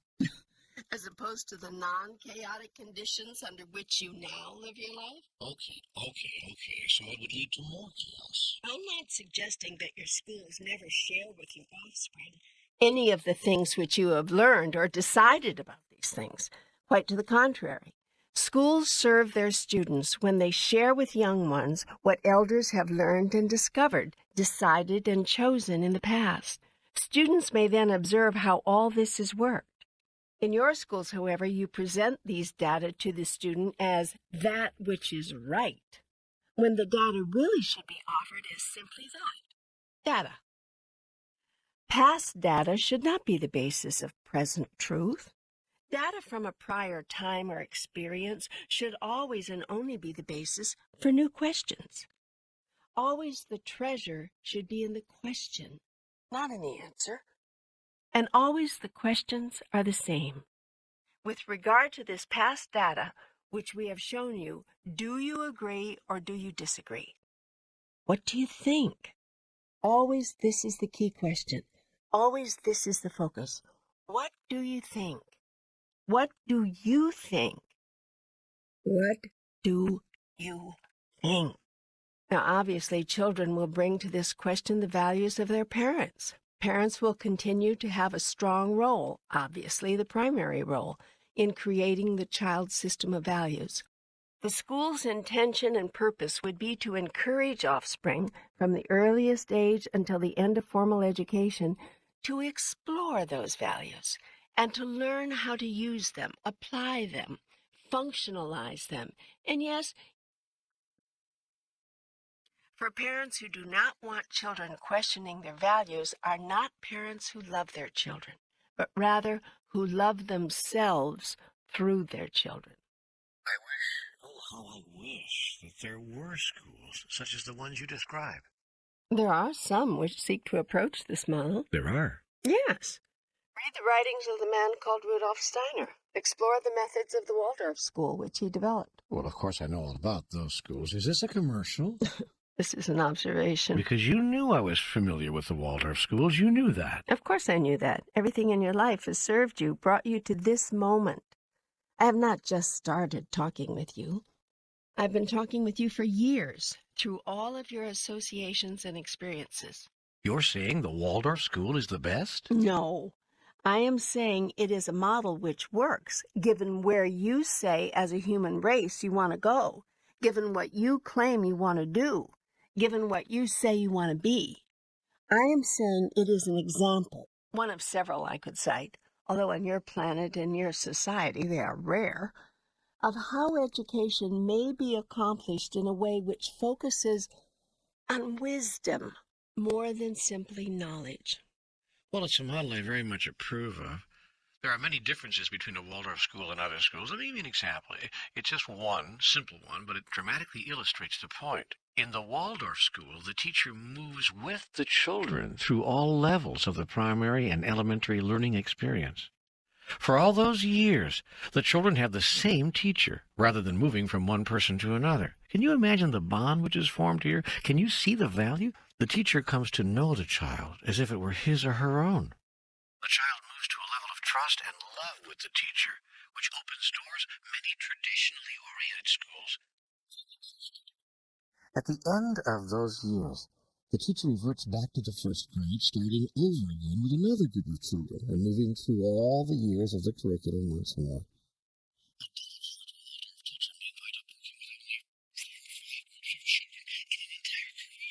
But he or she has meant something to those children beyond anything that is possible in a traditional school setting. This educational model recognizes and announces that the human relationship, the bonding and the love which is shared in such a paradigm is just as important as any fact the teacher may impart to the child.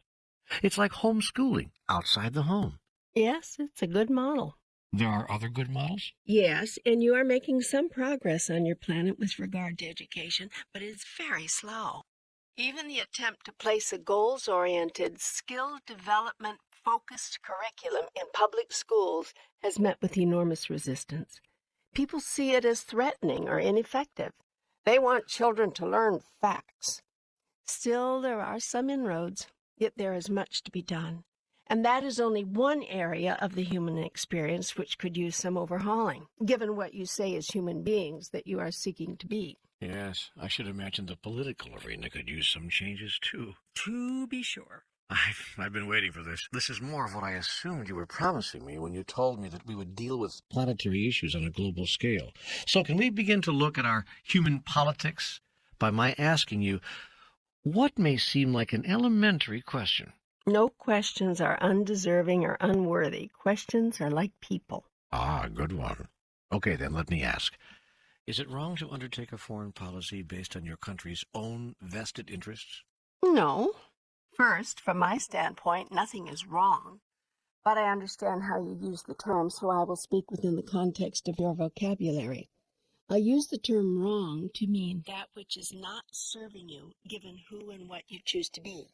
This is how I've always used the terms right and wrong with you. It is always within this context, for in truth, there is no right or wrong. So, within that context, no, it is not wrong to base foreign policy decisions on vested interest considerations. What is wrong is to pretend that you're not doing so. This most countries do, of course. They take action or fail to take action for one set of reasons, then give as a rationale another set of reasons. Why? Why do countries do that? Because governments know that if people understood the real reasons for most foreign policy decisions, the people would not support them. This is true of governments everywhere. There are very few governments which do not deliberately mislead their people. Deception is part of government. For few people would choose to be governed the way they are governed. Few would choose to be governed at all, unless government convinced them that its decisions were for their own good. This is a hard convincing, for most people plainly see the foolishness in government. So government must lie to at least try to hold the people's loyalty. Government is the perfect portrayer of the accuracy of the axiom that if you lie big enough, long enough, the lie becomes the truth. People in power must never let the public know how they came to power, nor all that they've done and are willing to do to stay there. Truth and politics do not and cannot mix, because politics is the art of saying only what needs to be said, and saying it in just the right way, in order to achieve a desired end. Not all politics are bad, but the art of politics is a practical art. It recognizes with great candor the psychology of most people. It simply notices that most people operate out of self-interest. So politics is the way that people of power seek to convince you that their self-interest is your own. Governments understand self-interest. That is why governments are very good at designing programs which give things to people. Originally, governments had very limited functions. Their purpose was simply to preserve and to protect. Then someone added, provide. When governments began to be the people's provider, governments started creating society rather than preserving. But aren't governments simply doing what the people want? Don't governments merely provide the mechanisms through which the people provide for themselves on a societal scale? For instance, in America, we place a very high value on the dignity of human life, individual freedom, the importance of opportunity, the sanctity of children. So we've made laws and asked government to create programs to provide income for the elderly so they can retain their dignity past their earning years, to ensure equal employment and housing opportunities for all people, even those who are different from us or whose lifestyle we don't agree with, to guarantee through child labor laws that a nation's children don't become a nation's slaves, and that no family with children goes without the basics of a life with dignity: food, clothing, shelter. Such laws reflect well upon your society. Yet in providing for people's needs, you must be careful not to rob them of their greatest dignity: the exercise of personal power, individual creativity, and the single-minded ingenuity which allows people to notice that they can provide for themselves. It is a delicate balance which must be struck. You people seem to know only how to go from one extreme to the other. Either you want government to do it all for the people, or you want to kill all government programs and erase all government laws tomorrow. Yes, and the problem is that there are so many who can't provide for themselves in a society which gives the best life opportunities routinely to those holding the right credentials, or perhaps not holding the wrong ones, who can't provide for themselves in a nation where landlords won't rent to large families, companies won't promote women, justice is too often a product of status, access to preventive health care is limited to those with sufficient income, and where many other discriminations and inequalities exist on a massive scale. Governments then must replace the conscience of the people? No. Governments are the people's conscience, outspoken. It is through governments that people seek, hope, and determine to correct the ills of society. That is well said, yet I repeat, you must take care not to smother yourself in laws, trying to guarantee people a chance to breathe. You cannot legislate morality. You cannot mandate equality. What is needed is a shift of collective consciousness, not an enforcer of collective conscience. Behavior and all laws and all government programs must spring from beings, must be a true reflection of who you are. The laws of our society do reflect who we are. They say to everyone, this is how it is here in America. This is who Americans are. In the best of cases, perhaps. But more often than not, your laws are the announcements of what those in power think you should be but are not. The elitist few instruct the ignorant many through the law. Precisely. What's wrong with that? No, really. If there are a few of the brightest and best among us to look at the problems of society, of the world, and propose solutions, does that not serve the many? It depends on the motives of those few and on their clarity. Generally, nothing serves the many more than letting them govern themselves. Anarchy. It's never worked. You cannot grow and become great when you are constantly being told what to do by government. It could be that government, and by that I mean the law by which we've chosen to govern ourselves, is a reflection of society's greatness, or lack thereof. That great societies pass great laws. And very few of them. For in great societies, very few laws are necessary. Still, truly lawless societies are primitive societies where might is right. Laws are man's attempt to level the playing field, to ensure that what is truly right will prevail, weakness or strength notwithstanding. Without codes of behavior upon which we mutually agree, how could we coexist? I'm not suggesting a world with no codes of behavior, no agreements. I am suggesting that your agreements and codes be based on a higher understanding and a grander definition of self-interest. What most laws actually do say is what the most powerful among you have as their vested interest. Let's just look at one example. Smoking. Now, the law says you cannot grow and use a certain kind of plant, hemp, because, so government tells you, it is not good for you. Yet the same government says it is all right to grow and use another kind of plant, tobacco, not because it is good for you, indeed the government itself says it is bad, but presumably because you've always done so. The real reason that the first plant is outlawed and the second is not has nothing to do with health. It has to do with economics, and that is to say power. Your laws, therefore, do not reflect what your society thinks of itself and wishes to be. Your laws reflect where the power is. No fair, no fair. You've picked a situation where the contradictions are apparent. Most situations are not like that. On the contrary, most are. Then what is the solution? To have as few laws, which are really limits, as possible. The reason the first weed is outlawed is only ostensibly about health. The truth is, the first weed is no more addictive and no more a health risk than cigarettes or alcohol, both of which are protected by the law. Why is it then not allowed? Because if it were grown, half the cotton growers, nylon and rayon manufacturers, and timber products people in the world would go out of business. Hemp happens to be one of the most useful, strongest, toughest, longest-lasting materials on your planet. You cannot produce a better fiber for clothes, a stronger substance for ropes, an easier to grow and harvest source for pulp. You cut down hundreds of thousands of trees per year to give yourself Sunday papers so that you can read about the decimation of the world's forests. Hemp could provide you with millions of Sunday papers without cutting down one tree. Indeed, it could substitute for so many resource materials at 1/10 the cost.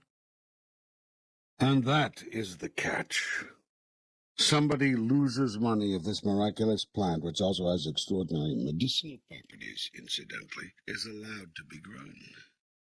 And that is why marijuana is illegal in your country. It is the same reason you've taken so long to mass-produce electric cars, provide affordable, sensible health care, or use solar heat and solar power in every home. You've had the wherewithal and the technology to produce all of these things for years. Why, then, do you not have them? Look to see who would lose money if you did. There you will find your answer. This is the great society of which you are so proud. Your great society is to be dragged, kicking and screaming, to consider the common good. Whenever common good or collective good is mentioned, everyone yells communism. And your society, if providing for the good of the many does not produce a huge profit for someone, the good of the many is more often than not ignored. This is true not only in your country, but also around the world. The basic question facing humankind, therefore, is, can self-interest ever be replaced by the best interests, the common interest of humankind? If so, how? In the United States, you have tried to provide for the common interest, the best interest, through laws. You failed miserably. Your nation is the richest, most powerful on the earth, and it has one of the highest infant mortality rates. Why? Because poor people cannot afford quality prenatal and postnatal care, and your society is profit-driven. I cite this as just one example of your miserable failure. The fact that your babies are dying at a higher rate than most other industrialized nations in the world should bother you. It does not. That says volumes about where your priorities are as a society. Other countries provide for the sick and needy, the elderly and infirm. You provide for the rich and wealthy, the influential and the well-placed. 85% of retired Americans live in poverty. Many of these older Americans, and most people on low income, use the local hospital emergency room as their family doctor, seeking medical treatment under only the most dire of circumstances and receiving virtually no preventive health maintenance care at all. There's no profit, you see, in people who have little to spend. They've worn out their usefulness. And this is your great society. Well, you make things sound pretty bad. Yet America has done more for the underprivileged and the unfortunate, both here and abroad, than any other nation on earth. America has done much. That is observably true. Yet do you know that as a percentage of its gross national product, the United States provides proportionately less for foreign aid than many much smaller countries? The point is that before you allow yourself to become too self-congratulatory, perhaps you should look at the world around you. For if this is the best your world can do for the less fortunate, you all have much to learn. You live in a wasteful, decadent society. You've built into virtually everything you make what your engineers call planned obsolescence. Cars cost 3 times as much and last a third as long. Clothes fall apart after the 10th wearing. You put chemicals in your food so they can stay on your shelf longer, even if it means your stay on the planet is shorter. You support, encourage, and enable sports teams to pay obscene salaries for ridiculous efforts, while teachers, ministers, and researchers fighting to find a cure for the diseases which kill you go begging for money. You throw away more food each day in your nation's supermarkets, restaurants, and homes than it would take to feed half the world. Yet this is not an indictment, merely an observation. And not of the United States alone, for the attitudes that sicken the heart are epidemic around the world. The underprivileged everywhere must grovel and scrimp to merely stay alive, while the few in power protect and increase great hoards of cash, lie on sheets of silk, and each morning twist bathroom fixtures made of gold.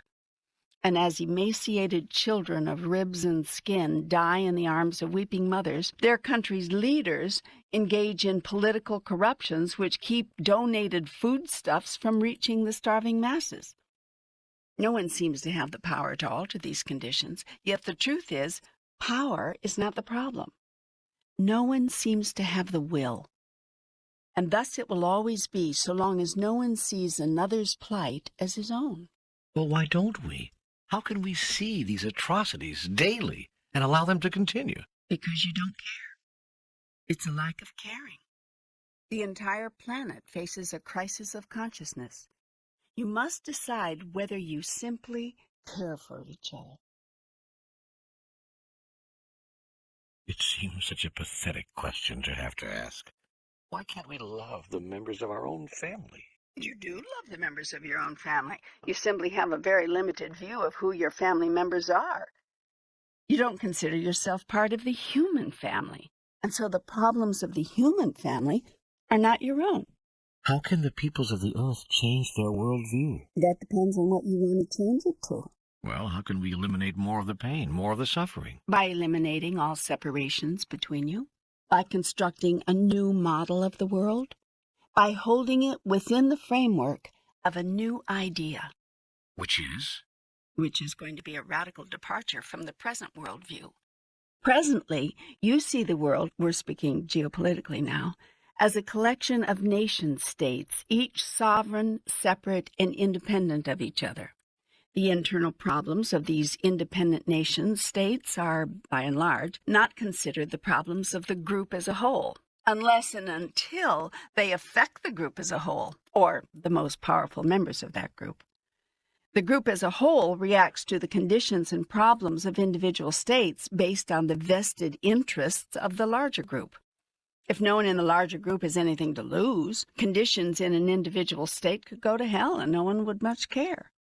Thousands can starve to death each year. Hundreds can die in civil war. Despots can pillage the countryside. Dictators and their armed thugs can rape, plunder, and murder. Regimes can strip the people of basic human rights, and the rest of you will do nothing. It is, you say, an internal problem. But when your interests are threatened there, when your investments, your security, your quality of life is on the line, you rally your nation and try to rally your world behind you and rush in where angels fear to tread. You then tell the big lie, claiming you are doing what you are doing for humanitarian reasons, to help the oppressed peoples of the world, when the truth is, you're simply protecting your own interests. The proof of this is where you do not have interests, you don't have concern. Hey, the world's political machinery operates on self-interest. What else is new? Something will have to be new if you wish your world to change. You must begin to see someone else's interests as your own. This will happen only when you reconstruct your global reality and govern yourselves accordingly. Are you talking about a one-world government? I am. You know, you promised you'd get into larger geopolitical issues facing the planet, but I didn't think you would enter this debate. It's time for the world to stop kidding itself, to wake up, to realize that the only problem of humanity is lack of love. Love breeds tolerance. Tolerance breeds peace. Intolerance produces war and looks indifferently upon intolerable conditions. Love cannot be indifferent. It does not know how. The fastest way to get to a place of love and concern for all humankind is to see all humankind as your family.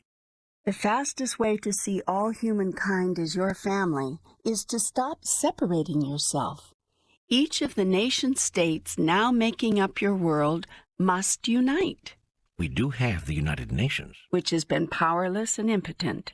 In order for that body to work, it would have to be completely restructured. Not impossible, but perhaps difficult and cumbersome. Okay, what do you propose? I don't have a proposal. I merely offer observations.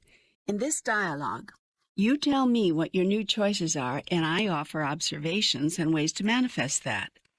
What is it you now choose with regard to the current relationship between people and nations on your planet? All right, I'll use your words. If I had my way, I would choose for us to get to a place of love and concern for all humankind. Given that choice, I observe that what would work would be the formation of a new world political community, with each nation-state having an equal say in the world's affairs and an equal proportionate share of the world's resources. It'll never work. The haves will never surrender their sovereignty, wealth, resources to the have-nots. And argumentatively, why should they? Because it is in their best interest. Well, they don't see that, and I'm not sure that I do. If you could add billions of dollars a year to your nation's economy, dollars which could be spent to feed the hungry, clothe the needy, house the poor, bring security to the elderly, provide better health, and produce a dignified standard of living for all, wouldn't that be in your nation's best interests? Well, in America, there are those who would argue that it would help the poor at the expense of the rich and the middle-income taxpayer. Meanwhile, the country goes to hell, crime ravages the nation, inflation robs the people of their life savings, unemployment skyrockets, the government grows bigger and fatter, and in school they're handing out condoms. You sound like a radio talk show. Well, these are the concerns of many Americans. Then they are short-sighted.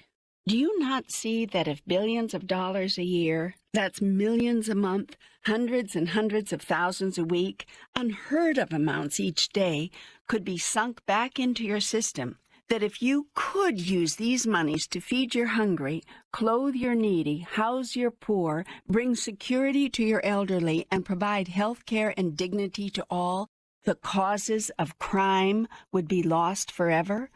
Do you not see that new jobs would mushroom as dollars were pumped back into your economy? That your own government could even be reduced because it would have less to do?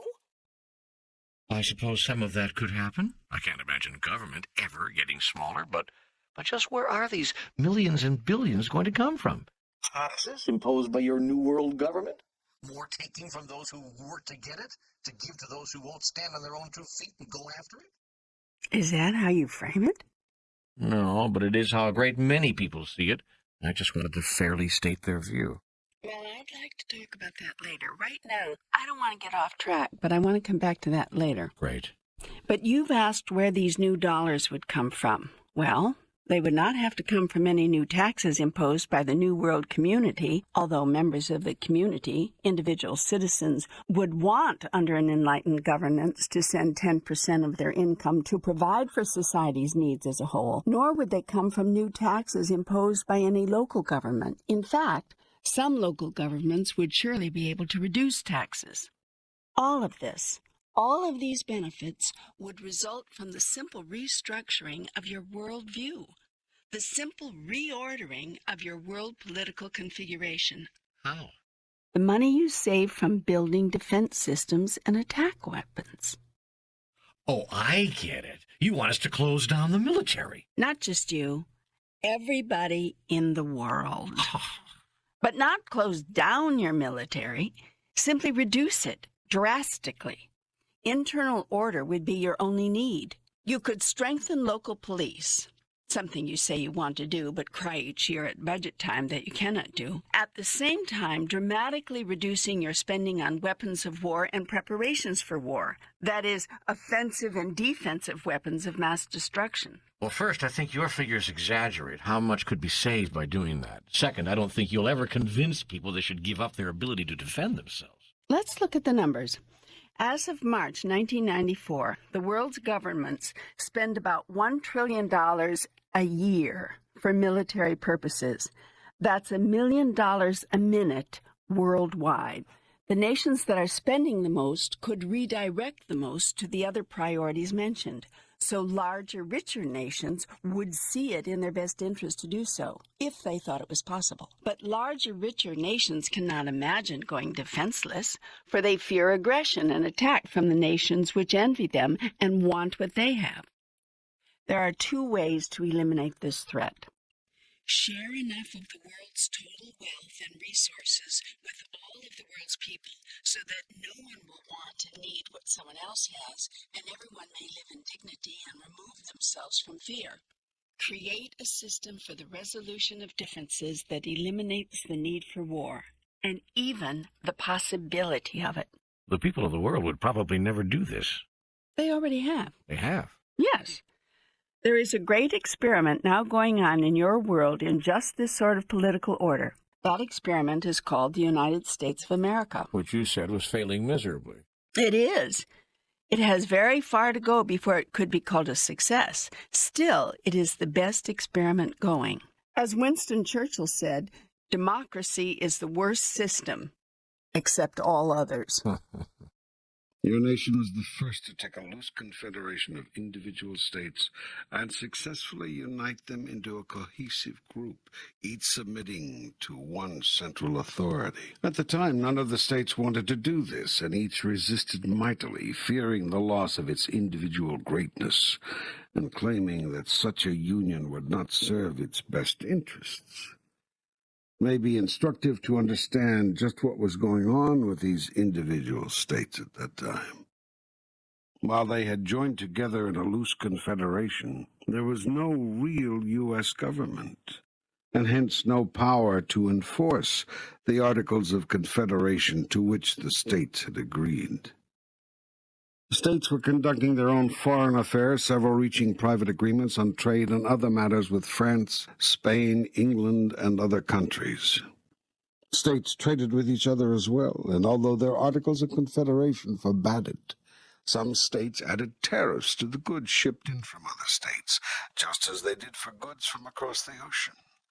Merchants had no choice but to pay at the harbor if they wanted to buy or sell their goods, there being no central authority, although there was a written agreement to prohibit such taxing. The individual states also fought wars with each other. Each state considered its militia a standing army. 9 states had their own navies. And "Don't tread on me" could have been the official motto of every state in the Confederation. Over half of the states were even printing their own money, although the Confederation had agreed that doing so would also be illegal. In short, your original states, though joined together under the Articles of Confederation, are acting exactly as independent nations do today. Although they could see that the agreements of their confederation, such as the granting to Congress the sole authority to coin money, were not working, they staunchly resisted creating and submitting to a central authority that could enforce these agreements and put some teeth into them. Yet in time, a few progressive leaders began to prevail. They convinced the rank and file that there was more to be gained by creating such a new federation than they would ever lose. Merchants would save money and increase profits because individual states could no longer tax each other's goods. Governments would save money and have more to put into programs and services that truly helped people because resources would not have to be used to protect individual states from each other. The people would have greater security and safety and greater prosperity, too, by cooperating with, rather than fighting with, each other. Far from losing their greatness, each state could become greater still. And that, of course, is exactly what has happened. The same could be made to happen with the 160 nation-states in the world today if they were to join together in a united federation. It could mean an end to war. How so? There would still be disagreements. So long as humans remain attached to outer things, that is true. There's a way to truly eliminate war and all experience of unrest and lack of peace. But that is a spiritual solution. We are here exploring a geopolitical one. Actually, the trick is to combine the two. Spiritual truth must be lived in practical life to change everyday experience. Oh. Until this change occurs, there would still be disagreements. You are right. Yet there need not be wars. There need not be killing. Are there wars between California and Oregon over water rights? Between Maryland and Virginia over fishing? Between Wisconsin and Illinois? Ohio and Massachusetts? No. And why not? Have not various disputes and differences arisen between them? Through the years, I suppose so. You can bet on it. But these individual states have voluntarily agreed. It was a simple, voluntary agreement to abide by certain laws and abide by certain compromises on matters common to them, while retaining the right to pass separate statutes on matters relating to each individually.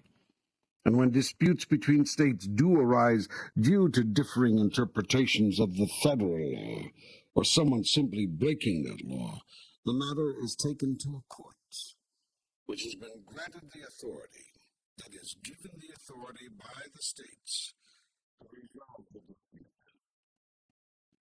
And if the current body of law does not provide a precedent or a means by which the matter can be brought through the courts to a satisfactory resolution, the states and the people in them send their representatives to a central government to try to create agreement on new laws that will produce a satisfactory circumstance, or at the very least, a reasonable compromise. This is how your federation works. A system of laws, a system of courts, empowered by you to interpret those laws, and a justice system, backed by armed might if needed, to enforce the decisions of those courts.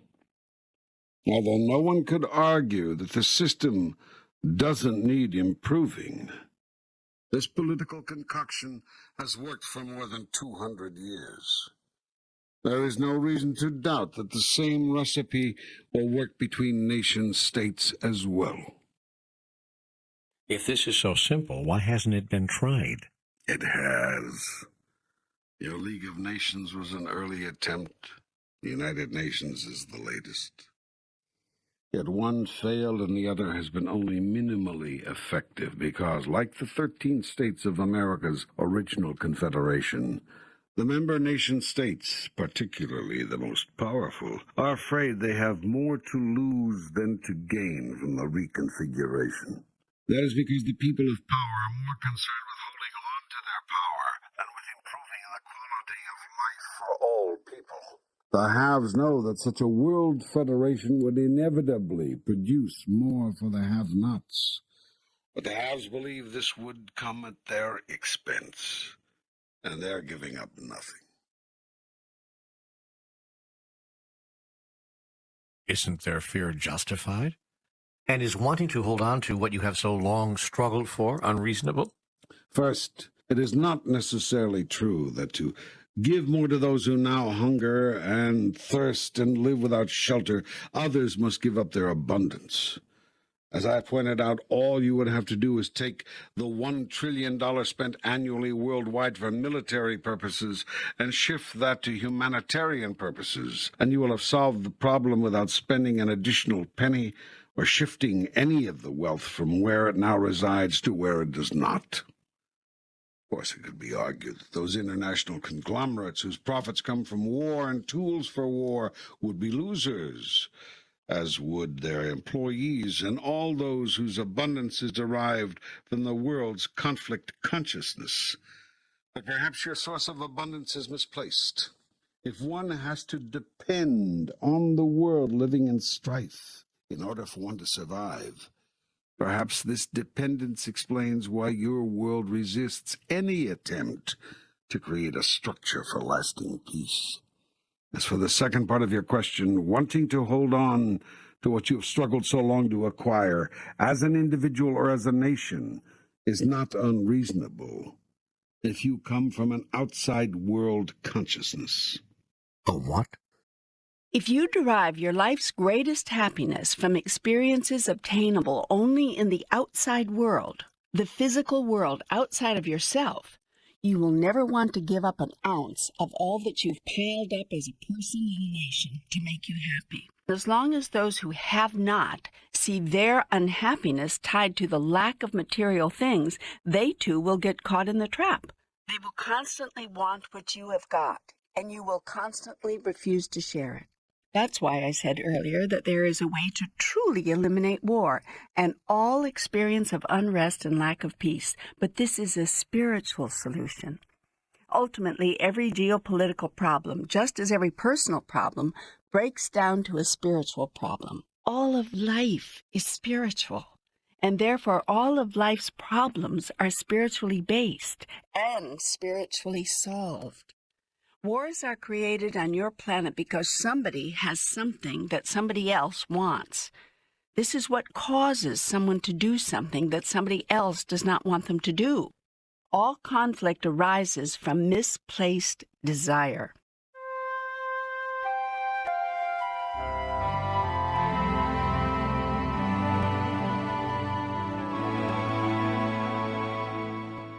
The only peace in all the world that is sustaining is internal peace. Let each person find peace within. When you find peace within, you also find that you can do without. This means simply that you no longer need the things of your outside world. Not needing is a great freedom.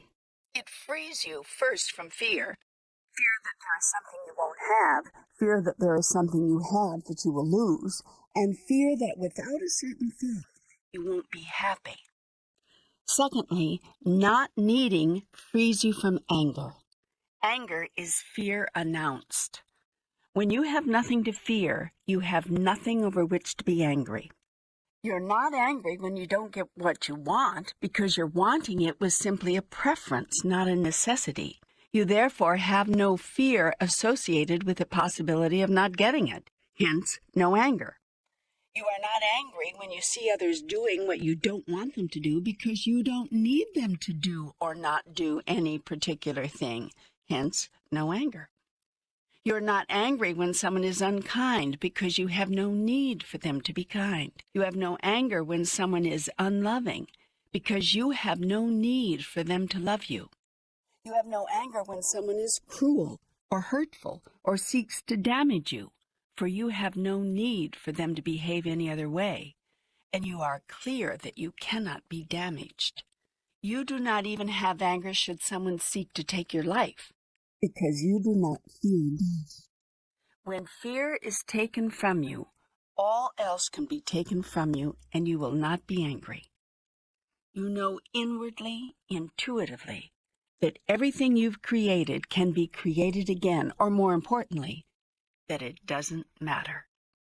When you find inner peace, neither the presence nor the absence of any person, place, or thing, condition, circumstances, or situation can be the creator of your state of mind or the cause of your experience of being. This doesn't mean that you reject all things of the body. Far from it. You experience being fully in your body and the delights of that as you never have before. Yet your involvement with things of the body will be voluntary, not mandatory. You will experience bodily sensations because you choose to, not because you're required to in order to feel happy or to justify sadness. This one simple change, seeking and finding peace within, could, were it undertaken by everyone, end all wars, eliminate conflict, prevent injustice, and bring the world to everlasting peace. There is no other formula necessary or possible. World peace is a personal thing. What is needed is not a change of circumstance, but a change of consciousness. How can we find inner peace when we're hungry? Be at a place of serenity when we thirst. Remain calm when we're wet and cold and without shelter. Or avoid anger when our loved ones are dying without cause. You know, you speak so poetically. But is poetry practical? Does it have anything to say to the mother in Ethiopia who watches her emaciated child die for lack of one slice of bread? The man in Central America who feels a bullet rip his body because he tried to stop an army from taking over his village? And what does your poetry say to the woman in Brooklyn, raped 8 times by a gang? Or the family of 6 in Ireland, blown away by a terrorist bomb planted in a church on a Sunday morning? This is difficult to hear, but I tell you this. There is perfection in everything. Strive to see the perfection. This is the change of consciousness of which I speak. Need nothing. Desire everything. Choose what shows up. Feel your feelings. Cry your cries. Laugh your laughs. Honor your truth. Yet when all the emotion is done, be still and know that I am God.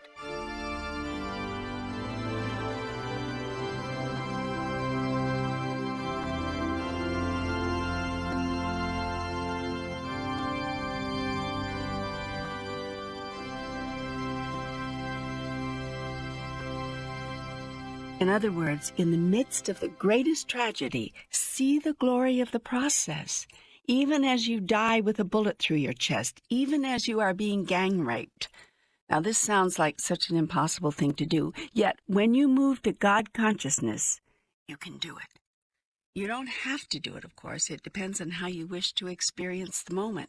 In a moment of great tragedy, the challenge always is to quiet the mind and move deeply within the soul. You automatically do this when you have no control over it.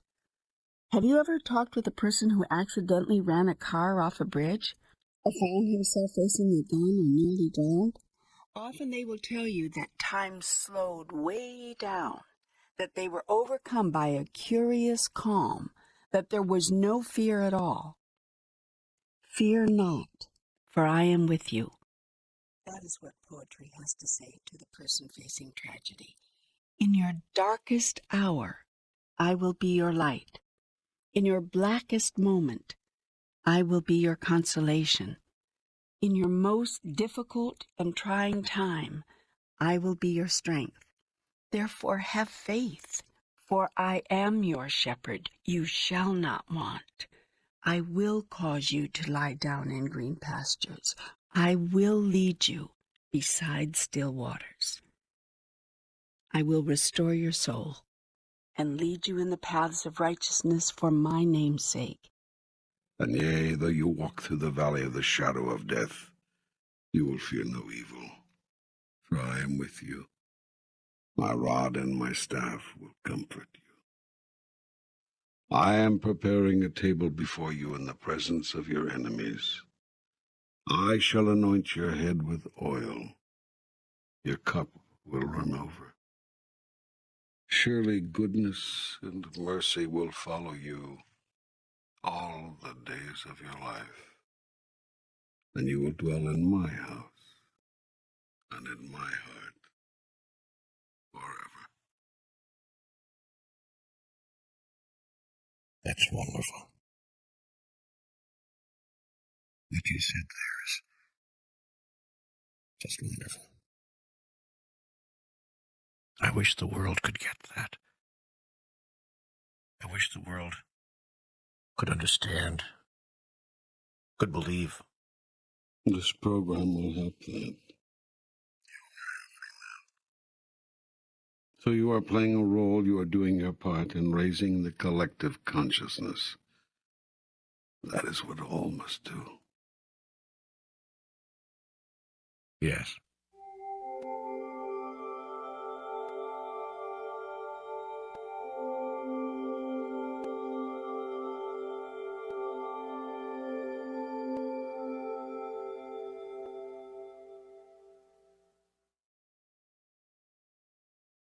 Well, can we move to a new subject now? I think it's important that we talk about this attitude, this idea of things which you said a while back that you wanted to fairly present. The attitude to which I'm referring is this attitude held by many people, actually, that the poor have been given enough, that we must stop taxing the rich, penalizing them in effect for working hard and making it, to provide even more for the poor. These people believe that the poor are poor, basically because they want to be. Many don't even attempt to pull themselves up. They would rather suckle at the government teat than assume responsibility for themselves. There are many people who believe that redistribution of the wealth, sharing, is a socialistic evil. They cite the Communist Manifesto, from each according to his ability to each according to his need, as evidence of the satanic origin of the idea of ensuring the basic human dignity of all through the efforts of everyone. These people believe in every man for himself. And if they are told that this concept is cold or heartless, they take refuge in the statement that opportunity knocks at the door of everyone equally. They claim that no one man operates under an inherent disadvantage. But if they could make it, everyone can. And if someone doesn't, it's his own damn fault. You feel that is an arrogant thought, rooted in ungratefulness? Yes. But what do you feel? I have no judgment in the matter. It is simply a thought. There's only one question of any relevance regarding this or any other thought. Does it serve you to hold that? In terms of who you are and who you seek to be, does that thought serve you? Looking at the world, that is the question people have to ask. Does it serve us to hold this thought? I observe this. There are people, indeed entire groups of people, who have been born into what you call disadvantage. This is observably true. It's also true that at a very high metaphysical level, no one is disadvantaged, for each soul creates for itself the exact people, events, and circumstances needed to accomplish what it wishes to accomplish. You choose everything. Your parents, your country of birth, all the circumstances surrounding your re-entry. Similarly, throughout the days and times of your life, you continue to choose and to create people, events, and circumstances designed to bring you the exact right and perfect opportunities you now desire in order to know yourself as you truly are. In other words, no one is disadvantaged given what the soul wishes to accomplish. For example, the soul may wish to work with a handicapped body, or in a repressive society, or under enormous political or economic constraints, in order to produce the conditions needed to accomplish what it has set out to do. So we see that people do face disadvantages in the physical sense, but that these are actually the right and perfect conditions metaphysically. As a practical matter, what does that mean to us? Should we offer help to the disadvantaged? Or simply see that, in truth, they are just where they want to be and thus allow them to work out their own karma? It's a very good and a very important question. Remember first that everything you think, say, and do is a reflection of what you've decided about yourself, a statement of who you are, an act of creation in your deciding who you want to be. I keep returning to that because that is the only thing you are doing here. That is what you are up to. There's nothing else going on, no other agenda for the soul. You are seeking to be and to experience who you really are. And to create that, you are creating yourself anew in every moment of now. Within that context, when you come across a person who appears in relative terms, as observed within your world, to be disadvantaged, the first question you have to ask is, who am I and who do I choose to be in relationship to that? In other words, the first question when you encounter another in any circumstance should always be, what do I want here? Did you hear that? Your first question always must be, what do I want here? Not, what does the other person want here? That's the most fascinating insight I've ever received about the way to proceed in human relationships. It also runs against everything I've ever been taught. I know, but the reason your relationships are in such a mess is that you're always trying to figure out what the other person wants and what other people want, instead of what you truly want. Then you have to decide whether to give it to them. And here's how you decide. You decide by taking a look at what you may want from them. If there's nothing you think you'll want from them, your first reason for giving them what they want disappears. And so you very seldom do it.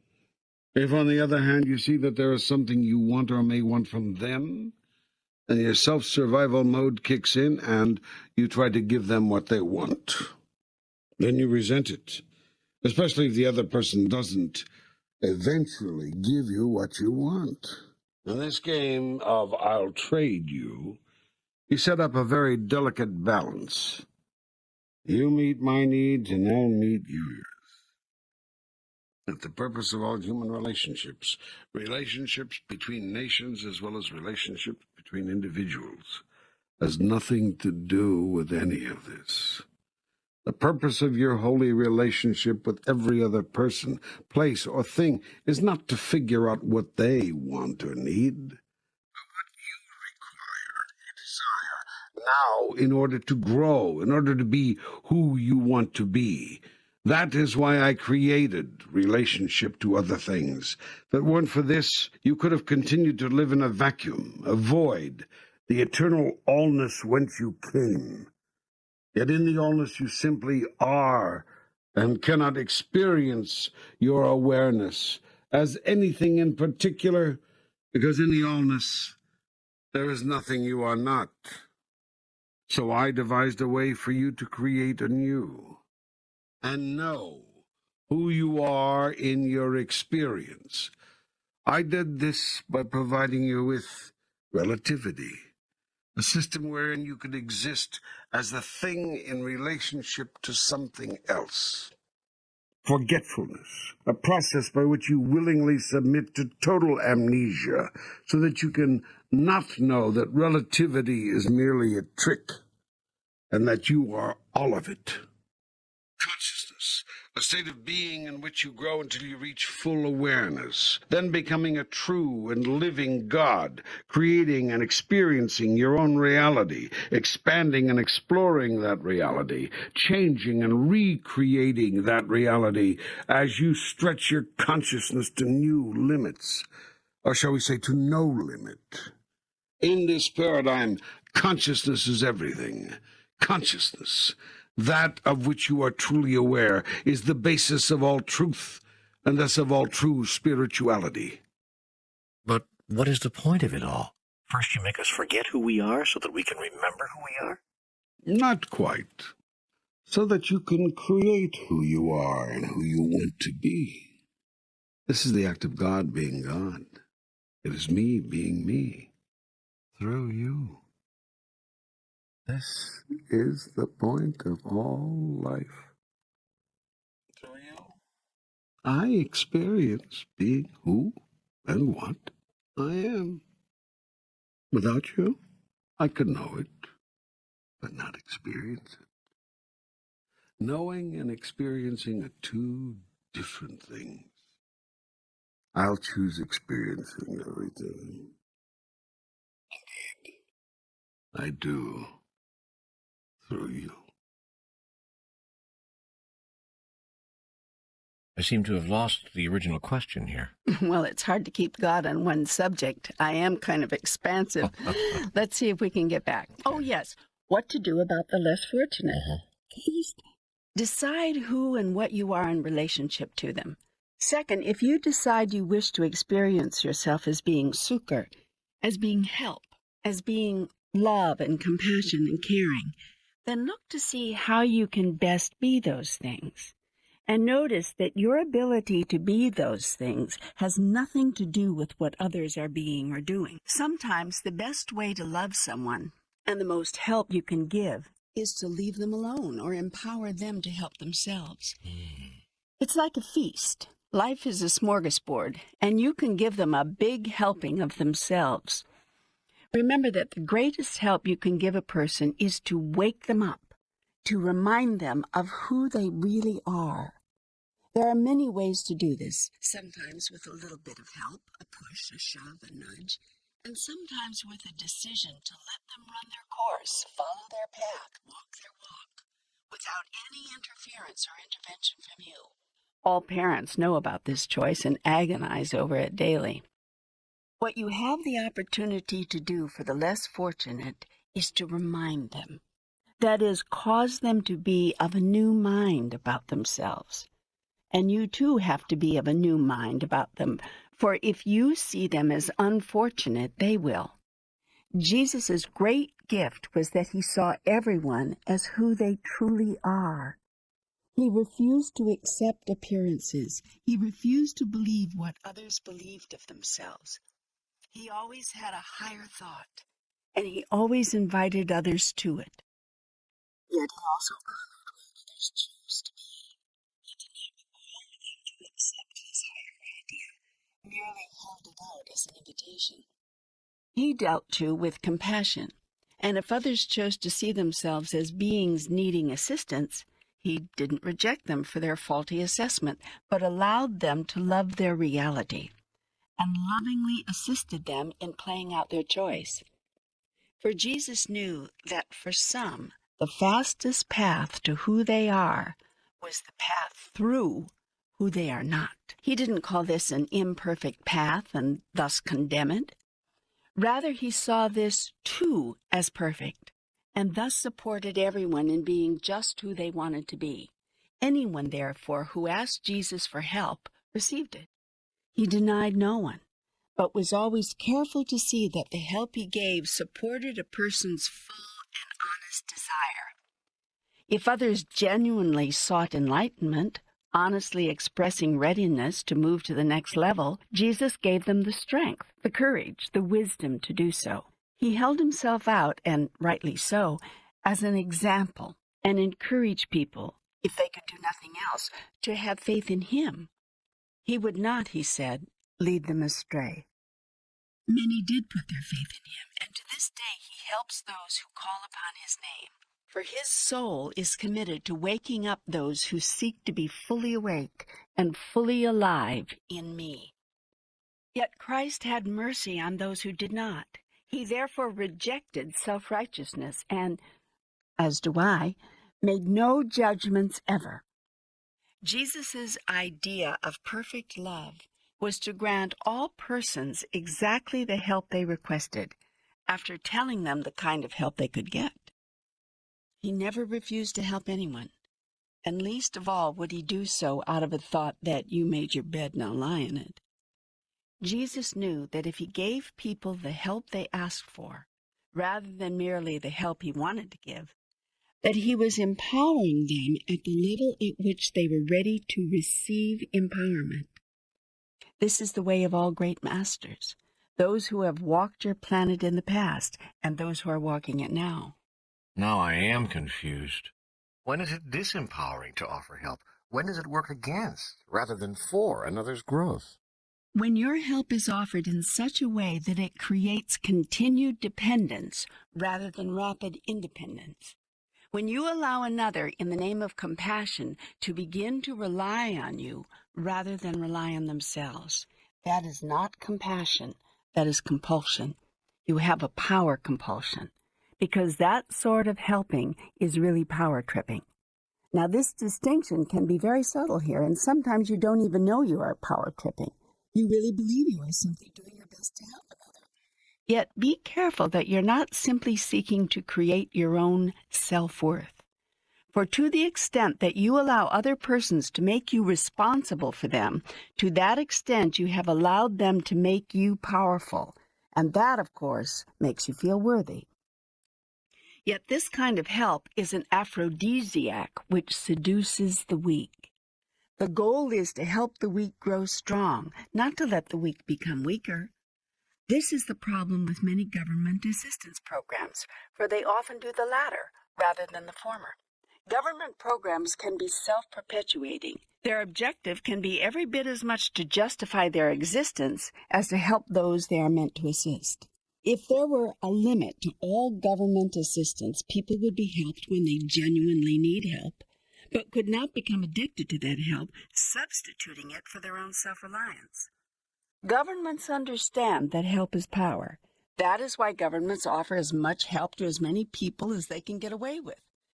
For the more people government helps, the more people help the government. Whom the government supports the government. Then there should be no redistribution of wealth. The Communist Manifesto is satanic. Of course, there is no Satan, but I understand your meaning. The idea behind the statement, from each according to his ability, to each according to his need, is not evil. It is beautiful.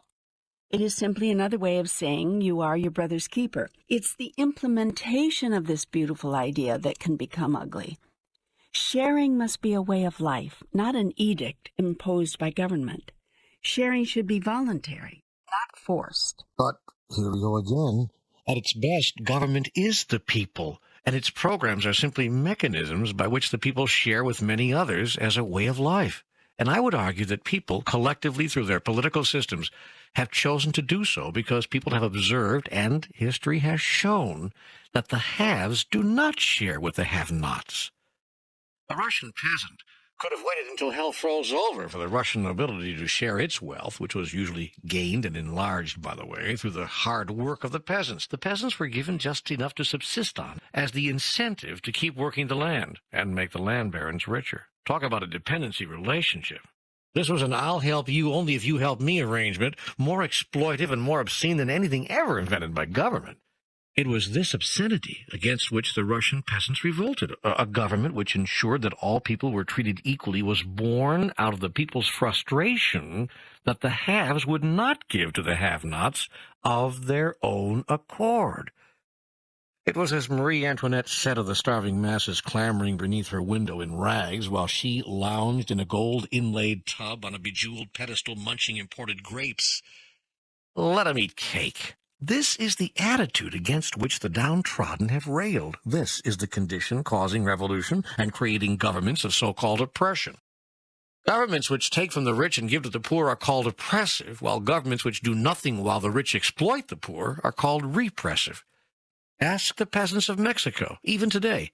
It's said that 20 or 30 families, the rich and powerful elite, literally run Mexico, principally because they own it, while 20 or 30 million live in utter deprivation.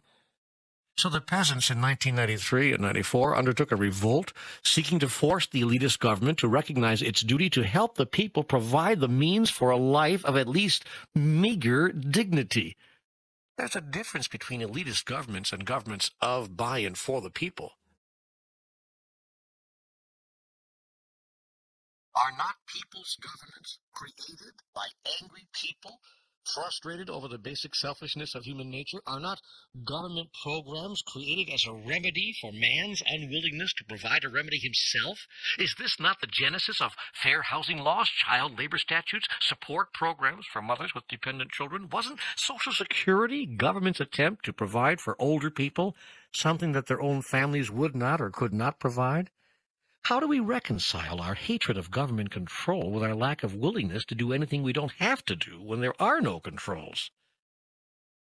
You know, it's said that some coal miners worked under horrible conditions before governments required the filthy rich mine owners to clean up their filthy mines. Why didn't the owners do so themselves? Because it would have cut into their profits. And the rich didn't care how many of the poor died in unsafe mines to keep the profits flowing and growing. Businesses paid slave wages to beginning workers before governments imposed minimum wage requirements.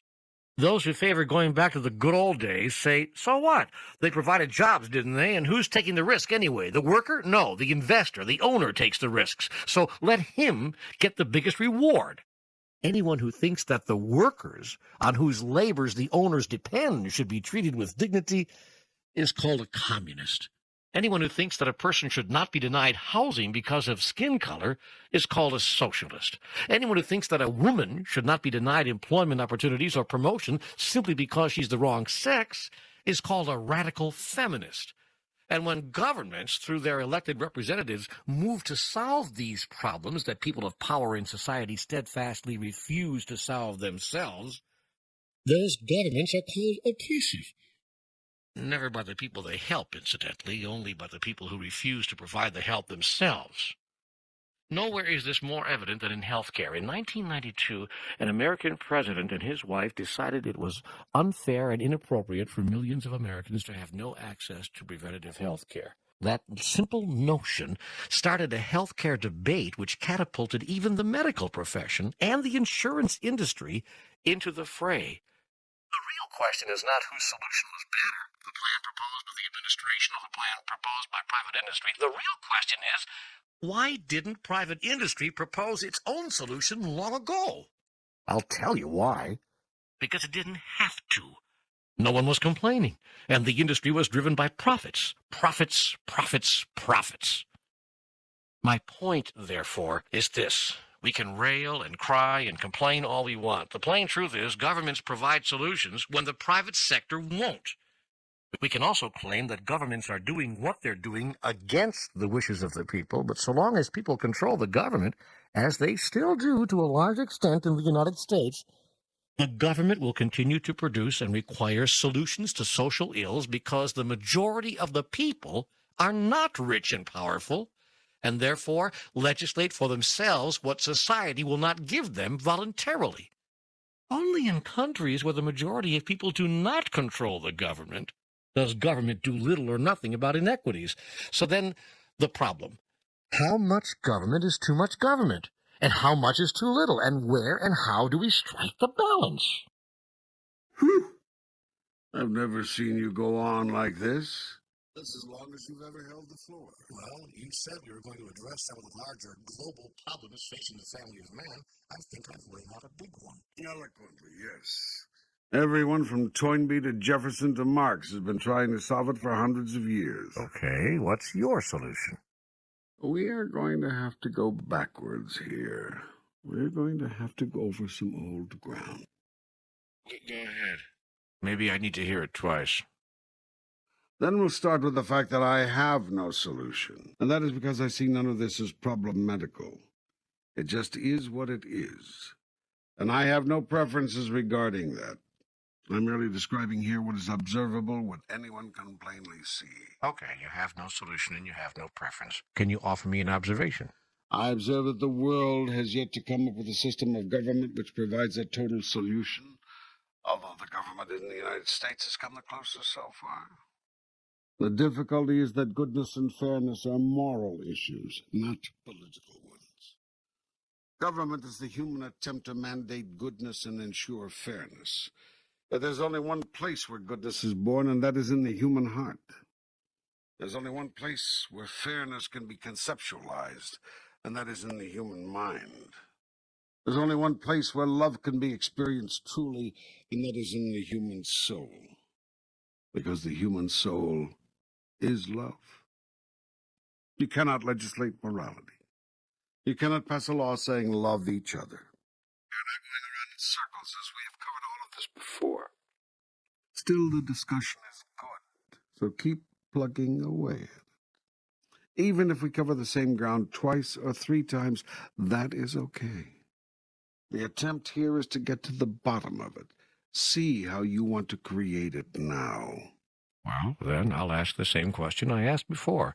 Aren't all laws simply man's attempt to codify moral concepts? Is not legislation simply our combined agreement as to what is right and wrong? Yes, and certain civil laws, rules, and regulations are required in your primitive society. You understand that in non-primitive societies, such laws are unnecessary. All beings regulate themselves. In your society, you are still confronted with some very elementary questions. Shall you stop at the street corner before proceeding? Shall you buy and sell according to certain terms? Will there be any restrictions on how you behave with one another? But truly, even these basic laws, prohibitions against murdering, damaging, cheating, or even running a red light, shouldn't be needed and wouldn't be needed if all people everywhere simply followed the laws of love. That is God's law. What is needed is a growth in consciousness, not a growth of government. You mean if we just followed the Ten Commandments, we'd be all right? There's no such thing as the Ten Commandments. God's law is no law. This is something you cannot understand. I require nothing. Is that what you're suggesting for this world? Complete anarchy? I am suggesting nothing. I am merely observing what works. I am telling you what is observably so. And no, I do not observe that anarchy, the absence of governance, rules, regulations, or limitations of any kind would work. Such an arrangement is only practical with advanced beings, which I do not observe human beings to be. So some level of governance is going to be required until your race evolves to the point where you naturally do what is naturally right. You're very wise to govern yourselves in the interim. The points you made a moment ago are salient, unassailable. People often do not do what is right when left to their own devices. The real question is not why do governments impose so many rules and regulations on the people, but why do governments have to? The answer has to do with your separation consciousness. The fact that we see ourselves as separate from one another. Yes. But if we aren't separate, then we are one. And doesn't that mean we are responsible for each other? Yes. But doesn't that disempower us from achieving individual greatness? I mean, if I'm responsible for all others, then the Communist Manifesto was right. From each according to That is, as I've already said, a very noble idea. But it is robbed of its nobility when it is ruthlessly enforced. That was the difficulty with communism. Not the concept, but its implementation. But there are those who say that the concept had to be enforced because the concept violates the basic nature of man. You've hit the nail on the head. What needs to be changed is the basic nature of man. That's where the work must be done. To create the consciousness shift of which you've spoken. Yes. But we're going around in circles again. Would not a group consciousness cause individuals to be disempowered? Let's look at it. If every person on the planet had basic needs met, if the mass of the people could live in dignity and escape the struggle of simple survival, would this not open the way for all of humankind to engage in more noble pursuits? Would individual greatness really be suppressed if individual survival were guaranteed? Must universal dignity be sacrificed to individual glory? What kind of glory is obtained when it is achieved at the expense of another? I have placed more than sufficient resources on your planet to ensure adequate supplies for all. How can it be that thousands starve to death each year? Hundreds go homeless, and millions cry out for simple dignity? The kind of help that would end this is not the kind of help which disempowers. If you're well off, say they do not want to help the starving and the homeless because they do not want to disempower them, then your well-off are hypocrites. For no one is truly well off if they are well off while others are dying. The evolution of a society is measured by how well it treats the least among its members. As I've said, the challenge is to find the balance between helping people and hurting them. Okay, are there any guidelines you can offer? An overall guideline might be this: when in doubt, always err on the side of compassion. The test of whether you are helping or hurting: are your fellow humans enlarged or reduced as a result of your help? Have you made them bigger or smaller? More able or less able? It has been said that if you give everything to individuals, they'll be less willing to work for it themselves. Yet why should they have to work for the simplest dignity? Is there not enough for all? Why should working for it have to do with anything? Isn't basic human dignity the birthright of everyone? Oughtn't it be? If one seeks more than minimum levels, more food, bigger shelters, finer coverings for the body, one can seek to achieve these goals. But ought one have to struggle to even survive on a planet where there is more than enough for everyone? That's the central question facing humankind. The challenge is not to make everyone equal, but to give everyone at least the assurance of basic survival with dignity, so that each may then have the chance to choose what more they want from there. There are those who would argue that some don't even take that chance. I mean, even when it's given to them. And they observe correctly. This raises yet another question. To those who don't take the opportunities presented to them, do you owe another chance and another? No. If I took that attitude, you would be lost to hell forever. I tell you this: compassion never ends. Love never stops. Patience never runs out in God's world. Only in the world of man is goodness limited. In my world, goodness is endless. Even if we don't deserve it. You always deserve it. Even if we throw your goodness back in your face? Especially if you do. If a man slaps you on the right cheek, turn and offer him your left. And if a man asks you to go 1 mile with him, go with him twain. When you throw my goodness back in my face, which, by the way, the human race has done to God for millennia, I see that you are merely mistaken. You do not know what is in your best interest. I have compassion because your mistake is based not in evil, but in ignorance. But some people are basically evil. Some people are intrinsically bad. Who told you that? It is my own observation. Then you cannot see straight. I've said it to you before. No one does anything evil given his model of the world. Put another way, all are doing the best they can at any given moment. All actions of everyone depend on the data at hand. I've said this before. Consciousness is everything. Of what are you aware? What do you know? But when people attack us, hurt us, damage us, even kill us for their own ends, isn't that evil? I've told you before, all attack is a call for help. No one truly desires to hurt another. Those who do it, including your own governments, by the way, do it out of a misplaced idea that it is the only way to get something they want. I've already outlined the higher solution to this problem. Simply want nothing. Have preferences, but no needs. Yet this is a very high state of being. It's the place of masters. In terms of geopolitics, Why not work together as a world to meet the most basic needs of everyone? We're doing that. Or trying. After all these thousands of years of human history, that's the most you can say. The fact is, you've barely evolved at all. You still operate in a primitive every man for himself mentality. You plunder the earth, rape her of her resources, exploit her people, and systematically disenfranchise those who disagree with you for doing all of this, calling them the radicals. You do all this for your own selfish purposes because you've developed a lifestyle that you cannot maintain any other way. You must cut down millions of acres of trees each year, or you won't be able to have your Sunday paper. You must destroy miles of the protective ozone which covers your planet, or you cannot have your hairspray. You must pollute your rivers and streams beyond repair, or you cannot have your industries to give you bigger, better, and more.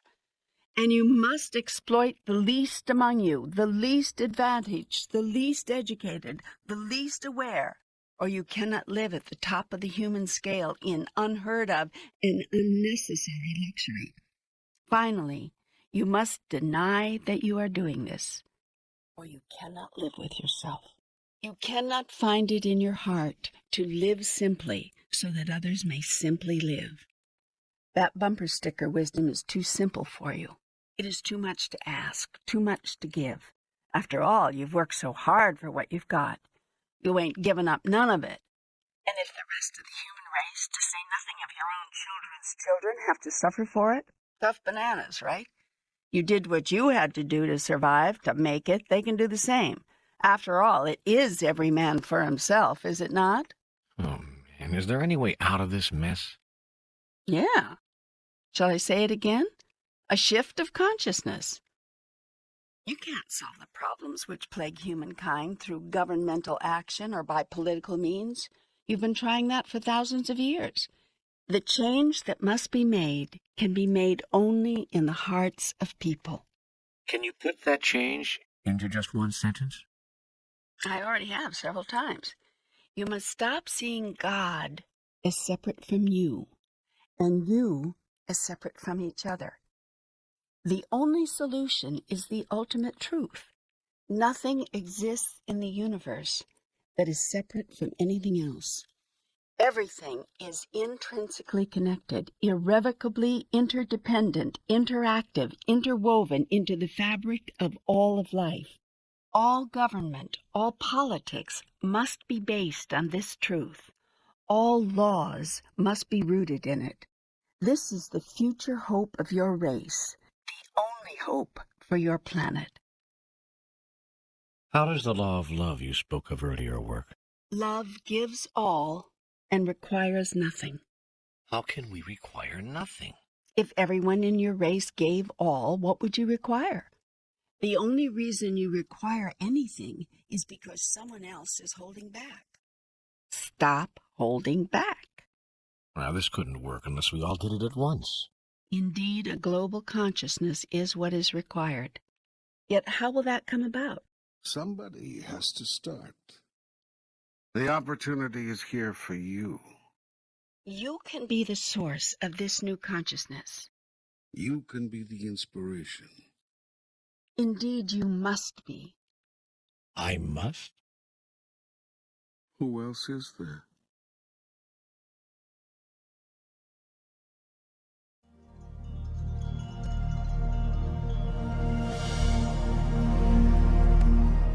Welcome to the continuation of our panel dialogue. This is Michael Toms of New Dimensions Radio, and our guests are Marianne Williamson, author of Return to Love, Raymond Moody, author of Life After Life and Reunions, and Neale Donald Walsch, author of Conversations with God. One of the statements that comes up in both books 1 and 2 is the statement, and I realize this is out of context, but it's a very strong statement, there is no evil. I'd like you to respond to that statement, there is no evil. I can tell you my first comment is that Marianne and Raymond better agree with me or it will be very evil. No, well, I can't agree with you, actually, but I think that it's a semantic difference. I think I know your philosophy well enough to know what is intended by that. I believe that there is clearly evil in the world. I think that there's the torture of innocent children is evil. But I also believe that I understand the context in which that statement is made. Yes, Michael took the statement totally out of context. Right, exactly. And that's There what is makes no it stand alone with such a stark right, and I think that contrast. we have to be real careful about that one, because I think that that is an area where this whole area of thinking that we are involved in can be deeply misunderstood and easily invalidated if we're not clear about the context in which we speak. The way I read Neale's books is the way I understand it from other metaphysical literature, which is that darkness, there is no entity called darkness. Darkness is merely the absence of light. And so it is that evil isn't an entity of itself, but merely the energy which is manifest in the absence of love or light. As a matter of fact, Book 1 in the CWG trilogy clearly says that the biggest evil would be to declare that there is no evil. Yeah, just think of all the darkness and truly the evil result that can result. I think that one of the things that's very important for this kind of work, and where I think Raymond and Neale and myself and all of us who are involved in these kinds of work have to be very careful, is that, Martin Luther King Jr. once said that what we need are people who have tough minds and tender hearts. And it is true that some of the toughest minds in America today lack heart. But I think it is also true that some of the most open-hearted people are fuzzy thinkers. And I think that we have to be alert to that. There are many people who would love to think that evil is not real as an excuse for not participating fully and engaging fully in the world. And cleaning up the evil. Yeah, that's Absolutely. correct. I think the danger That's in a very insightful comment. I think one danger in talking about this question of whether there is evil and so on is that at a certain point you run the risk of legitimizing the demonizing process, and that's definitely a baneful influence on human affairs. I think it's so easy for people to project their own likes and dislikes out onto their enemies and call their enemies the embodiment of evil. We've seen that in the medieval witchcraft frenzy, and even in the modern society that recurs again and again too. So I think that God did right in these books to caution people about too ready a tendency to characterize someone else as evil. Shakespeare said, "Nothing is evil, lest thinking make it so."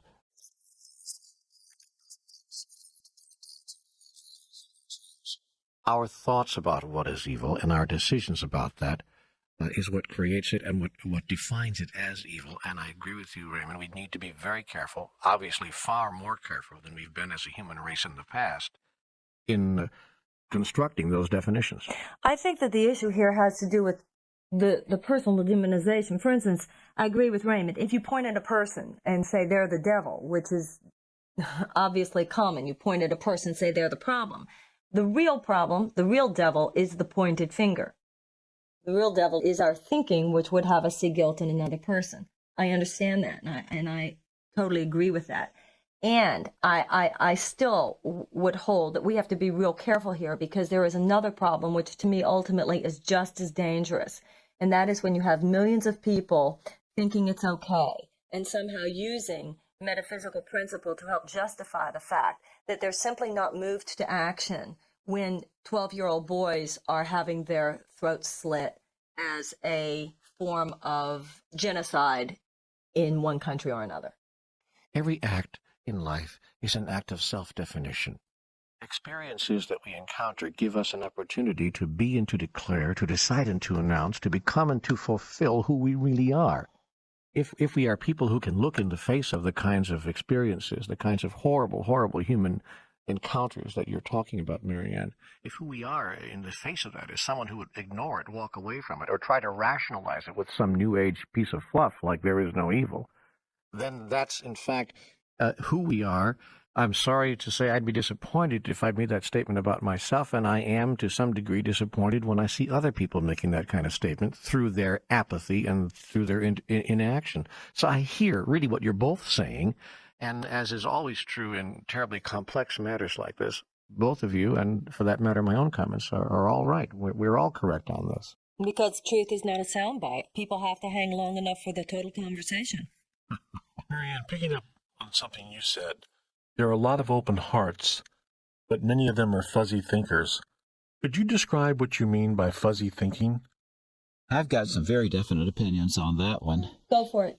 As a logician and a professor of logic for many years, I heartily endorsed what God had to say in Book 2 about the difficulty in our education being these days that we try to teach our kids what to think rather than how to think. And Thomas Jefferson said, "In a republican nation whose citizens are to be led by reason and persuasion, and not by force, the art of reasoning becomes of first importance."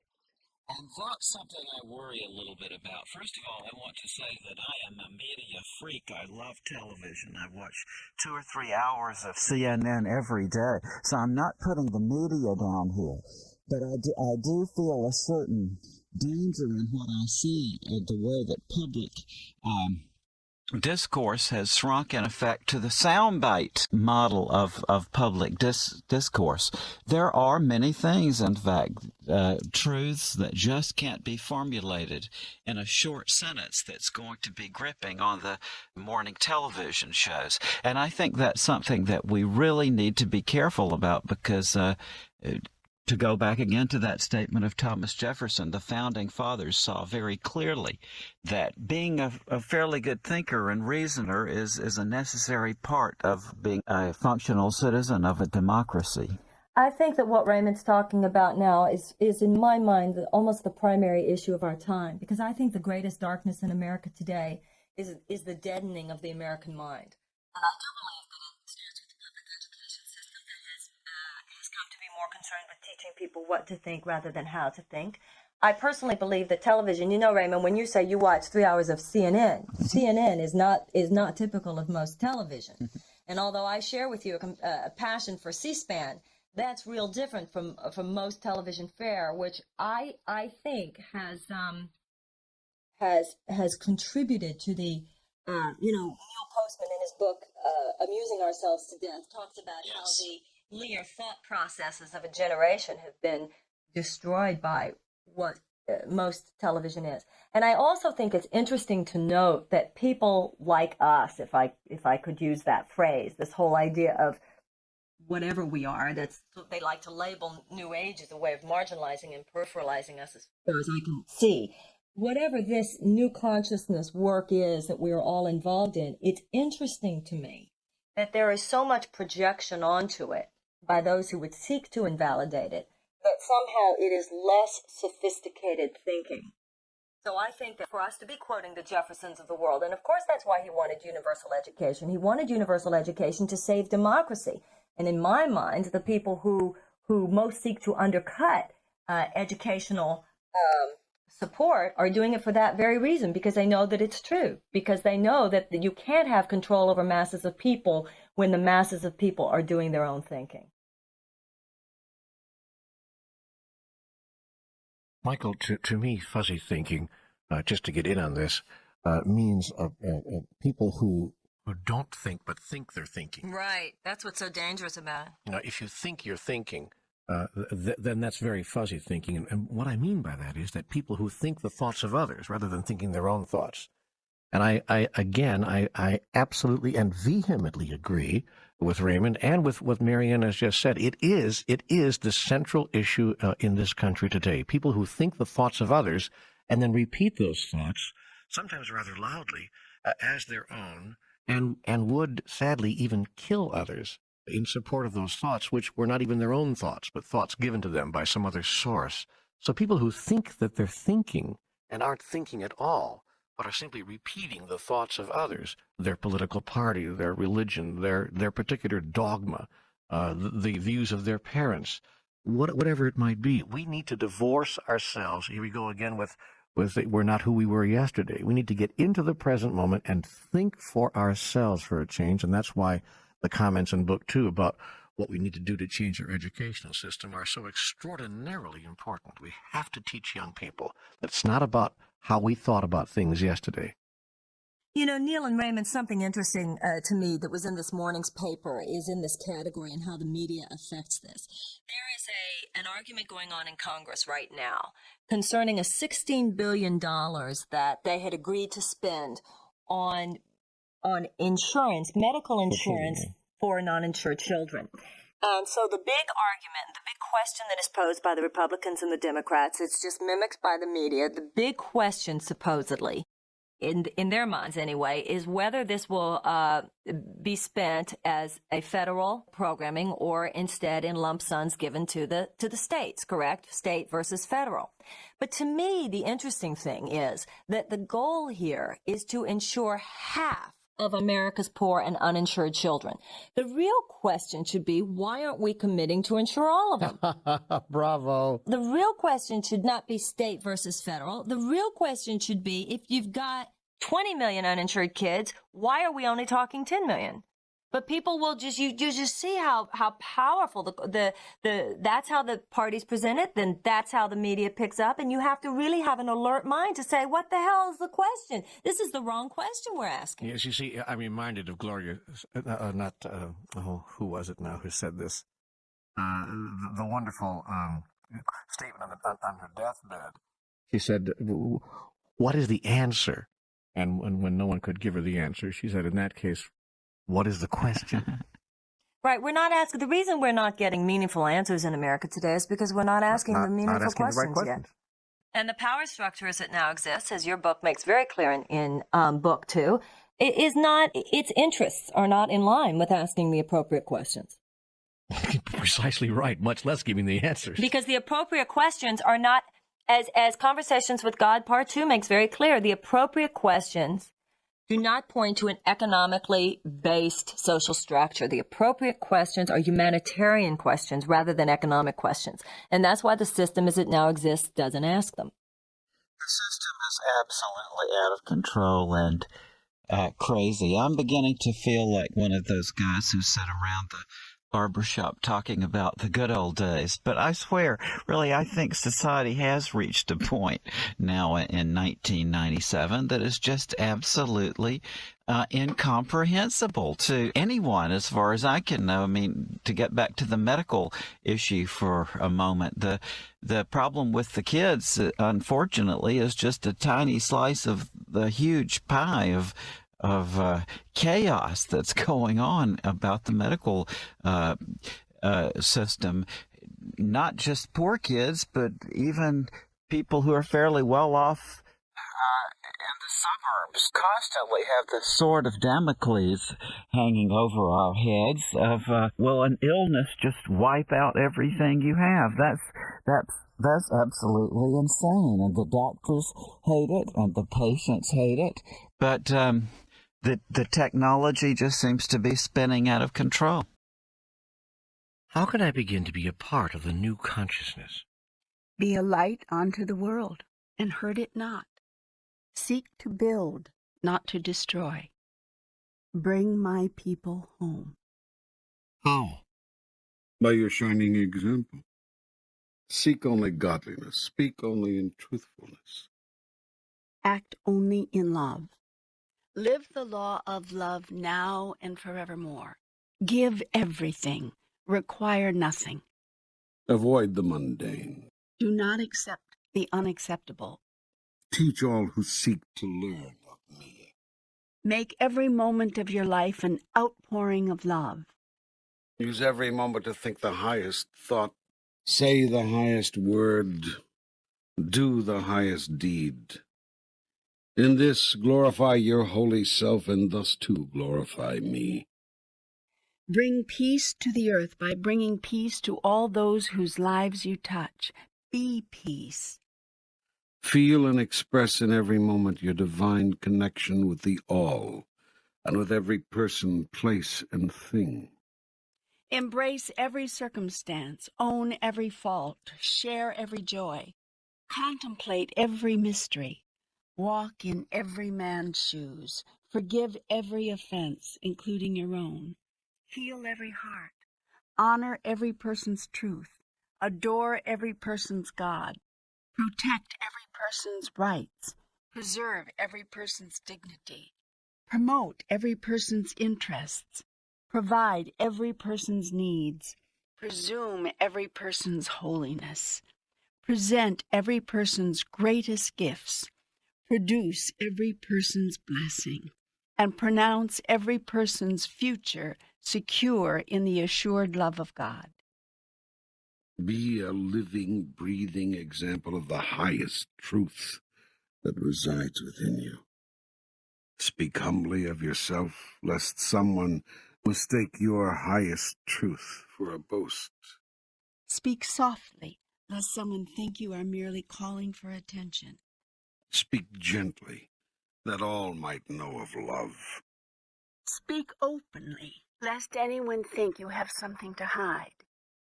Speak candidly, so you cannot be mistaken. Speak often, so that your word may truly go forth. Speak respectfully, that no one be dishonored. Speak lovingly, that every syllable may heal. Speak of me with every utterance. Make of your life a gift. Always you own. Be a gift to everyone who enters your life, and to everyone whose life you enter. Be careful not to enter another's life if you cannot be a gift. You can always be a gift because you always are the gift. Yet sometimes you don't let yourself know that. When someone enters your life unexpectedly, look for the gift that person has come to receive from you. What an extraordinary way of putting it. Why else do you think a person has come to you? I tell you this, every person who has ever come to you has come to receive a gift from you. In so doing, he gives a gift to you, the gift of your experiencing and fulfilling who you are. When you see this simple truth, when you understand it, you see the greatest truth of all. I have sent you nothing but angels. I'm confused. Can we go back just a bit? There seems to be some contradictory data. I felt you were saying that sometimes the best help we can give people is to leave them alone. Then I felt you were saying, never fail to help someone if you see that person needs help.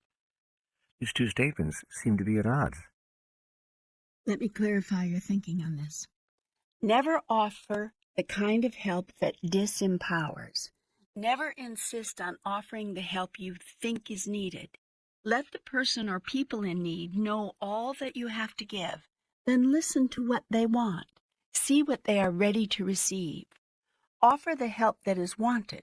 Often the person or people will say, or exhibit by their behavior, that they just want to be left alone. Despite what you think you'd like to give, leaving them alone might be the highest gift you can then offer. If at a later time something else is wanted or desired, you will be caused to notice if it is yours to give. If it is, then give it. Yet strive to give nothing which disempowers. That which disempowers is that which promotes or produces dependency. In truth, there is always some way you can help others which also empowers them. Completely ignoring the plight of another who is truly seeking your help is not the answer. For doing too little no more empowers the other than doing too much. To be of higher consciousness, you may not deliberately ignore the genuine plight of brothers or sisters, claiming that to let them stew in their own juice is the highest gift you can give them. That attitude is righteousness and arrogance at the highest level. It merely allows you to justify your non-involvement.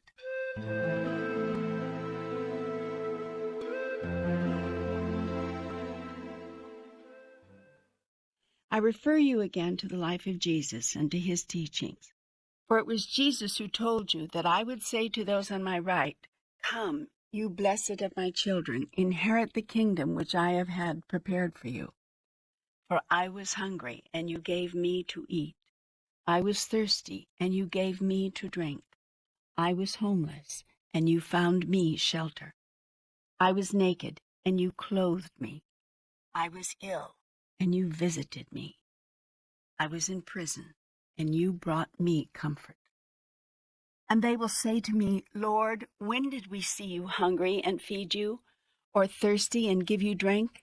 And when did we see you homeless and find you shelter, or naked and clothe you? And when did we see you ill or in prison and comfort you? And I will answer them, replying, Verily, verily, I say unto you, inasmuch as you have done it to the least of these, my brethren, so have you done it to me. This is my truth, and it still stands for all the ages. I love you. I know you do, and I love you. Since we are discussing larger aspects of life on a planetary scale, as well as reviewing some of the elements of our individual lives, I would like to ask you about the environment. What do you want to know? Is it really being destroyed, as some environmentalists claim? Or are these people simply wild-eyed radicals, El Pinko liberal commies, all of whom graduated from Berkeley and smoked dope? Yes to both questions. What? Not just kidding. Okay, yes to the first question and no to the second. The ozone layer is depleted? The rainforests are being decimated? Yes, but it's not just about such obvious things. There are matters less obvious about which you should be concerned. Help me out here. For instance, there is rapidly developing a soil shortage on your planet. That is, you are running out of good soil in which to grow your food. This is because soil needs time to reconstitute itself, and your corporate farmers have no time. They want land that is producing. So the age-old practice of alternating growing fields from season to season is being abandoned or shortened. To make up for the loss of time, chemicals are being dumped into the land in order to render it fertile faster.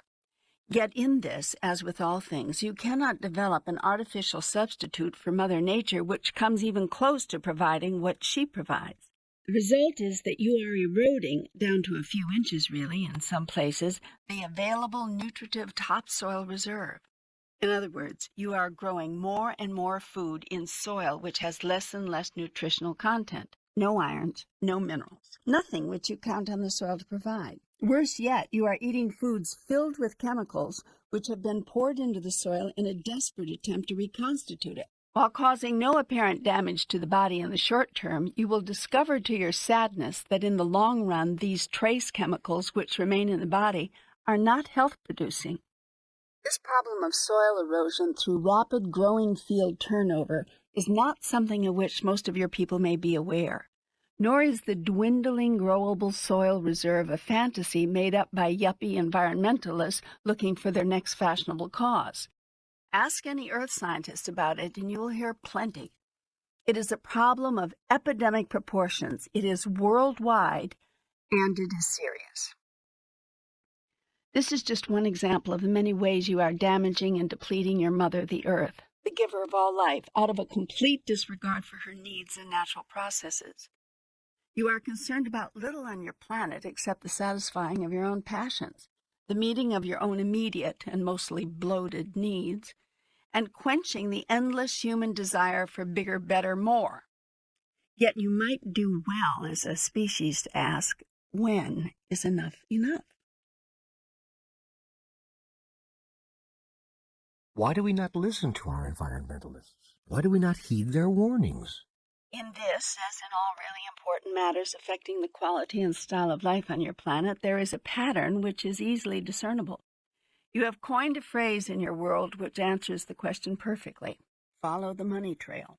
Oh, man, how can we ever hope to solve these problems when fighting something as massive and insidious as that? Simple. Eliminate money. Eliminate money? Yes. Or at the very least, eliminate its invisibility. I don't understand. Most people hide the things they are ashamed of or don't want other people to know about. That is why the largest number of you hide your sexuality. And that is why nearly all of you hide your money. That is to say, you are not open about it. You consider your money to be a very private matter. And therein lies the problem. If everyone knew everything about everybody's money situation, there would be an uprising in your country and on your planet, the likes of which you've never seen. And in the aftermath of that, there would be fairness and equity, honesty, and true for the good of all priority in the conduct of human affairs. It's now not possible to bring fairness or equity, honesty, or the common good to the marketplace because money is so easy to hide. You can actually physically take it and hide it. There are also all manner of means by which creative accountants can cause corporate money to be hidden or to disappear. Since money can be hidden, there's no way for anyone to know exactly how much anyone else has or what they are doing with it. This makes it possible for a plethora of inequity, if not to say double dealing, to exist. Corporations can pay two people vastly different wages for doing the same job, for instance. They can pay one person $57,000 a year, while paying the other $42,000 a year for performing the exactly identical function, giving one employee more than the other simply because the first employee has something the second employee does not. What's that? A penis. Oh. Yes. Oh, indeed. But you don't understand. Having a penis makes the first employee more valuable than the second. Quicker-witted, smarter by half, obviously more capable. I don't remember constructing you that way. I mean, so unequal in abilities. Well, you did, and I'm surprised you don't know it. Everyone on this planet knows it. We better stop this now, or people will think we're really serious. You mean we're not? Well, we are. I mean, the people on the planet are. That's why women can't be Roman Catholic or Lutheran priests, or show up on the wrong side of the wheeling volunteers, or do the top job.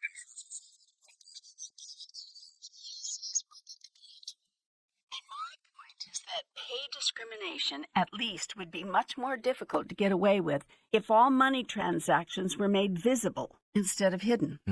Can you imagine what would happen in every workplace on the globe if all companies were forced to publish all the salaries of all the employees? Not the salary ranges for particular job classifications, but the actual compensation awarded to each individual. Well, there goes playing two ends against the middle right out the window. Yep. And there goes what he doesn't know won't hurt him. Yep. And there goes, hey, if we can't get it for 1/3 less, why should we pay more? And there goes apple polishing and kissing up to the boss and the inside track and company politics. And much, much more would disappear from the workplace and from the world through the simple expedient of uncovering the money trail. Think of it. If you knew exactly how much money each of you holds and the real earnings of all your industries and corporations and each of their executives, as well as how each person and corporation is using the money it has, don't you think that would change things? Think about this. In what ways do you think things would change? The plain fact is that people would never put up with 90% of what is going on in the world if they knew what was going on. Society would never sanction the extraordinarily disproportionate distribution of wealth, much less the means by which it is gained, or the manner in which it is used to gain more, were these facts known, specifically and immediately, by all people everywhere. Nothing breeds appropriate behavior faster than exposure to the light of public scrutiny. That is why your so-called sunshine laws have done so much good in clearing away some of the awful mess of your political and governance system. Public hearings and public accountability has gone far toward eliminating the kinds of backroom antics that went on in the 20s, 30s, 40s, and 50s in your town halls and school boards and political precincts and national government as well. Now it's time to bring some sunshine to the way you deal with compensation for goods and services on your planet. What are you suggesting? This is not a suggestion. It is a dare. I dare you to throw out all your money, all your papers and coins and individual national currencies and start over. Develop an international monetary system that is wide open, totally visible, immediately traceable, completely accountable. Establish a worldwide compensation system by which people would be given credits for services rendered and products produced, and debits for services used and products consumed. Everything would be on a system of credits and debits. Returns on investments, inheritances, winnings of wagers, salaries and wages, tips and gratuities, everything. And nothing could be purchased without credits.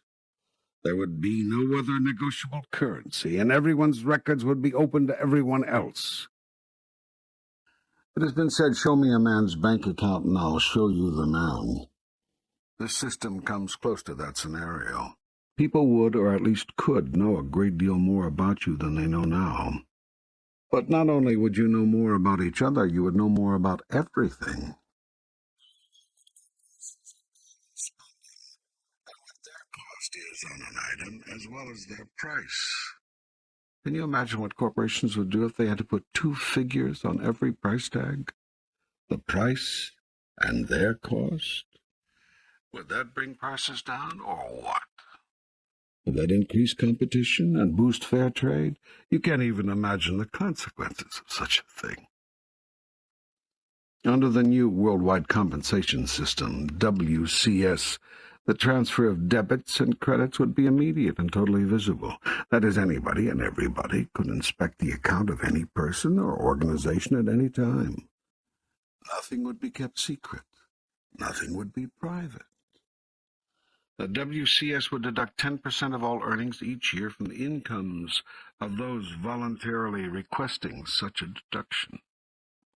There would be no income tax, no forms to file, no deductions to figure, no escape hatch to construct, or obfuscation to manufacture.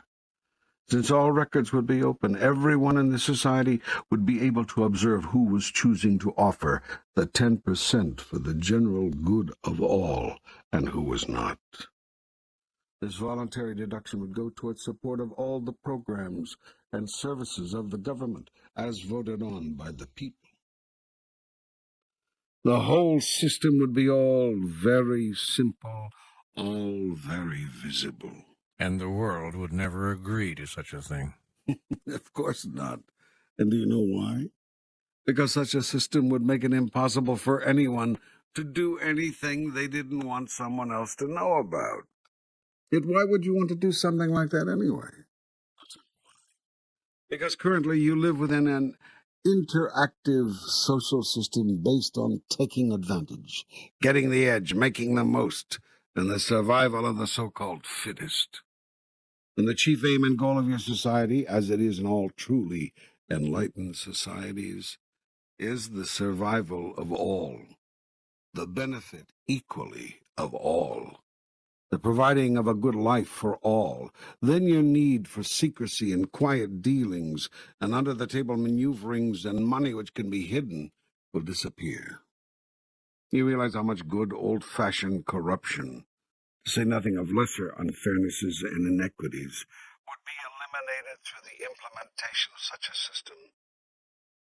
The secret here, the watchword here, is visibility. Wow, what a concept, what an idea. Absolute visibility in the conduct of our monetary affairs. I keep trying to find a reason why that would be wrong, why that would not be okay, but I can't find one. Of course you can't, because you've got nothing to hide. But can you imagine what the people of money and power in the world would do, and how they would scream if they thought of every move, every purchase, every sale, every dealing, every corporate action and pricing choice and wage negotiation, every decision whatsoever could be reviewed by anyone simply looking at the bottom line? I tell you, there's nothing breeds fairness faster than visibility. Visibility is simply another word for truth. Know the truth, and the truth shall set you free. Governments, corporations, people of power know that, which is why they will never allow the truth, the plain and simple truth, to be the basis of any political, social, or economic system they would devise. In enlightened societies, there are no secrets. Everyone knows what everyone else has, what everyone else owns, what everyone else spends, engages in taxes and benefits, what every other corporation charges and buys and sells, and for how much and for what profit, and everything. Everything. You know why this is possible? Only in enlightened societies. Because no one in enlightened societies is willing to get anything or have anything at someone else's expense. That is a radical way to live.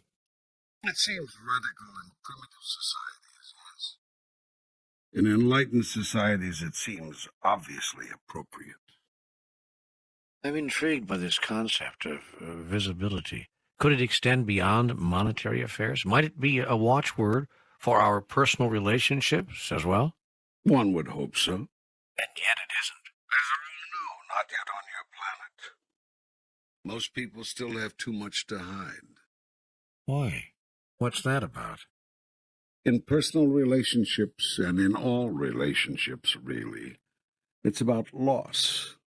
It's about being afraid of what one might lose or fail to gain. Yet the best personal relationships, and certainly the best romantic ones, are relationships in which everyone knows everything, in which visibility is not only the watchword, but the only word, in which there simply are no secrets. In these relationships, nothing is withheld, nothing is shaded or colored or hidden or disguised. Nothing is left out or unspoken. There is no guesswork. There's no game playing. No one is doing a dance, running a number, or shining you on. Yeah, but if everyone knew everything we were thinking, others... Hold it. This isn't about having no mental privacy, no safe space in which to move through your personal process. That's not what I'm talking about here. This is about simply being open and honest in your dealings with another. This is about simply telling the truth when you speak, and about withholding no truth when you know it should be spoken. This is about never again lying or shading or verbally or mentally manipulating or twisting your truth into the 101 other contortions which typify the largest number of human communications. This is about coming clean, telling it like it is, giving it to them straight. This is about ensuring that all individuals have all the data and know everything they need to know on a subject. This is about fairness and openness and, well, visibility. Yet this does not mean that every single thought, every private fear, every darkest memory, every fleeting judgment, opinion, or reaction must be placed on the table for discussion and examination. That is not visibility. That is insanity. That will make you crazy. We are talking here about simple, direct, straightforward, open, honest, complete communication. Yet even at that, it is a striking concept and a little used. You can say that again. Yet even at that, it is a striking concept. A little used one, yeah. You should have been in vaudeville. Are you kidding? I am. Well, seriously, this is a magnificent idea. I mean, imagine an entire society built around the principle of visibility. Are you sure it would work? I'll tell you something. Half the world's worries, half the world's conflicts, half the world's anger, half the world's frustration. Oh, there would be anger and frustration at first, make no mistake about that, when it was finally discovered just how much the average person is being played like a fiddle, used like a disposable commodity, manipulated, lied to, and downright cheated. There would be plenty of frustration and anger. But visibility would clean most of that up within 60 days, make it go away. Let me invite you again. Just think about it. You think you could live a life like this? No more secrets, absolute visibility? If not, why not? What are you keeping from others that you don't want them to know? What are you saying to someone that isn't true? What are you not saying to someone that is? Has lying by omission or commission brought your world where you really want it to be? Has manipulation of the marketplace, of a particular situation, or simply of a person, through silence and secrecy, really benefited us? Is privacy really what makes our governmental, corporate, and individual lives work? What would happen if everybody could see everything? Now, there is an irony here. Don't you see that this is the one thing you fear about your first meeting with God? Don't you get that what you've been afraid of is that the gig is up, the game is over, the tap dance is finished, the shadow boxing is done, and the long, long trail of deceits, big and small, has come to quite literally a dead end? Yet the good news is that there's no reason for fear, no cause to be scared. No one is going to judge you, no one is going to make you wrong, no one is going to throw you into the everlasting fires of hell. But to you Roman Catholics, no, you won't even go to purgatory. And to you Mormons, no, you won't be trapped forever in the lowest heaven, unable to get to the highest heaven, nor will you be labeled sons of perdition and banished forever to realms unknown.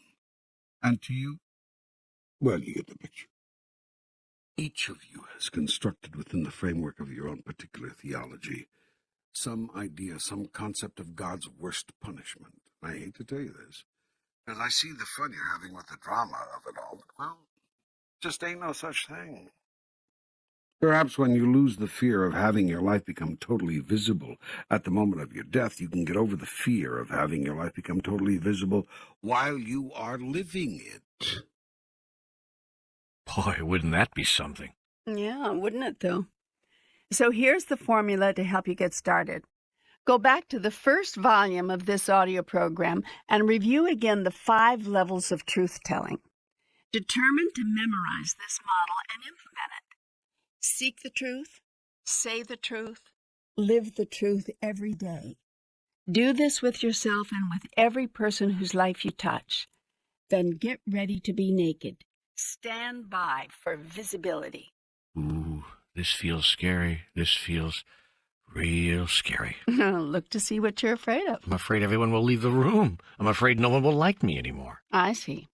You feel you have to lie to get people to like you? Not lie exactly, just not tell them everything. Remember what I said before. This is not about blurting out every little feeling, thought, idea, fear, memory, confession, or whatever. This is simply about always speaking the truth, showing yourself completely. With your dearest loved one, you can be physically naked, can you not? Yes? Then why not be emotionally naked as well? Well, the second is much harder than the first. I understand that. That doesn't fail to recommend it, however, for the rewards are great. Well, you've certainly brought up some interesting ideas. Abolish hidden agendas, build a society on visibility, tell the truth all the time to everyone about everything. Whew. On these few concepts, entire societies have been constructed. Enlightened societies. I haven't found any. I wasn't speaking of your planet, Oh. or even your solar system. Oh. But you don't have to leave the planet or even leave your house to begin experiencing what such a new thought system would be like. Start in your own family, in your own home. If you own a business, start in your own company. Tell everyone in your firm exactly what you make, what the company is making and spending, and what each and every employee makes. You'll shock the hell out of them. I mean that quite literally. You will shock the hell right out of them. If everyone who owned a company did this, work would no longer be a living hell for so many because a greater sense of equity, fair play, and appropriate compensation would automatically come to the workplace. Tell your customers exactly what a product or service costs you to provide. Put those 2 numbers on your price tag, your cost and your price. Can you still be proud of what you're asking? Do you encounter any fear that someone will think you are ripping them off should they know your cost-price ratio? If so, look to see what kind of adjustment you want to make in your pricing to bring it back down into the realm of basic fairness rather than get what you can while the getting's good. I dare you to do this. I dare you. It will require complete change in your thinking. You'll have to be just as concerned with your customers or clients as you are with yourself. Yes, you can begin to build this new society right now, right here, today. The choice is yours. You can continue to support the old system, the present paradigm, or you can blaze the trail and show your world a new way. You can be that new way in everything, not just in business, not just in your personal relationships, not just in politics or economics or religion or this aspect or that of the overall life experience, but in everything. Be the new way. Be the higher way. Be the grandest way. Then you can truly say, I am the way and the life. Follow me. If the whole world followed you, would you be pleased with where you took it? Let that be your question for the day.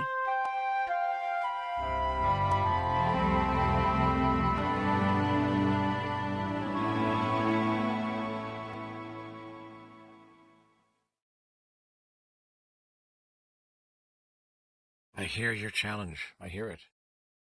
Please, tell me more now about life on this planet on a grander scale. Tell me how nation can get along with nation, so there'll be war no more. There will always be disagreements between nations, for disagreement is merely a sign, and a healthy one, of individuality.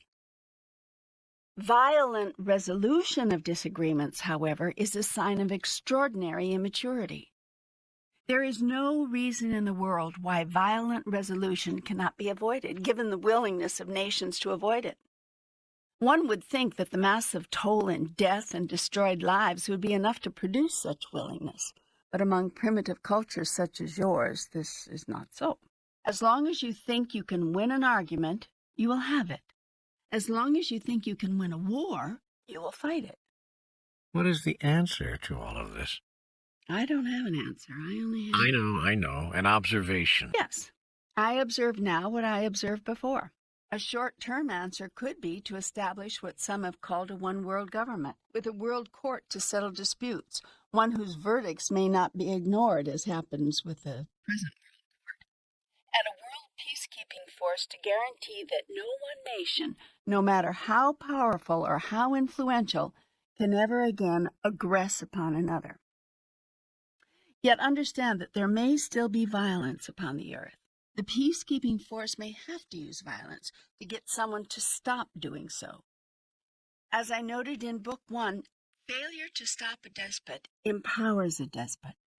Sometimes the only way to avoid a war is to have a war. Sometimes you have to do what you don't want to do in order to ensure that you won't have to keep on doing it.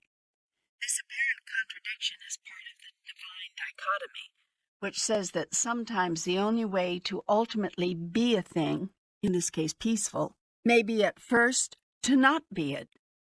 In other words, often the only way to know yourself as that which you are is to experience yourself as that which you are not. It is an observable truth that power in your world can no longer rest disproportionately with any individual nation, but must rest in the hands of the total group of nations existing on this planet. Only in this way can the world finally be at peace, resting in the secure knowledge that no one despot, no matter how big or powerful his individual nation, can or will ever again infringe upon the territories of another nation, nor threaten her freedoms. No longer need the smallest nations depend upon the goodwill of the largest nations, often having to bargain away their own resources and offer their prime lands for foreign military bases in order to earn it. Under this new system, the security of the smallest nations will be guaranteed not by whose back they scratch, but by who is backing them. All 160 nations would rise up should one nation be invaded. All 160 nations would say no should one nation be violated or threatened. Similarly, nations would no longer be threatened economically, blackmailed into certain courses of action by their bigger trading partners, required to meet certain guidelines in order to receive foreign aid, or mandated to perform in certain ways in order to qualify for simple humanitarian assistance. Yet there are those among you who would argue that such a system of global governance would erode the independence and the greatness of individual nations. The truth is, it would increase it, and that is precisely what the largest nations, whose independence is assured by power, not by law or justice, are afraid of. For then no longer would only the largest nation always get its way automatically, but the considerations of all nations would have to be heard equally. And no longer would the largest nations be able to control and hoard the mass of the world's resources, but would be required to share them more equally, render them accessible more readily, provide their benefits more uniformly to all the world's people. A worldwide government would level the playing field. And this idea, while driving to the core of the debate regarding basic human dignity, is anathema to the world's haves, who want the have-nots to go seek their own fortunes, ignoring, of course, the fact that the haves control all that others would seek. Yet it feels as though we're talking about redistribution of wealth here. How can we maintain the incentive of those who do want more and are willing to work for it if they know they must share with those who do not care to work that hard? First, it's not merely a question of those who want to work hard and those who don't. That is a simplistic way to cast the argument, usually constructed in that way by the haves. It's more often a question of opportunity than willingness. So the real job, and the first job in restructuring the social order, is to make sure each person and each nation has equal opportunity. That can never happen so long as those who currently possess and control the mass of the world's wealth and resources hold tightly to that control. Yes, I mentioned Mexico.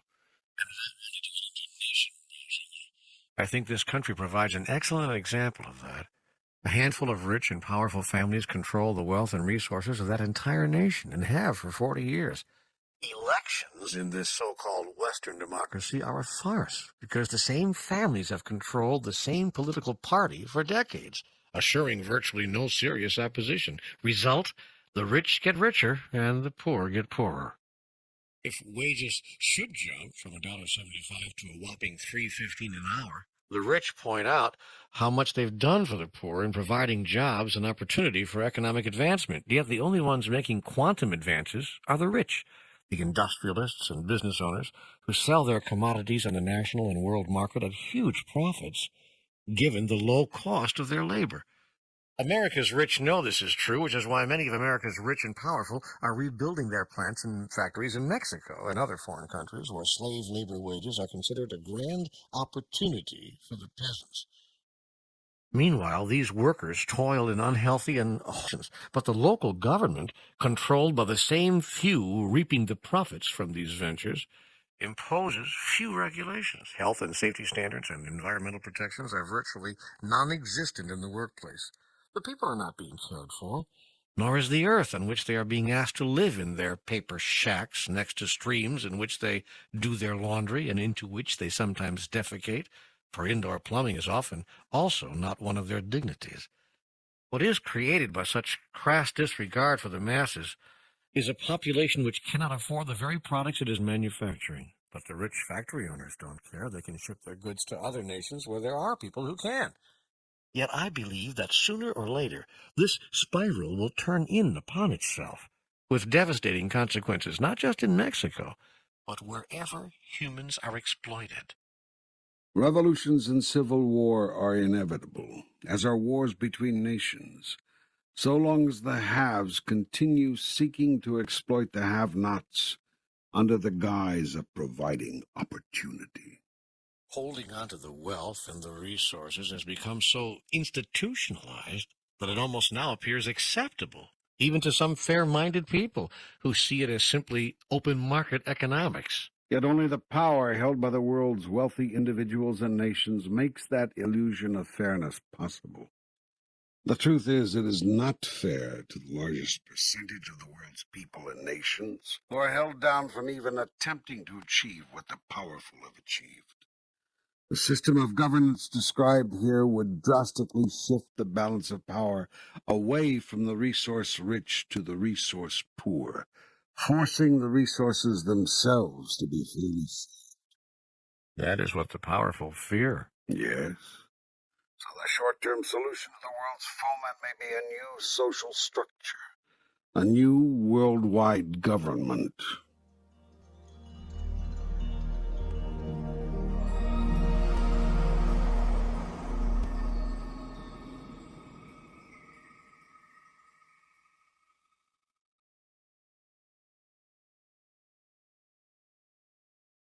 There have been those leaders among you who have been insightful enough and brave enough to propose the beginnings of such a new world order. George Bush, whom history will judge to be a man of far greater wisdom, vision, compassion, and courage than contemporary society was willing or able to acknowledge for such a leader. So was Soviet President Mikhail Gorbachev, the first communist head of state ever to win the Nobel Peace Prize, and a man who proposed enormous political changes, virtually ending what you've called the Cold War.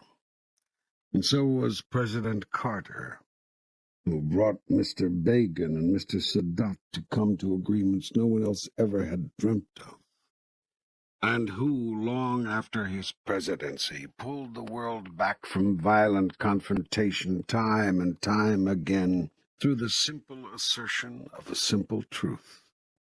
No one's point of view is less worthy of being heard than another's.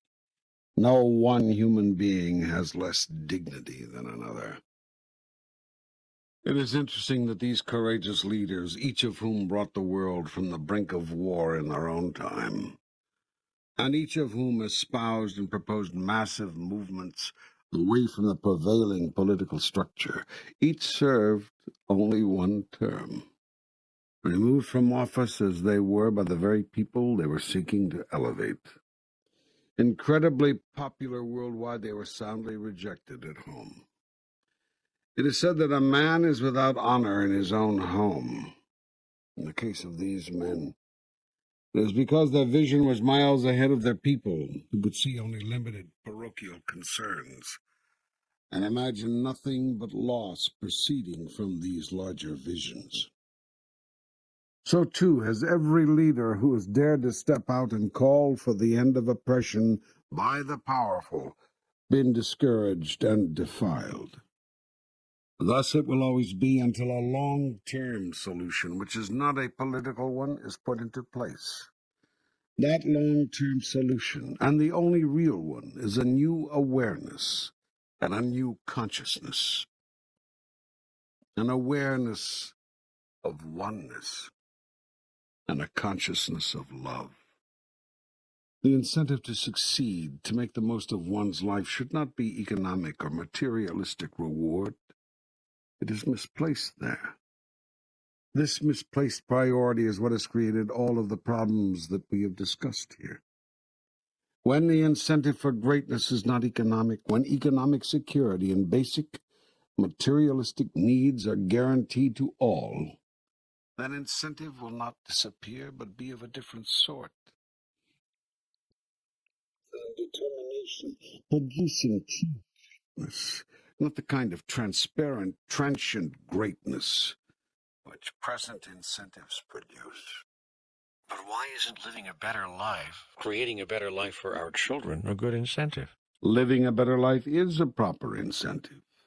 Creating a better life for your children is a good incentive. But the question is, what makes for a better life? How do you define better? How do you define life? If you define better as bigger, better, more money, power, sex, and stuff, houses, cars, clothes, CD collections, whatever. And if you define life as the period elapsing between birth and death in this your present existence, then you're doing nothing to get out of the trap that has created your planet's predicament. Yet if you define better as a larger experience and a greater expression of your grandest state of being, and life is an eternal, ongoing, never-ending process of being, you may yet find your way. A better life is not created by the accumulation of things. Most of you know this. All of you say you understand it. It's your lives and the decisions you make which drive your lives have as much to do with things as anything else, and usually more. You strive for things. You work for things. When you get some of the things you want, you never let them go. The incentive of most of humankind is to achieve, acquire, obtain things. Those who do not care about things, let them go easily. Because your present incentive for greatness has to do with accumulation of all the world has to offer. All of the world is in various stages of struggle. Enormous portions of the population are still struggling for simple physical survival. Each day is filled with... The mind is concerned with basic, vital questions. Will there be enough food? Is shelter available? Will we be warm? Enormous numbers of people are still concerned with these matters daily. Thousands die each month for lack of food alone. Smaller numbers of people are able to reasonably rely on the basic subsistence, but struggle to provide something more, a modicum of security, a modest but decent home, a better tomorrow. They work hard. They fret about how and whether they'll ever get ahead. The mind is concerned with urgent, worrisome questions. By far the smallest number of people have all they could ever ask for. Indeed, everything the other two groups are asking for. But interestingly, many in this last group are still asking for more. Their minds are concerned with holding on to all that they have acquired and increasing their holdings. Now, in addition to these three groups, there's a fourth. It is the smallest group of all. In fact, it is tiny. This group has detached itself from the need for material things.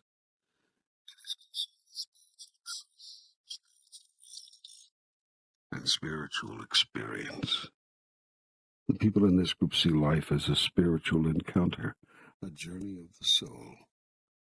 They respond to all human events within that context. They hold all human experience within that paradigm.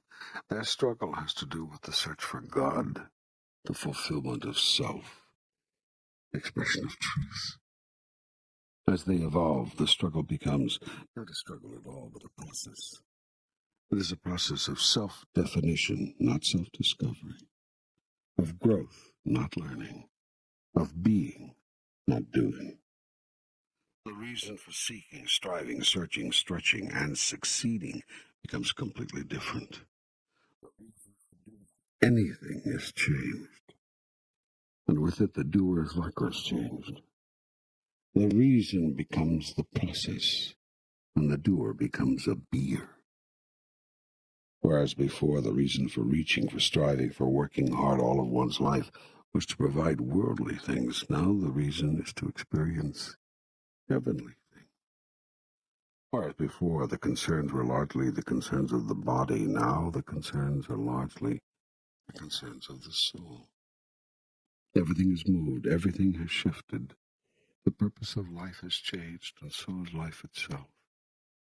The incentive for greatness has shifted, and with it the need for coveting, acquiring, protecting, and increasing worldly possessions has disappeared. Greatness will no longer be measured by how much one has accumulated. The world's resources will rightly be seen as belonging to all the world's people. In a world blessed with sufficient abundance to meet the basic needs of all, the basic needs of all will be met.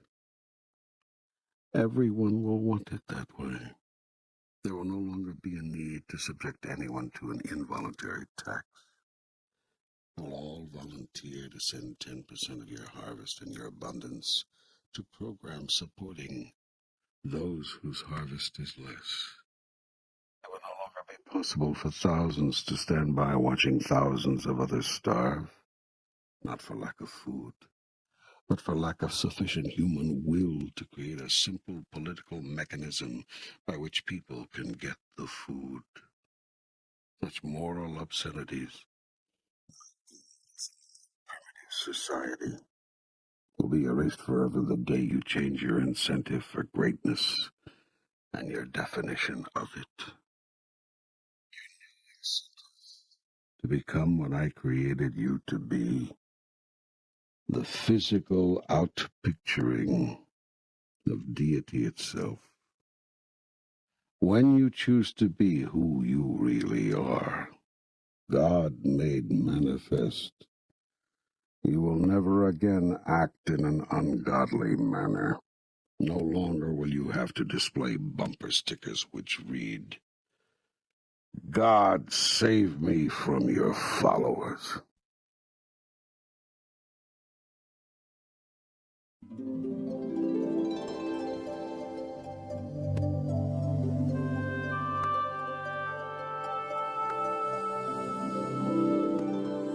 Let me see if I'm tracking this. What seems to be emerging here is a world view of equality and equanimity, where all nations submit to one world government and all people share in the world's riches. Remember, when you talk about equality, that we're meaning equal opportunity, not equality in fact. Actual equality will never be achieved, and be grateful that's so. Why? Because equality is sameness. And the last thing the world needs is sameness. No, I'm not arguing here for a world of automatons, each receiving identical allotments from a big brother central government. I am speaking of a world in which two things are guaranteed: the meeting of basic needs and the opportunity to go higher. With all your world's resources, with all your abundance, you have not yet managed those two simple things. Instead, you have trapped millions on the lowest end of the socioeconomic scale and devised a worldview that systematically keeps them there. You are allowing thousands to die each year for lack of simple basics. For all the world's magnificence, you have not found a way to be magnificent enough to stop people from starving to death, much less stop killing each other. You actually let children starve to death right in front of you. You actually kill people because they disagree with you. You are primitive. And we think we're so advanced.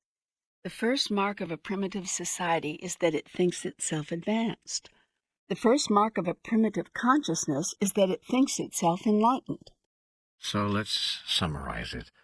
The way we get to the first step on the ladder, where these two fundamental guarantees are accorded everyone, is through two shifts, two changes, one in your political paradigm, one in your spiritual. The movement to a unified world government would include a greatly empowered world court to resolve international disputes and a peacekeeping force to give power to the laws by which you choose to govern yourself. The world government would include a Congress of Nations, 2 representatives from every nation on earth, and a People's Assembly, with representation in direct proportion to a nation's population. Exactly the way the U.S. government is set up, with 2 houses, one providing proportional representation and one providing equal voice to all of the states. Yes, your U.S. Constitution was God-inspired. The same balance of power should be built into the New World Constitution. There would be, likewise, an executive branch, legislative branch, and a judicial branch. Each nation would keep its internal peacekeeping police, but all national armies would be disbanded, exactly as each of your individual states disbanded their armies and navies in favor of a federal peacekeeping force serving the entire group of states you now call a nation. Nations would reserve the right to form and call up their own militia on a moment's notice, just as your states each have the constitutional right to keep and activate a state militia. And just as your states do now, each of the 160 nation states in the Union of Nations would have the right to secede from the Union based upon a vote of the people, though why it would want to do so is beyond me, given that its people would be more secure and more abundant than ever before. And once more, for those of us who are slow, such a unified world federation would produce An end to wars between nations and the settling of disputes by killing. An end to abject poverty, death by starvation, and mass exploitation of people and resources by those of power. An end to the systematic environmental destruction of the earth. An escape from the endless struggle for bigger, better, more. An opportunity, truly equal, for all people to rise to the highest expression of self. An end to all limitations and discriminations holding people back, whether in housing, in the workplace, or in the political system, or in personal sexual relationships. Would your New World Order require a redistribution of wealth? It would require nothing. It would produce voluntarily and quite automatically a redistribution of resources. All people would be offered a proper education, for instance. All people would be offered open opportunity to use that education in the workplace, to follow careers which bring them joy. All people would be guaranteed access to health care whenever and however needed. All people would be guaranteed they won't starve to death or have to live without sufficient clothing or adequate shelter. All people would be granted the basic dignities of life so that survival would never again be the issue, so that simple comforts and basic dignities were provided all human beings. Even if they did nothing to earn it? Your thought that these things need to be earned is the basis for your thought that you have to earn your way to heaven. Yet you cannot earn your way into God's good graces. And you do not have to, because you are already there. This is something you cannot accept because it is something you cannot give. When you learn to give unconditionally, which is to say, love unconditionally, then will you learn to receive unconditionally. This life was created as a vehicle through which you might be allowed to experience that. Try to wrap yourself around this idea. People have a right to basic survival, even if they do nothing, even if they contribute nothing. Survival with dignity is one of the basic rights of life. I have given you enough resources to be able to guarantee that to everyone. All you have to do is share. But what would happen to people? I mean, what would stop people from simply wasting their lives, lollygagging around, collecting benefits? First of all, it's not yours to judge what is a life wasted. Is a life wasted if a person does nothing but lie around thinking of poetry for 70 years, then comes up with a single sonnet which opens a door of understanding and insight for thousands of people? Is a life wasted if a person lies, cheats, schemes, damages, manipulates, and hurts others all his life, but then remembers something of his true nature as a result of it? Remembers perhaps something he has been spending lifetimes trying to remember, and thus evolves at last to the next level? Is that life wasted? It's not for you to judge the journey of another soul. It's for you to decide who you are, not who another has been or has failed to be. So you ask what would stop people from simply wasting their lives, lollygagging around collecting benefits, and the answer is nothing. Do you really think this would work? You don't think those who are contributing wouldn't begin to resent those who are not? Yes, they would, if they're not enlightened. Yet enlightened ones would look upon the non-contributors with great compassion, not resentment. Compassion? Yes, because the contributors would realize that non-contributors are missing the greatest opportunity and the grandest glory, the opportunity to create and the glory of experiencing the highest idea of who they really are. And the contributors would know that this was punishment enough for their laziness, if indeed punishment were required, which it's not. But wouldn't those who are really contributing be angry at having the fruits of their labor taken from them and given to the lazy ones? They're not listening. All would be given minimal survival portions. Those who have more would be given an opportunity to contribute 10% of their earnings in order to make this possible. As to how income would be decided, the open marketplace would determine the value of one's contribution, just as it does today in your country. But then we would still have the rich and the poor, just as we do today. That's not equality. But it is equal opportunity, for everyone would have the opportunity to live a basic existence without worries of survival. And everyone would be given an equal opportunity to acquire knowledge, develop skills, and use his or her natural talents in the joy place. The joy place? Yeah, that's what the workplace will then be called. But wouldn't there still be envy? Envy, yes. Jealousy, no. Envy is a natural emotion urging you to strive to be more. It is the 2-year-old child yearning and urging herself to reach that doorknob which your big brother can reach. There's nothing wrong with that. There's nothing wrong with envy. It is a motivator. It is pure desire. It gives birth to greatness. Jealousy, on the other hand, is a fear-driven emotion, making one willing for the other to have less. It is an emotion often based in bitterness. It proceeds from anger and leads to anger, and it kills. Jealousy can kill. Anyone who's been in a jealous triangle knows that. Jealousy kills. Envy gives birth. Those who are envious will be given every opportunity to succeed in their own way. No one will be held back economically, politically, socially. Not by reason of race, gender, or sexual orientation. Not by reason of birth, class status, or age. Nor for any reason at all. Discrimination for any reason will simply no longer be tolerated. There may still be the rich and the poor, but there will no longer be the starving and the destitute. You see, the incentive won't be taken out of life, merely the desperation. But what will guarantee that we'll have enough contributors to carry the non-contributors? The greatness of the human spirit. Oh? Contrary to your apparent dire belief, the average person will not be satisfied with subsistence levels and nothing more. In addition, the whole incentive for greatness will change when the second paradigm shift, the spiritual shift, takes place. What would cause such a shift? It hasn't occurred yet in the 2,000-year history Try 2 billion-year history of the planet, so why should it occur now?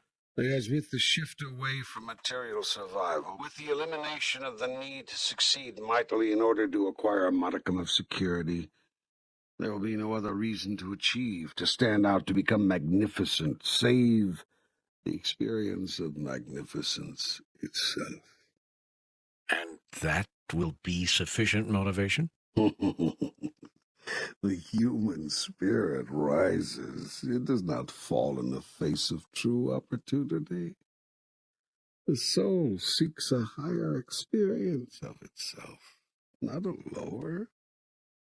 Anyone who has experienced true magnificence, if only for a moment, knows this. Well, how about power, then? In this special reordering, there would still be those with inordinate wealth and power. Financial earnings would be limited. Oh, boy. Here we go again. You want to explain how that would work before I explain why it won't? Yes. Just as there would be lower limits on income, so would there be upper limits. First, nearly everyone will tithe 10% of their income to the world government. This is the voluntary 10% deduction I mentioned before. Yes, the old equal tax proposal. In your present society at this time, it would have to take the form of a tax because you are not sufficiently enlightened to see that voluntary deduction for the general good is in your best interest. Yet when the shift in consciousness I have been describing occurs, such an open, caring, freely offered deduction from your harvest will be seen by you as obviously appropriate. I have to tell you something. Do you mind if I interrupt you here to tell you something? No, go right ahead. Thanks. This conversation is seeming very strange to me. I never thought I'd have a conversation with God in which God would start recommending political courses of action. I mean, really. How do I convince people that God is for the flat tax? Indeed.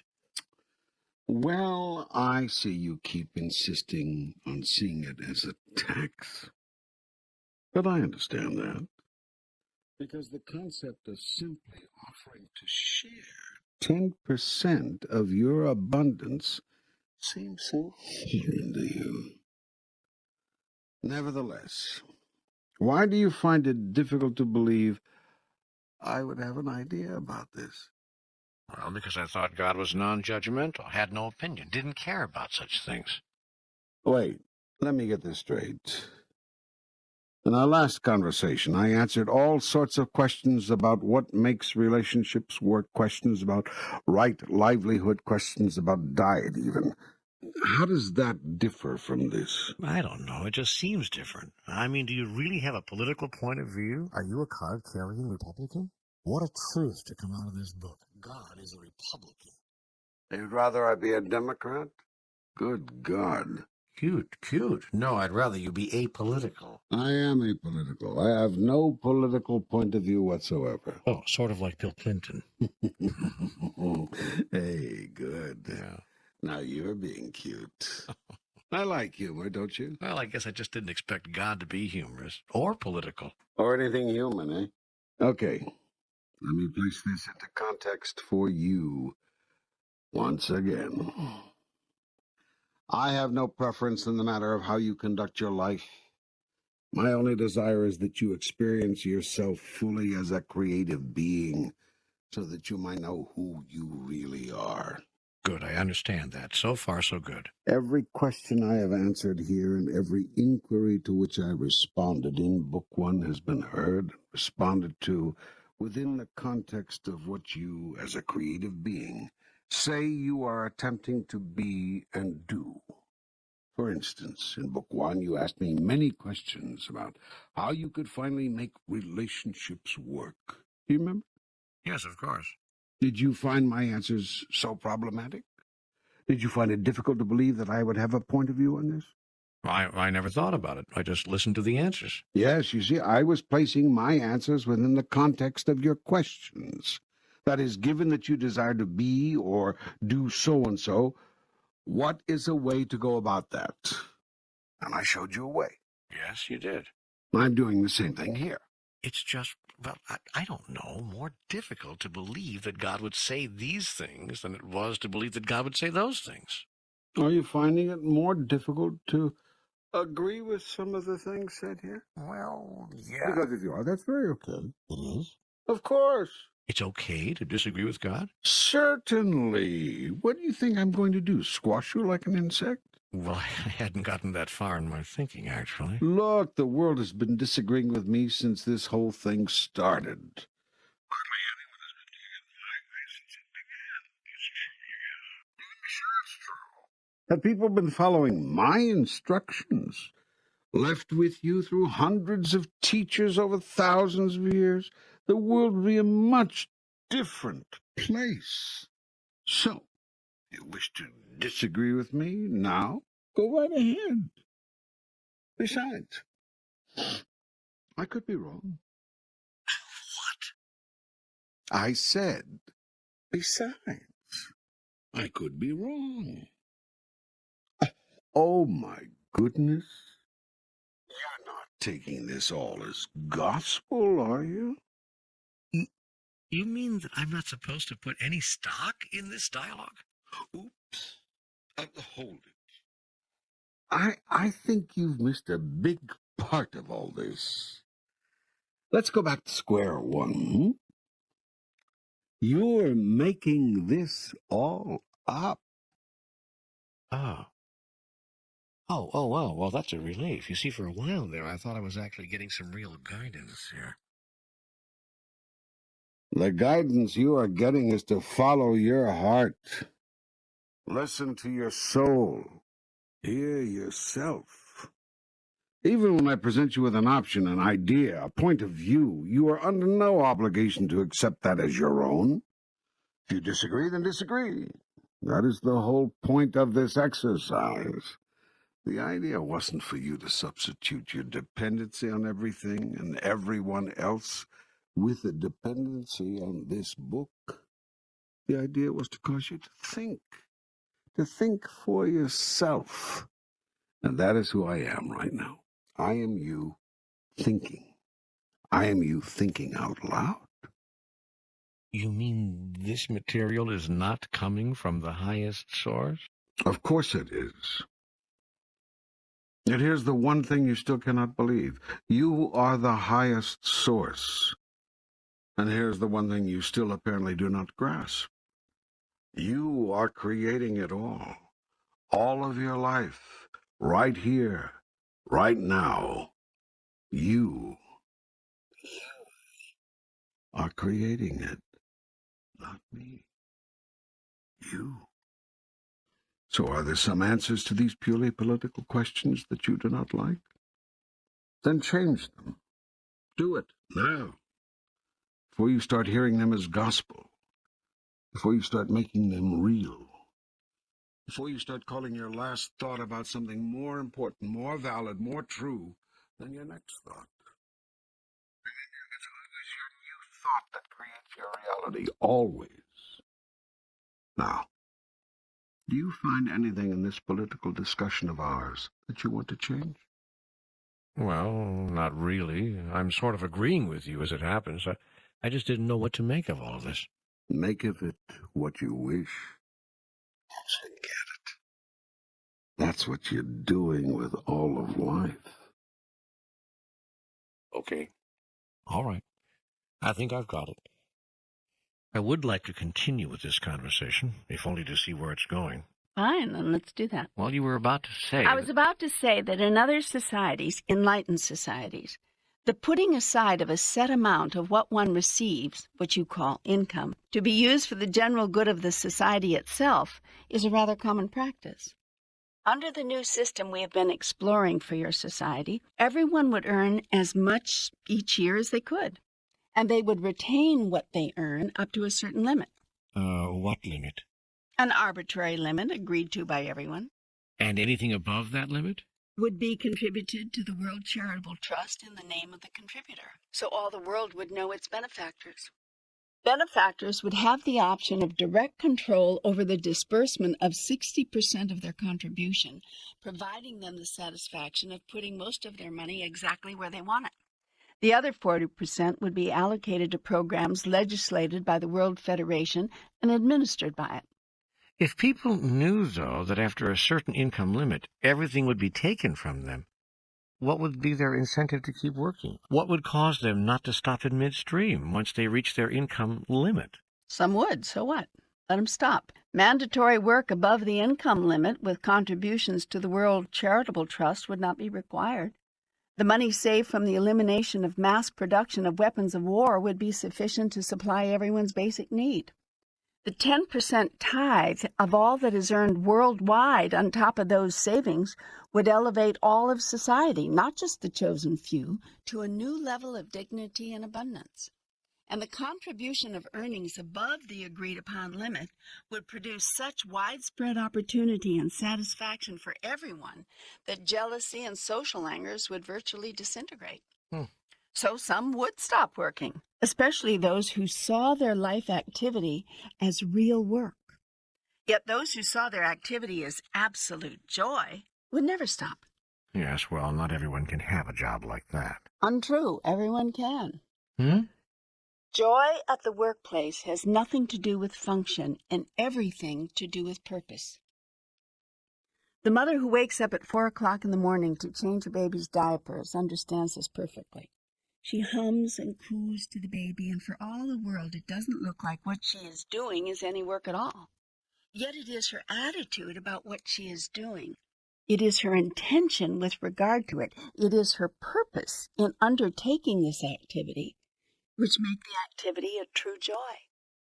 I've used this example of motherhood before because the love of a mother for her child is as close as you may be able to come to understanding some of the concepts of which I'm speaking. Still, what would be the purpose? I don't get the purpose of eliminating limitless earning potential. Wouldn't that rob the human experience of one of its greatest opportunities, one of its most glorious adventures? You'd still have the opportunity and the adventure of earning a ridiculous amount of money. The upper limit on attainable income would be very high, more than the average person, the average 10 people would ever need. And the amount of income you could earn would not be limited, simply the amount you would choose to retain for personal use. The remainder, everything say over $25 million a year, I use a strictly arbitrary figure to make a point, would be spent for programs and services benefiting all humankind. As to the reason, the why of it, the upper retainable income limit would be a reflection of a consciousness shift on the planet. An awareness that the highest purpose of life is not the accumulation of the greatest wealth, but the doing of the greatest good. And a corollary awareness that indeed the concentration of wealth, not the sharing of it, is the largest single factor in the creation of the world's most persistent and striking social and political dilemmas. But the opportunity to amass wealth, unlimited wealth, is the cornerstone of the capitalistic system, a system of free enterprise and open competition that has produced the greatest society the world has ever known. The problem is you really believe that. No, I don't. I mouthed it there on behalf of all those who do believe it. Those who do believe it are terribly deluded and see nothing of the current reality on your planet.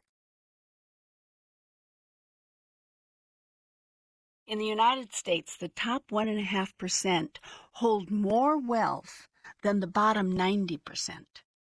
The net worth of the richest 834,000 people is nearly $1 trillion greater than the poorest 84 million combined. So, they've worked for it. You Americans tend to see class status as a function of individual effort. Some have made good, so you assume that anybody can. That view is simplistic and naive. It assumes that everyone has equal opportunity, when in fact, in America, just as in Mexico, the rich and powerful strive and contrive to hold on to their money and their power and to increase it. So, what's wrong with that?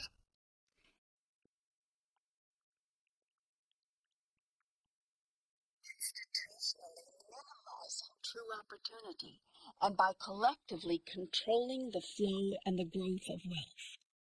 This they accomplish through all manner of devices, from unfair labor practices which exploit the masses of the world's poor, to good old boy network competitive practices which minimize and all but destroy a newcomer's chances of entering the inner circle of the successful.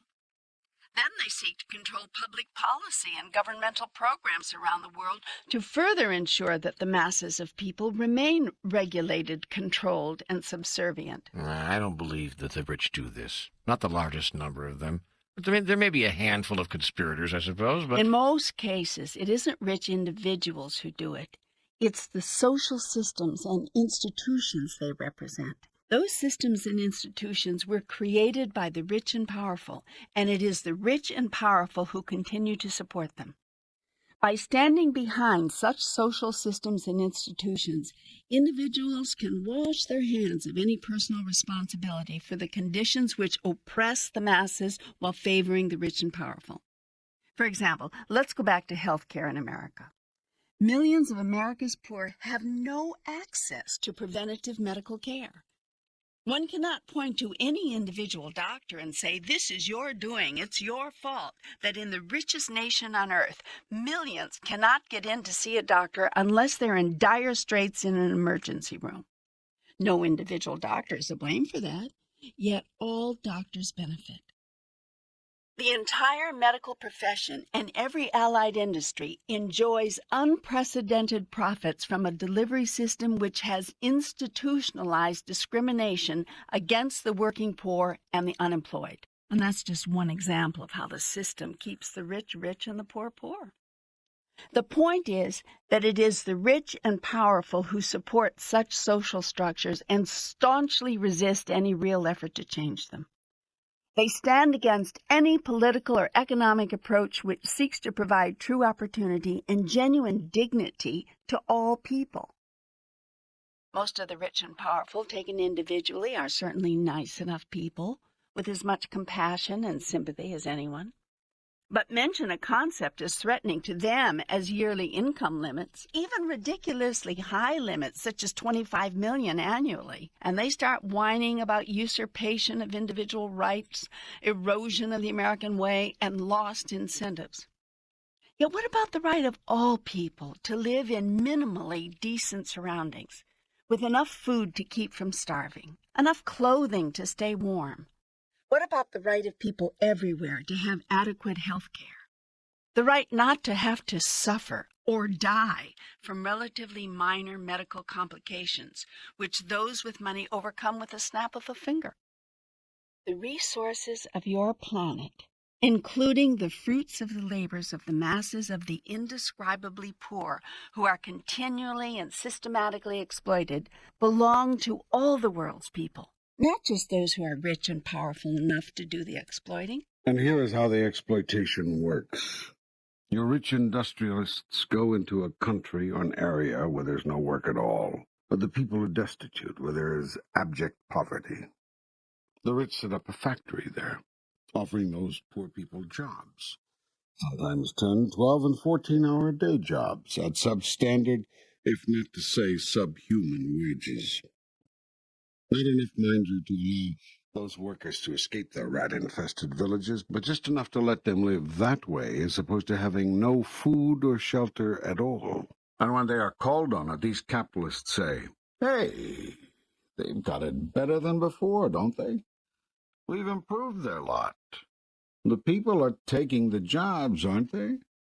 Why, we've brought them opportunity. And we're taking all the risk." But how much risk is there in paying people 75 cents an hour to manufacture sneakers which are going to sell for $125 a pair? Is this risk-taking or exploitation, pure and simple? Such a system of rank obscenity can exist only in a world motivated by greed, where profit margin, not human dignity, is the first consideration.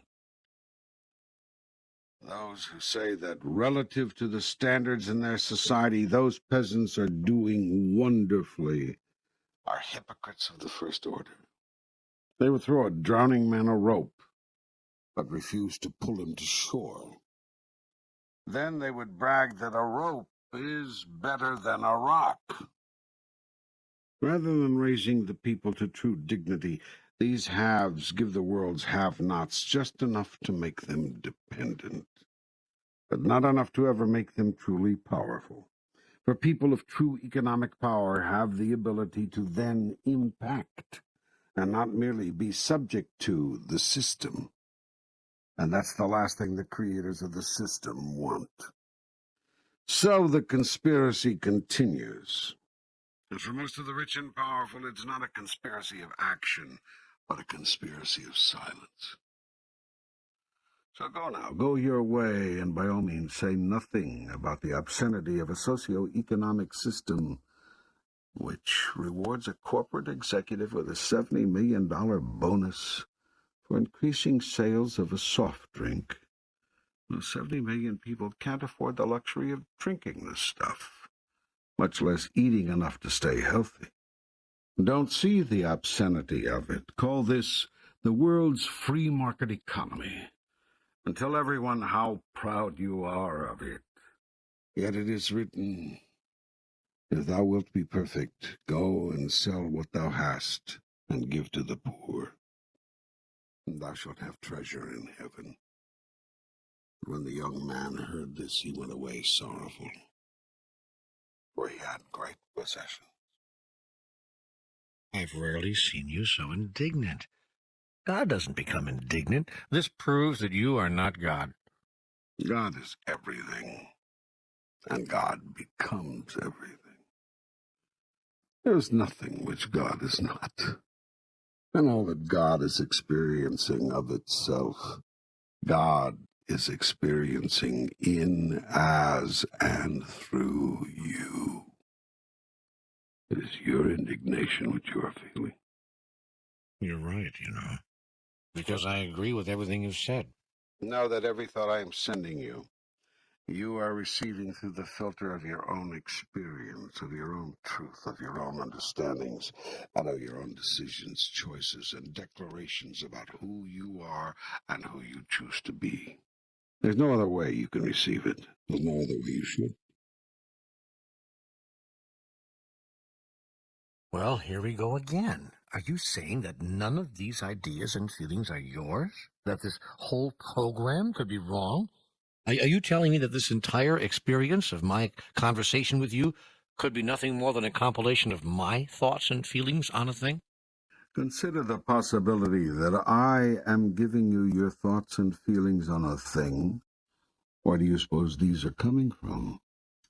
that I am co-creating with you your experiences, that I am part of your decisions, choices, and declarations.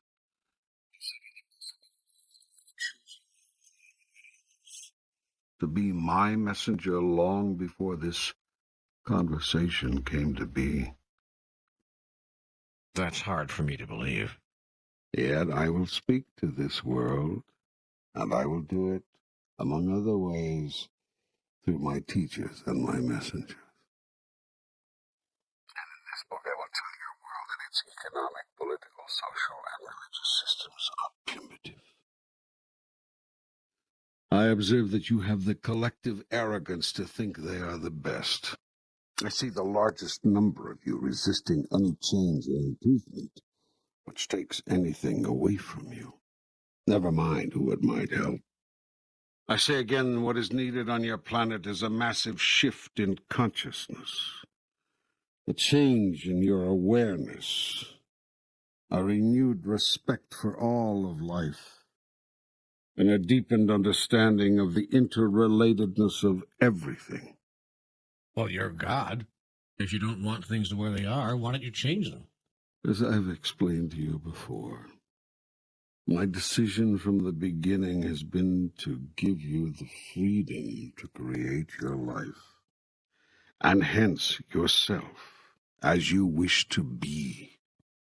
You cannot know yourself as the creator if I tell you what to create, how to create, and then force, require, or cause you to do so. If I do that, my purpose is lost. But now, let us just notice what has been created on your planet, and see if it doesn't make you a bit indignant.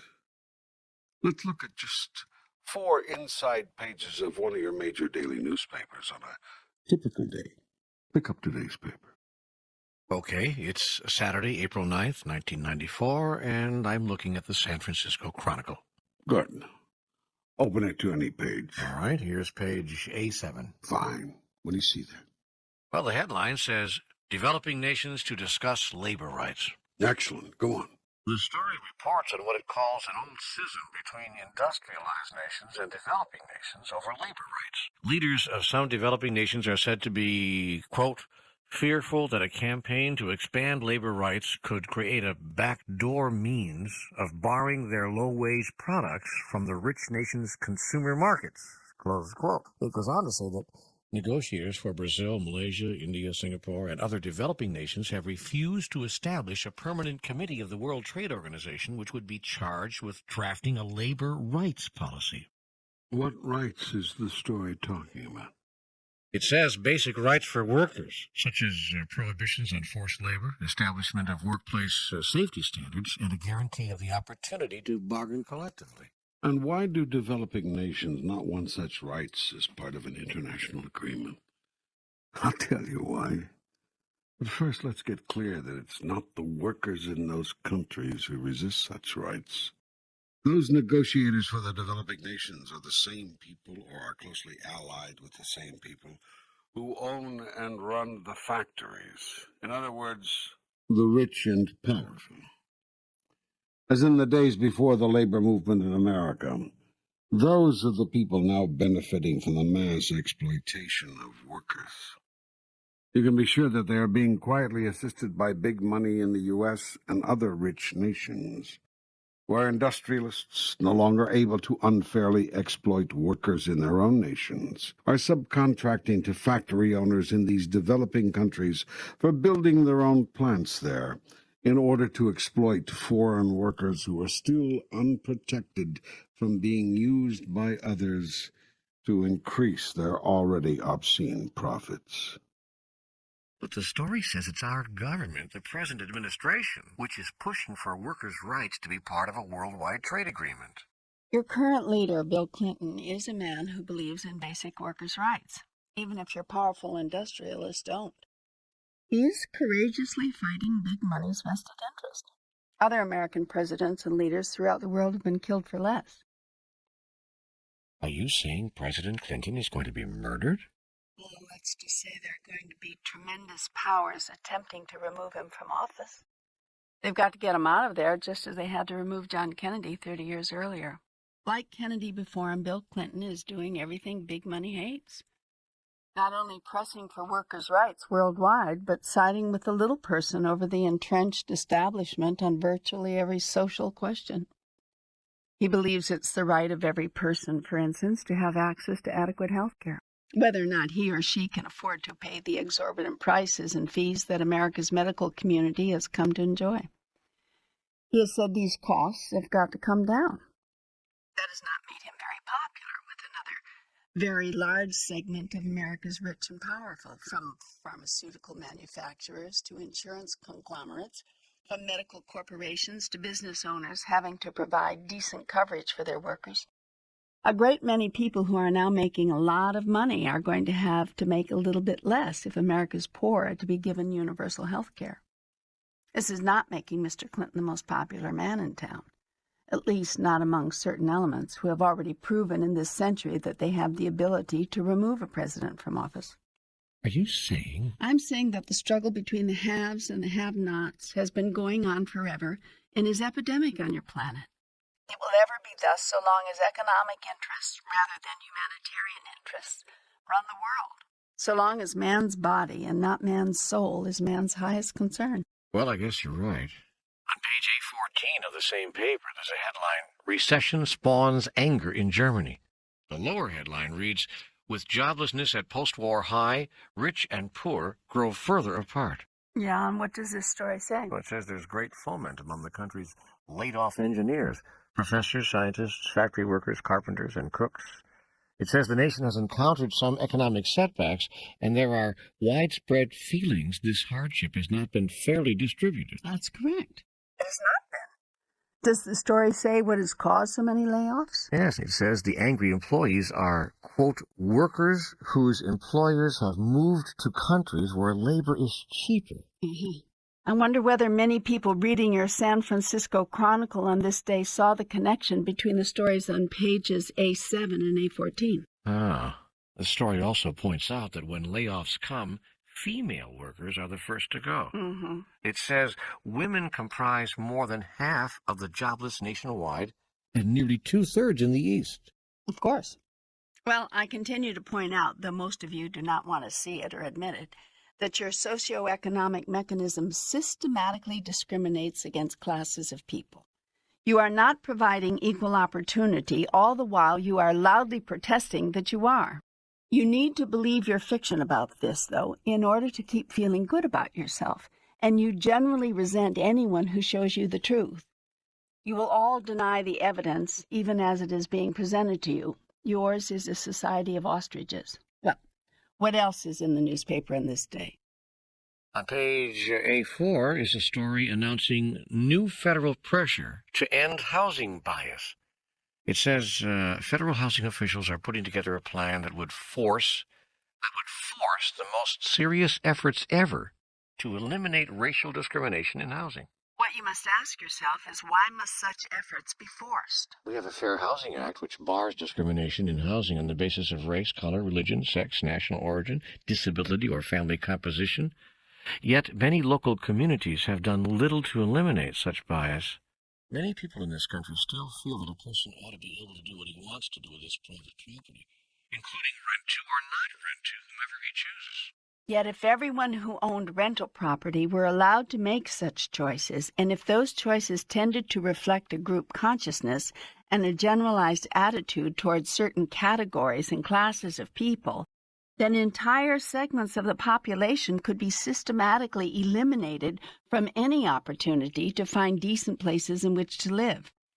And in the absence of decent, affordable housing, land barons and slumlords would be able to charge exorbitant prices for terrible dwellings, providing little or no upkeep. And once again, the rich and powerful exploit the masses, this time under the guise of property rights. Property owners should have some rights. Yet when do the rights of the few infringe upon the rights of the many? That is, and always has been, the question facing every civilized society. Does there come a time when the higher good of all supersedes individual rights? Does society have a responsibility to itself? Your fair housing laws are your way of saying yes. All the failures to follow and enforce those laws are the rich and powerful's way of saying no. All that counts are our rights. Once again, your current president and his administration is forcing the issue. Not all American presidents have been so willing to confront the rich and powerful, and yet another front. I see that. The newspaper article says that Clinton administration housing officials have initiated more investigation of housing discrimination in the brief time they've been in office than were investigated in the prior 10 years. A spokesperson for the Fair Housing Alliance, that's a national advisory group in Washington, said the Clinton administration's insistence that fair housing statutes be obeyed was something they had tried to get other administrations to do for years. And so this current president makes even more enemies among the rich and powerful, manufacturers and industrialists, drug companies and insurance firms, doctors and medical conglomerates, and investment property owners, all people with money and influence. As observed earlier, it looked for Clinton to have a tough time staying in office. Even at this time, April 1994, the pressure is mounting against him. Does your April 9th, 1994 edition of the newspaper tell you anything else about the human race? Well, on page A14, here's a picture of a Russian political leader brandishing his fists. Underneath the photograph is a news story headline, Zhirinovsky assaults colleagues in parliament. The article notes that Vladimir Zhirinovsky got into another fistfight yesterday, beating up a political opponent and screaming in his face, "I'll have you rot in jail. I'll tear your beard out hair by hair." And you wonder why nations go to war? Oh, man. Here is a major leader of a massive political movement, and in the halls of Parliament he has to prove his manhood by beating up his opponents? Yours is a very primitive race, where strength is all you understand. There is no true law on your planet. True law is natural law, inexplicable and not needed to be explained or taught. It is observable. True law is that law by which the people freely agree to be governed, because they are governed by it naturally. Their agreement is therefore not so much an agreement as it is a mutual recognition of what is so. Those laws don't have to be enforced. They already are enforced by the simple expedient of undeniable consequence. Let me give you an example. Highly evolved beings do not hit themselves on the head with a hammer because it hurts. They also don't hit anyone else on the head with a hammer for the same reason. Evolved beings have noticed that if you hit someone else with a hammer, that person gets hurt. If you keep doing it, that person gets angry. If you keep getting him angry, he finds a hammer of his own and eventually hits you back. Evolved beings therefore know that if you hit someone else with a hammer, you are hitting yourself with a hammer. It makes no difference if you have more hammers or a bigger hammer. Sooner or later, you're going to get hurt. This result is observable. Now, unevolved beings, primitive beings, observe the same thing. They simply don't care. Evolved beings are not willing to play the one with the biggest hammer wins. Primitive beings play nothing else. Incidentally, this is largely a male game. Among your species, very few women are willing to play hammers hurt. They play a new game. They say, if I had a hammer, I'd hammer out justice. I'd hammer out freedom. I'd hammer out love between my brothers and my sisters all over the place.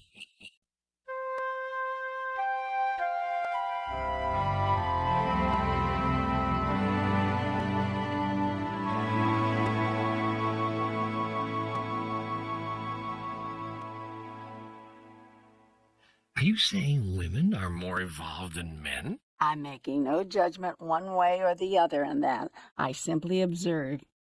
You see, truth, like natural law, is observable.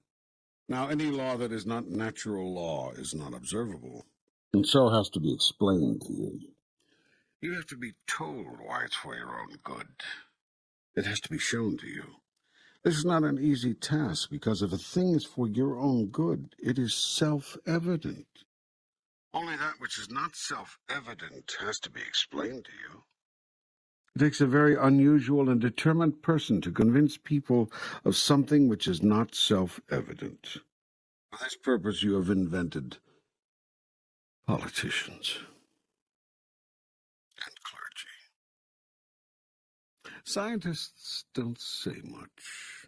They're usually not very talkative. They don't have to be. They conduct an experiment and it succeeds. They simply show you what they've done. The results speak for themselves. So scientists are usually quiet types, not given to verbosity. And it's not necessary.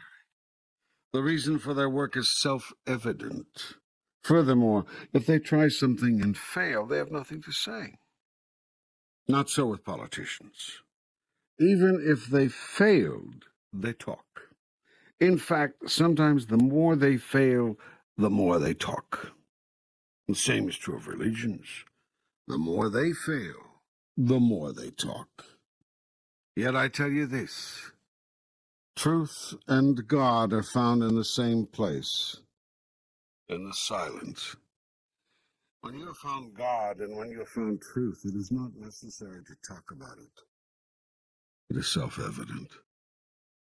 If you are talking a lot about God, it is probably because you are still searching. That's okay. That's all right. Just know where you are. But teachers talk about God all the time. That's all we talk about in this program. You teach what you choose to learn. And yes, this program does speak about me, as well as about life, which makes this program a very good case in point. You have engaged yourself in writing this because you are still searching. Yes. Indeed. And the same is true of those who are listening to it. But we were on the subject of creation. You asked me at the beginning of this chapter why. If I didn't like what I was seeing on earth, I didn't change it. I have no judgment about what you do. I merely observe it and from time to time describe it. But now I must ask you, forget my observations and forget my descriptions. How do you feel about what you have observed of your planet's creations? You've taken just one day's stories out of the newspaper, and so far you've uncovered nations refusing to grant basic rights to workers, the rich getting richer and the poor getting poorer in the face of a depression in Germany, the government having to force property owners to obey fair housing laws in the United States, a powerful leader telling political opponents, "I'll have you rot in jail. I'll tear your beard out hair by hair," while punching them in the face on the floor of the national legislature in Russia. Anything else this newspaper has to show me about your civilized society? Well, there's a story on page A13, headlined, Civilians Suffer Most in Angolan Civil War. The drop head says, in rebel areas, top guns live in luxury while many thousands starve. Enough. I'm getting the picture. And this is just one day's paper. One section of one day's paper. I haven't gotten out of Section A. And so I say again, your world's economic, political, social, and religious systems are primitive. I will do nothing to change that for the reasons I've given. You must have free choice and free will in these matters in order for you to experience my highest goal for you, which is to know yourself as the Creator. And so far, after all these thousands of years, this is how far you have evolved. This is what you have created.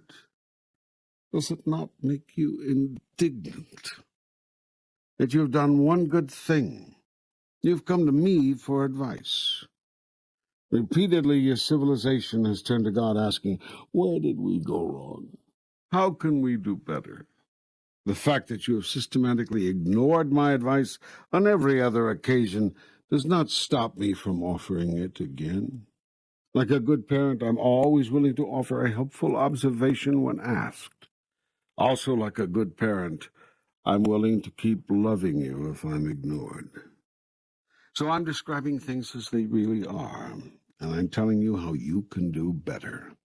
I'm doing so in a way which causes you to feel some indignation because I want to get your attention. I see that I've done so. What could cause the kind of massive consciousness shift of which you've spoken now repeatedly?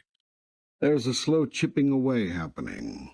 We are gradually stripping the block of granite which is the human experience of its unwanted excess, as the sculptor chips away to create and reveal the true beauty of the final carving.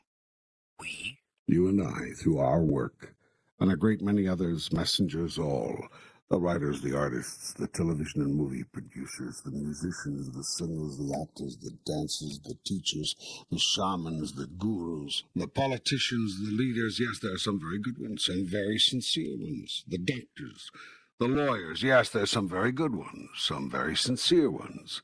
The moms and dads and grandmas and grandpas in living rooms and kitchens and backyards all over America and all around the world. You are the forebearers, the harbingers, and the consciousness of many people is shifting because of you. Will it take a worldwide calamity? A disaster of gargantuan proportions, as some have suggested? Must the Earth tilt on its axis, be hit by a meteor, swallow its continents whole before its people will listen? Must we be visited by beings from outer space, or scared out of our minds, before having sufficient sight to realize that we are all one? Is it required that we all face the threat of death before we can be galvanized to find a new way to live?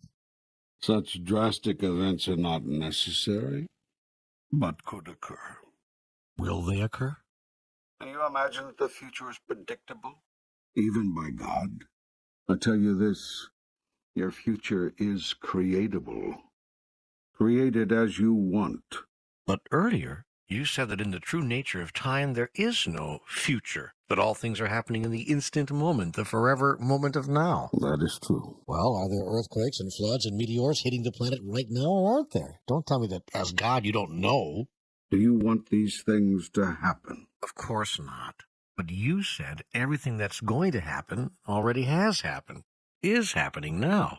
That is true. But the eternal moment of now is also forever changing. It is like a mosaic, one that is always there but constantly shifting. You can't blink because it'll be different when you open your eyes. Watch, look. See? There it goes again. I I'm am constantly constantly changing. changing. What makes you change? Your idea about me, your thought about all of it is what makes it change instantly. Sometimes the change in the all is subtle, virtually indiscernible, depending on the power of the thought. But when there is an intense thought, or a collective thought, then there is tremendous impact, incredible effect. Everything changes. So, will there be the kind of major earth-wide calamity you speak of? I don't know. Will there? You decide. Remember, you are choosing your reality now. I choose for it not to happen. Then it will not happen, unless it does. Oh, here we go again. Yes, you must learn to live within the contradiction, and you must understand the greatest truth. Nothing matters.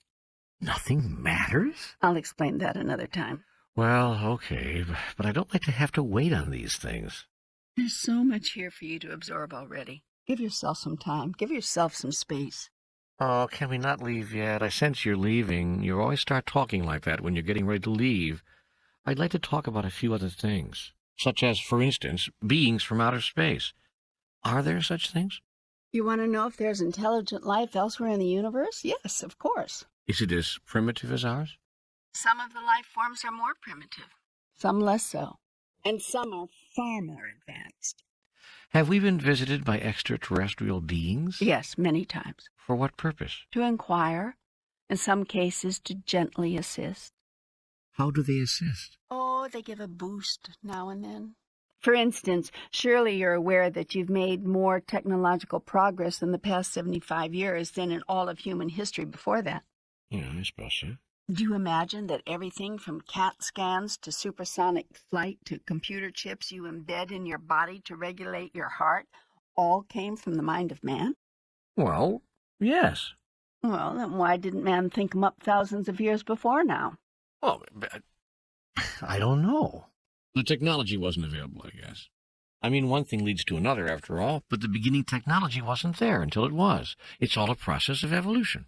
You don't find it strange that in this billion-year process of evolution, somewhere around 75 to 100 years ago, there was a huge comprehension explosion? You don't see it as outside the pattern? That many people now on the planet have seen the development of everything from radio to radar to radionics in their lifetime? You don't get that what has happened here represents a quantum leap? A step forward of such magnitude and such proportion as to defy any progression of logic? What are you saying? I'm saying consider the possibility you've been helped. If we're being helped technologically, why aren't we being helped spiritually? Why aren't we being given some assistance with this consciousness shift? You are. We are? What do you think this program is? In addition, every day, new ideas, new thoughts, new concepts are being placed in front of you. The process of shifting the consciousness, increasing the spiritual awareness of the entire planet is a slow process. It takes time and great patience, lifetimes, generations. Yet, slowly you're coming around. Gently you're shifting. Quietly. There's change. And you're telling me that beings from outer space are helping us with that? Indeed. They're among you now, many of them. They've been helping for years. Then why don't they make themselves known? Reveal themselves. Wouldn't that render their impact twice as great? Their purpose is to assist in the change they see that most of you desire, not create it. To foster, not force. Were they to reveal themselves, you would be forced, by the sheer power of their presence, to accord them great honor and give their words great weight. It is preferred that the mass of people come to their own wisdom. Wisdom which comes from within is not nearly so easily discarded as wisdom which comes from another. You tend to hang on a lot longer to that which you've created than to that which you've been told. Will we ever see them? Ever come to know these extraterrestrial visitors as who they really are? Oh, yes. The time will come when your consciousness will rise and your fear will subside, and then they will reveal themselves to you. Some of them have already done so, with a handful of people. What about the theory, now becoming more and more popular, that these beings are actually malevolent? Are there some who mean us harm? Are there some human beings who mean you harm? Well, yes, of course. Some of these beings, the lesser evolved, may be judged by you in the same way. Yet remember my injunction. Judge not. No one does anything inappropriate given one's model of the universe. Some beings have advanced in their technology, but not in their thinking. Your race is rather like that. But if these malevolent beings are so technologically advanced, surely they could destroy us. What's to stop them? You are being protected. We are? Yes.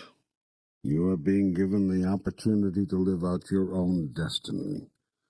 Your own consciousness will create the result. Which means?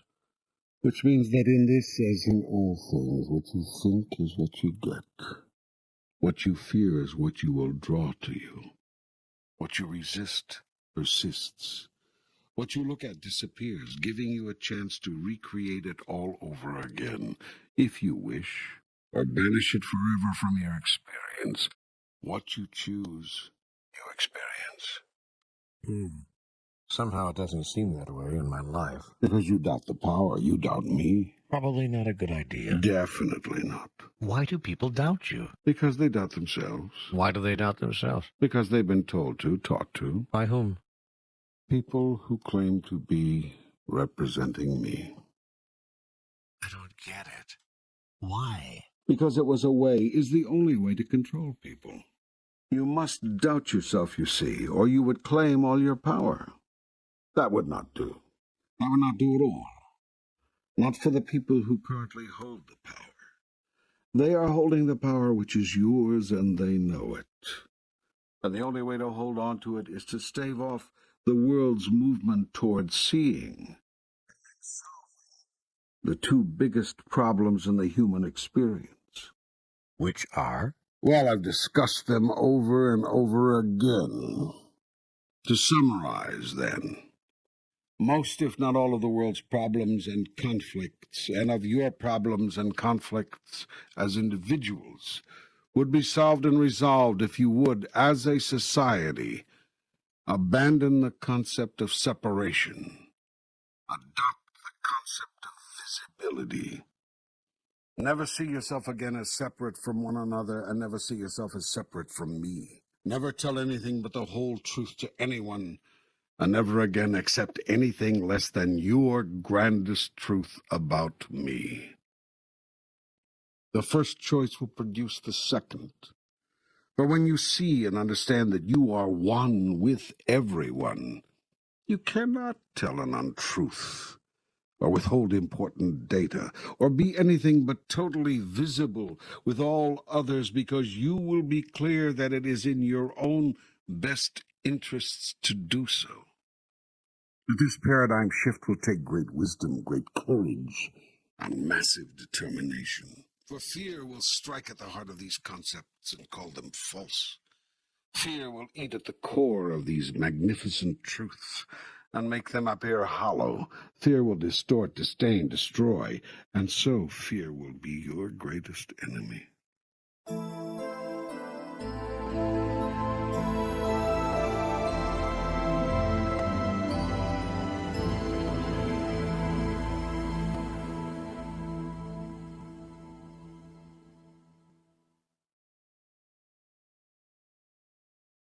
That you will not have, cannot produce the society for which you have always yearned and of which you have always dreamed, unless and until you see with wisdom and clarity the ultimate truth.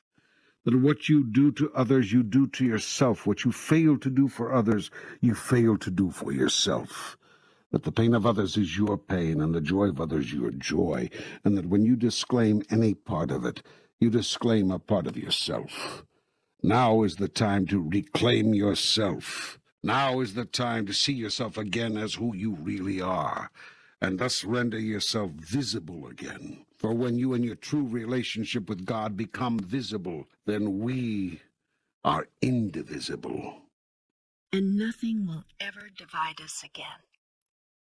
And although you will live again in the illusion of separation, using it as a tool to create yourself anew, you will henceforth move through your incarnations with enlightenment, seeing the illusion for what it is, using it playfully and joyfully to experience any aspect of who we are which it pleases you to experience, yet never more accepting it as reality. You will never more have to use the device of forgetfulness in order to recreate yourself anew, but will use separation knowingly, simply choosing to manifest as that which is separate for a particular reason and a particular purpose. And when you are thus totally enlightened, that is once more filled with the light, you may even choose as your particular reason for returning to physical life the reminding of others. You may select to return to this physical life not to create and experience any new aspect of yourself, but to bring the light of truth to this place of illusion, that others may see. Then will you be a bringer of the light. Then will you be part of the awakening. There are others who have already done this. They have come here to help us know who we are. Yes, they are enlightened souls, souls which have evolved. They no longer seek the next higher experience of themselves. They have already had the highest experience. They desire now only to bring news of that experience to you. They bring you the good news. They will show you the way and the life of God. They will say, I am the way and the life. Follow me. Then they will model for you what it is like to live in the everlasting glory of conscious union with God, which is called God consciousness. We're always united, you and I. We can't not be. It's simply impossible. Yet you live now in the unconscious experience of that unification. It's also possible to live in the physical body in conscious union with all that is, in conscious awareness of ultimate truth, in conscious expression of who you really are. When you do this, you serve as a model for all others who are living in forgetfulness. You become a living reminder. And in this, you save others from becoming permanently lost in their forgetfulness. That is hell, to become lost permanently in forgetfulness. Yet, I will not allow it. I will not allow a single sheep to be lost, but will send a shepherd. Indeed, many shepherds will I send, and you may choose to be one of them. And when souls are awakened by you from their slumber, reminded once again of who they are, all the angels in heaven rejoice for these souls. For once they were lost, and now they are found. There are people, holy beings, like this right now on our planet, aren't there? Not just in the past, but right now. Mm-hmm. Always have been. Always there will be. I'll not leave you without teachers. I'll not abandon the flock, but always send after it my shepherds. And there are many on your planet right now, and in other parts of the universe as well. In some parts of the universe, these beings live together in constant communion and in constant expression of the highest truth. These are the enlightened societies of which I have spoken. They exist. They are real. And they have sent you their emissaries. You mean the Buddha, Krishna, Jesus were spacemen? You said that, I didn't. Well, is it true? Is this the first time you ever heard that thought? No, but is it true? Do you believe these masters existed somewhere before they came to Earth and returned to that place after their so-called death? Yes, I do. And where do you suppose that place is? Well, I always thought it was what we call heaven. I thought they came from heaven. And where do you suppose this heaven is? I don't know. In another realm, I guess. Another world? Yes. Oh, I see. But I would have called it the spirit world, not another world as we know it, not another planet. It is the spirit world. Yet what makes you think those spirits, those holy spirits, cannot or would not choose to live elsewhere in the universe, just as they did when they came to your world? I suppose I just never thought of it that way. It's not been part of my ideas about all of this. There are more things in heaven and earth, Horatio, than are dreamt of in your philosophy. Your wonderful metaphysician William Shakespeare wrote that. Then Jesus was a spaceman. I didn't say that. Well, was he or wasn't he? Patience, my child. You jump ahead too much. There's more, so much more. We have another whole book to write. You mean I have to wait for book 3? I told you. I promised you from the beginning. There will be 3 books, I said. The first would deal with individual life truths and challenges. The second would discuss truths of life as a family on this planet. And the third, I said, would cover the largest truths, having to do with the eternal questions. In this will be revealed the secrets of the universe. Unless they are not. Oh, man, I don't know how much more of this I can take. I mean, I'm really tired of living in the contradiction, as you always put it. I want what's so to be so. then so shall it be. Unless it's not. That's it. That's it. You've got it. Now you understand the divine dichotomy. Now you see the whole picture. Now you comprehend the plan. Everything that ever was, is now, and ever will be, exists right now. And so all that is. Yet all that is constantly changing. For life is an ongoing process of creation. Therefore, in a very real sense, that which is not. This isness is never the same, which means that the isness is not. Well, excuse me, Charlie Brown, but good grief, how can anything then mean anything? It doesn't. But you are jumping ahead again. All of this in good time, my son. All of this in good time. These and other larger mysteries will all be understood after reading Book 3. Unless, altogether now, unless they are not. Precisely. Okay, fair enough. But between now and then, what avenues can be used right here, right now, to get back to wisdom, to get back to clarity, to get back to God?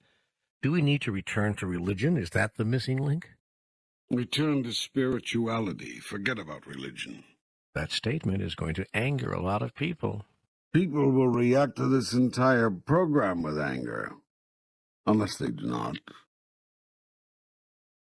Why do you say forget religion? Because it is not good for you. Understand that in order for organized religion to succeed, is to make people believe they need it. In order for people to put faith in something else, they must first lose faith in themselves.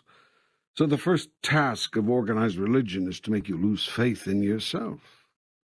The second task is to make you see that it has the answers you do not. And the third and most important task is to make you accept its answers without question. If you question, you start to think. If you think, you start to go back to that source within. Religion can't have you do that, because you're liable to come up with an answer different from what it has contrived. So religion must make you doubt yourself, must make you doubt your own ability to think straight. The problem for religion is that very often this backfires, for if you cannot accept without doubt your own thoughts, how can you not doubt the new ideas about God which religion has given you? Pretty soon you even doubt my existence, which ironically you never doubted before. When you were living by intuitive knowing, you may not have had me all figured out, but you definitely knew I was there. It is religion which has created agnostics. Any clear thinker who looks at what religion has done must assume religion has no God. For it is religion which has filled the hearts of men with fear of God. For once man loved that which is in all its splendor. It is religion which has ordered men to bow down before God. For once man rose up in joyful outreach. It is religion which has burdened man with worries about God's wrath. For once man sought God to lighten his burden.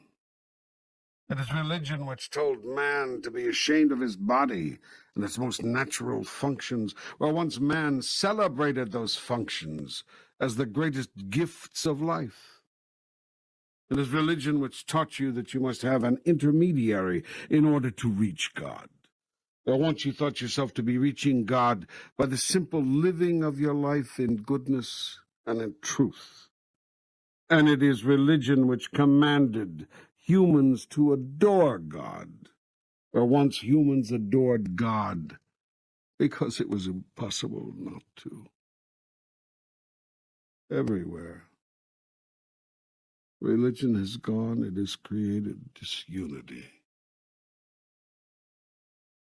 which is the opposite of God.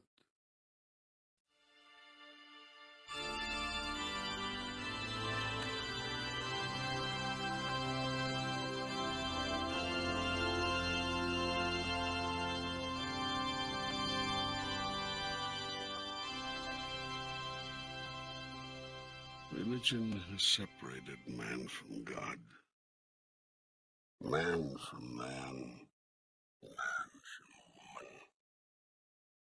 Some religions actually telling man that he is above woman, even as it claims God is above man, thus setting the stage for the greatest travesties ever foisted upon half the human race.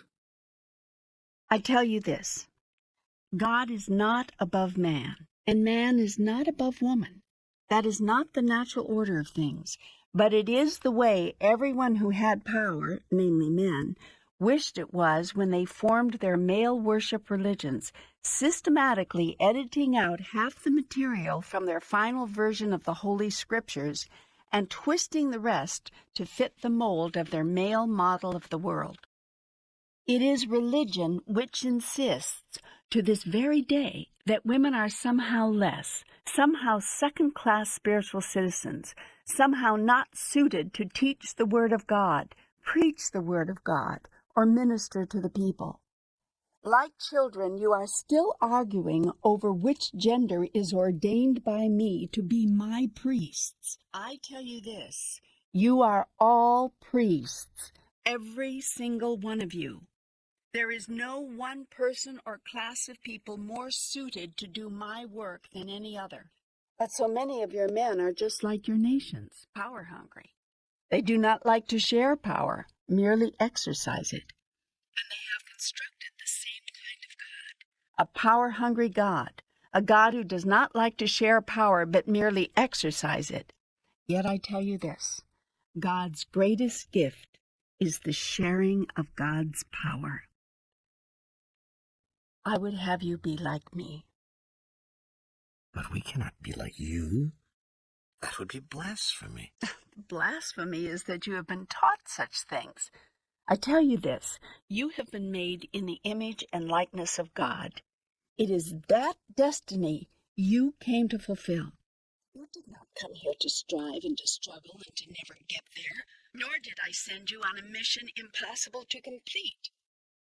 Believe in the goodness of God, and believe in the goodness of God's creation, namely, your holy selves. You said something earlier which intrigued me. Absolute power demands absolutely nothing. Is this the nature of God? You have now understood. I have said God is everything, and God becomes everything. There is nothing which God is not, and all that God is experiencing of itself, God is experiencing in, as, and through you. In my purest form, I am the Absolute. I am absolutely everything, and therefore I need, want, and demand absolutely nothing. In this absolutely pure form, I am as you make me. It is as if you were finally to see God and say, well, what do you make of that? Yet no matter what you make of me, I cannot forget and will always return to my purest form. All the rest is a fiction. It is something you are making up. There are those who would make me a jealous God. But who could be jealous when one has and is everything? There are those who would make me a wrathful God. But what could cause me to be angry when I cannot be hurt or damaged in any way? There are those who would make me a vengeful God. But on whom would I take vengeance, since all that exists is me? And why would I punish myself for simply creating? Or if you must think of us as separate, why would I create you, give you the power to create, give you the freedom of choice to create what you wish to experience, then punish you forever for making the wrong choice? I tell you this, I would not do such a thing. And in that truth lies your freedom from the tyranny of God. In truth, there is no tyranny, except in your imagination. You may come home whenever you wish. We can be together again whenever you want. The ecstasy of your union with me is yours to know again. at the drop of a hat, at the feel of the wind on your face, at the sound of a cricket under diamond skies on a summer night. At the first sight of a rainbow and the first cry of a newborn babe, at the last ray of a spectacular sunset and the last breath in a spectacular life. I am with you always, even unto the end of time. Your union with me is complete. It always was, always is, and always will be. You and I are one, both now and even forevermore. Go now and make of your life a statement of this truth. Cause your days and nights to be reflections of the highest idea within you. Allow your moments of now to be filled with the spectacular ecstasy of God made manifest through you. Do it through the expression of your love, eternal and unconditional, for all those whose lives you touch. Be a light unto the darkness and curse it not. Be a bringer of the light. You are that. So be it.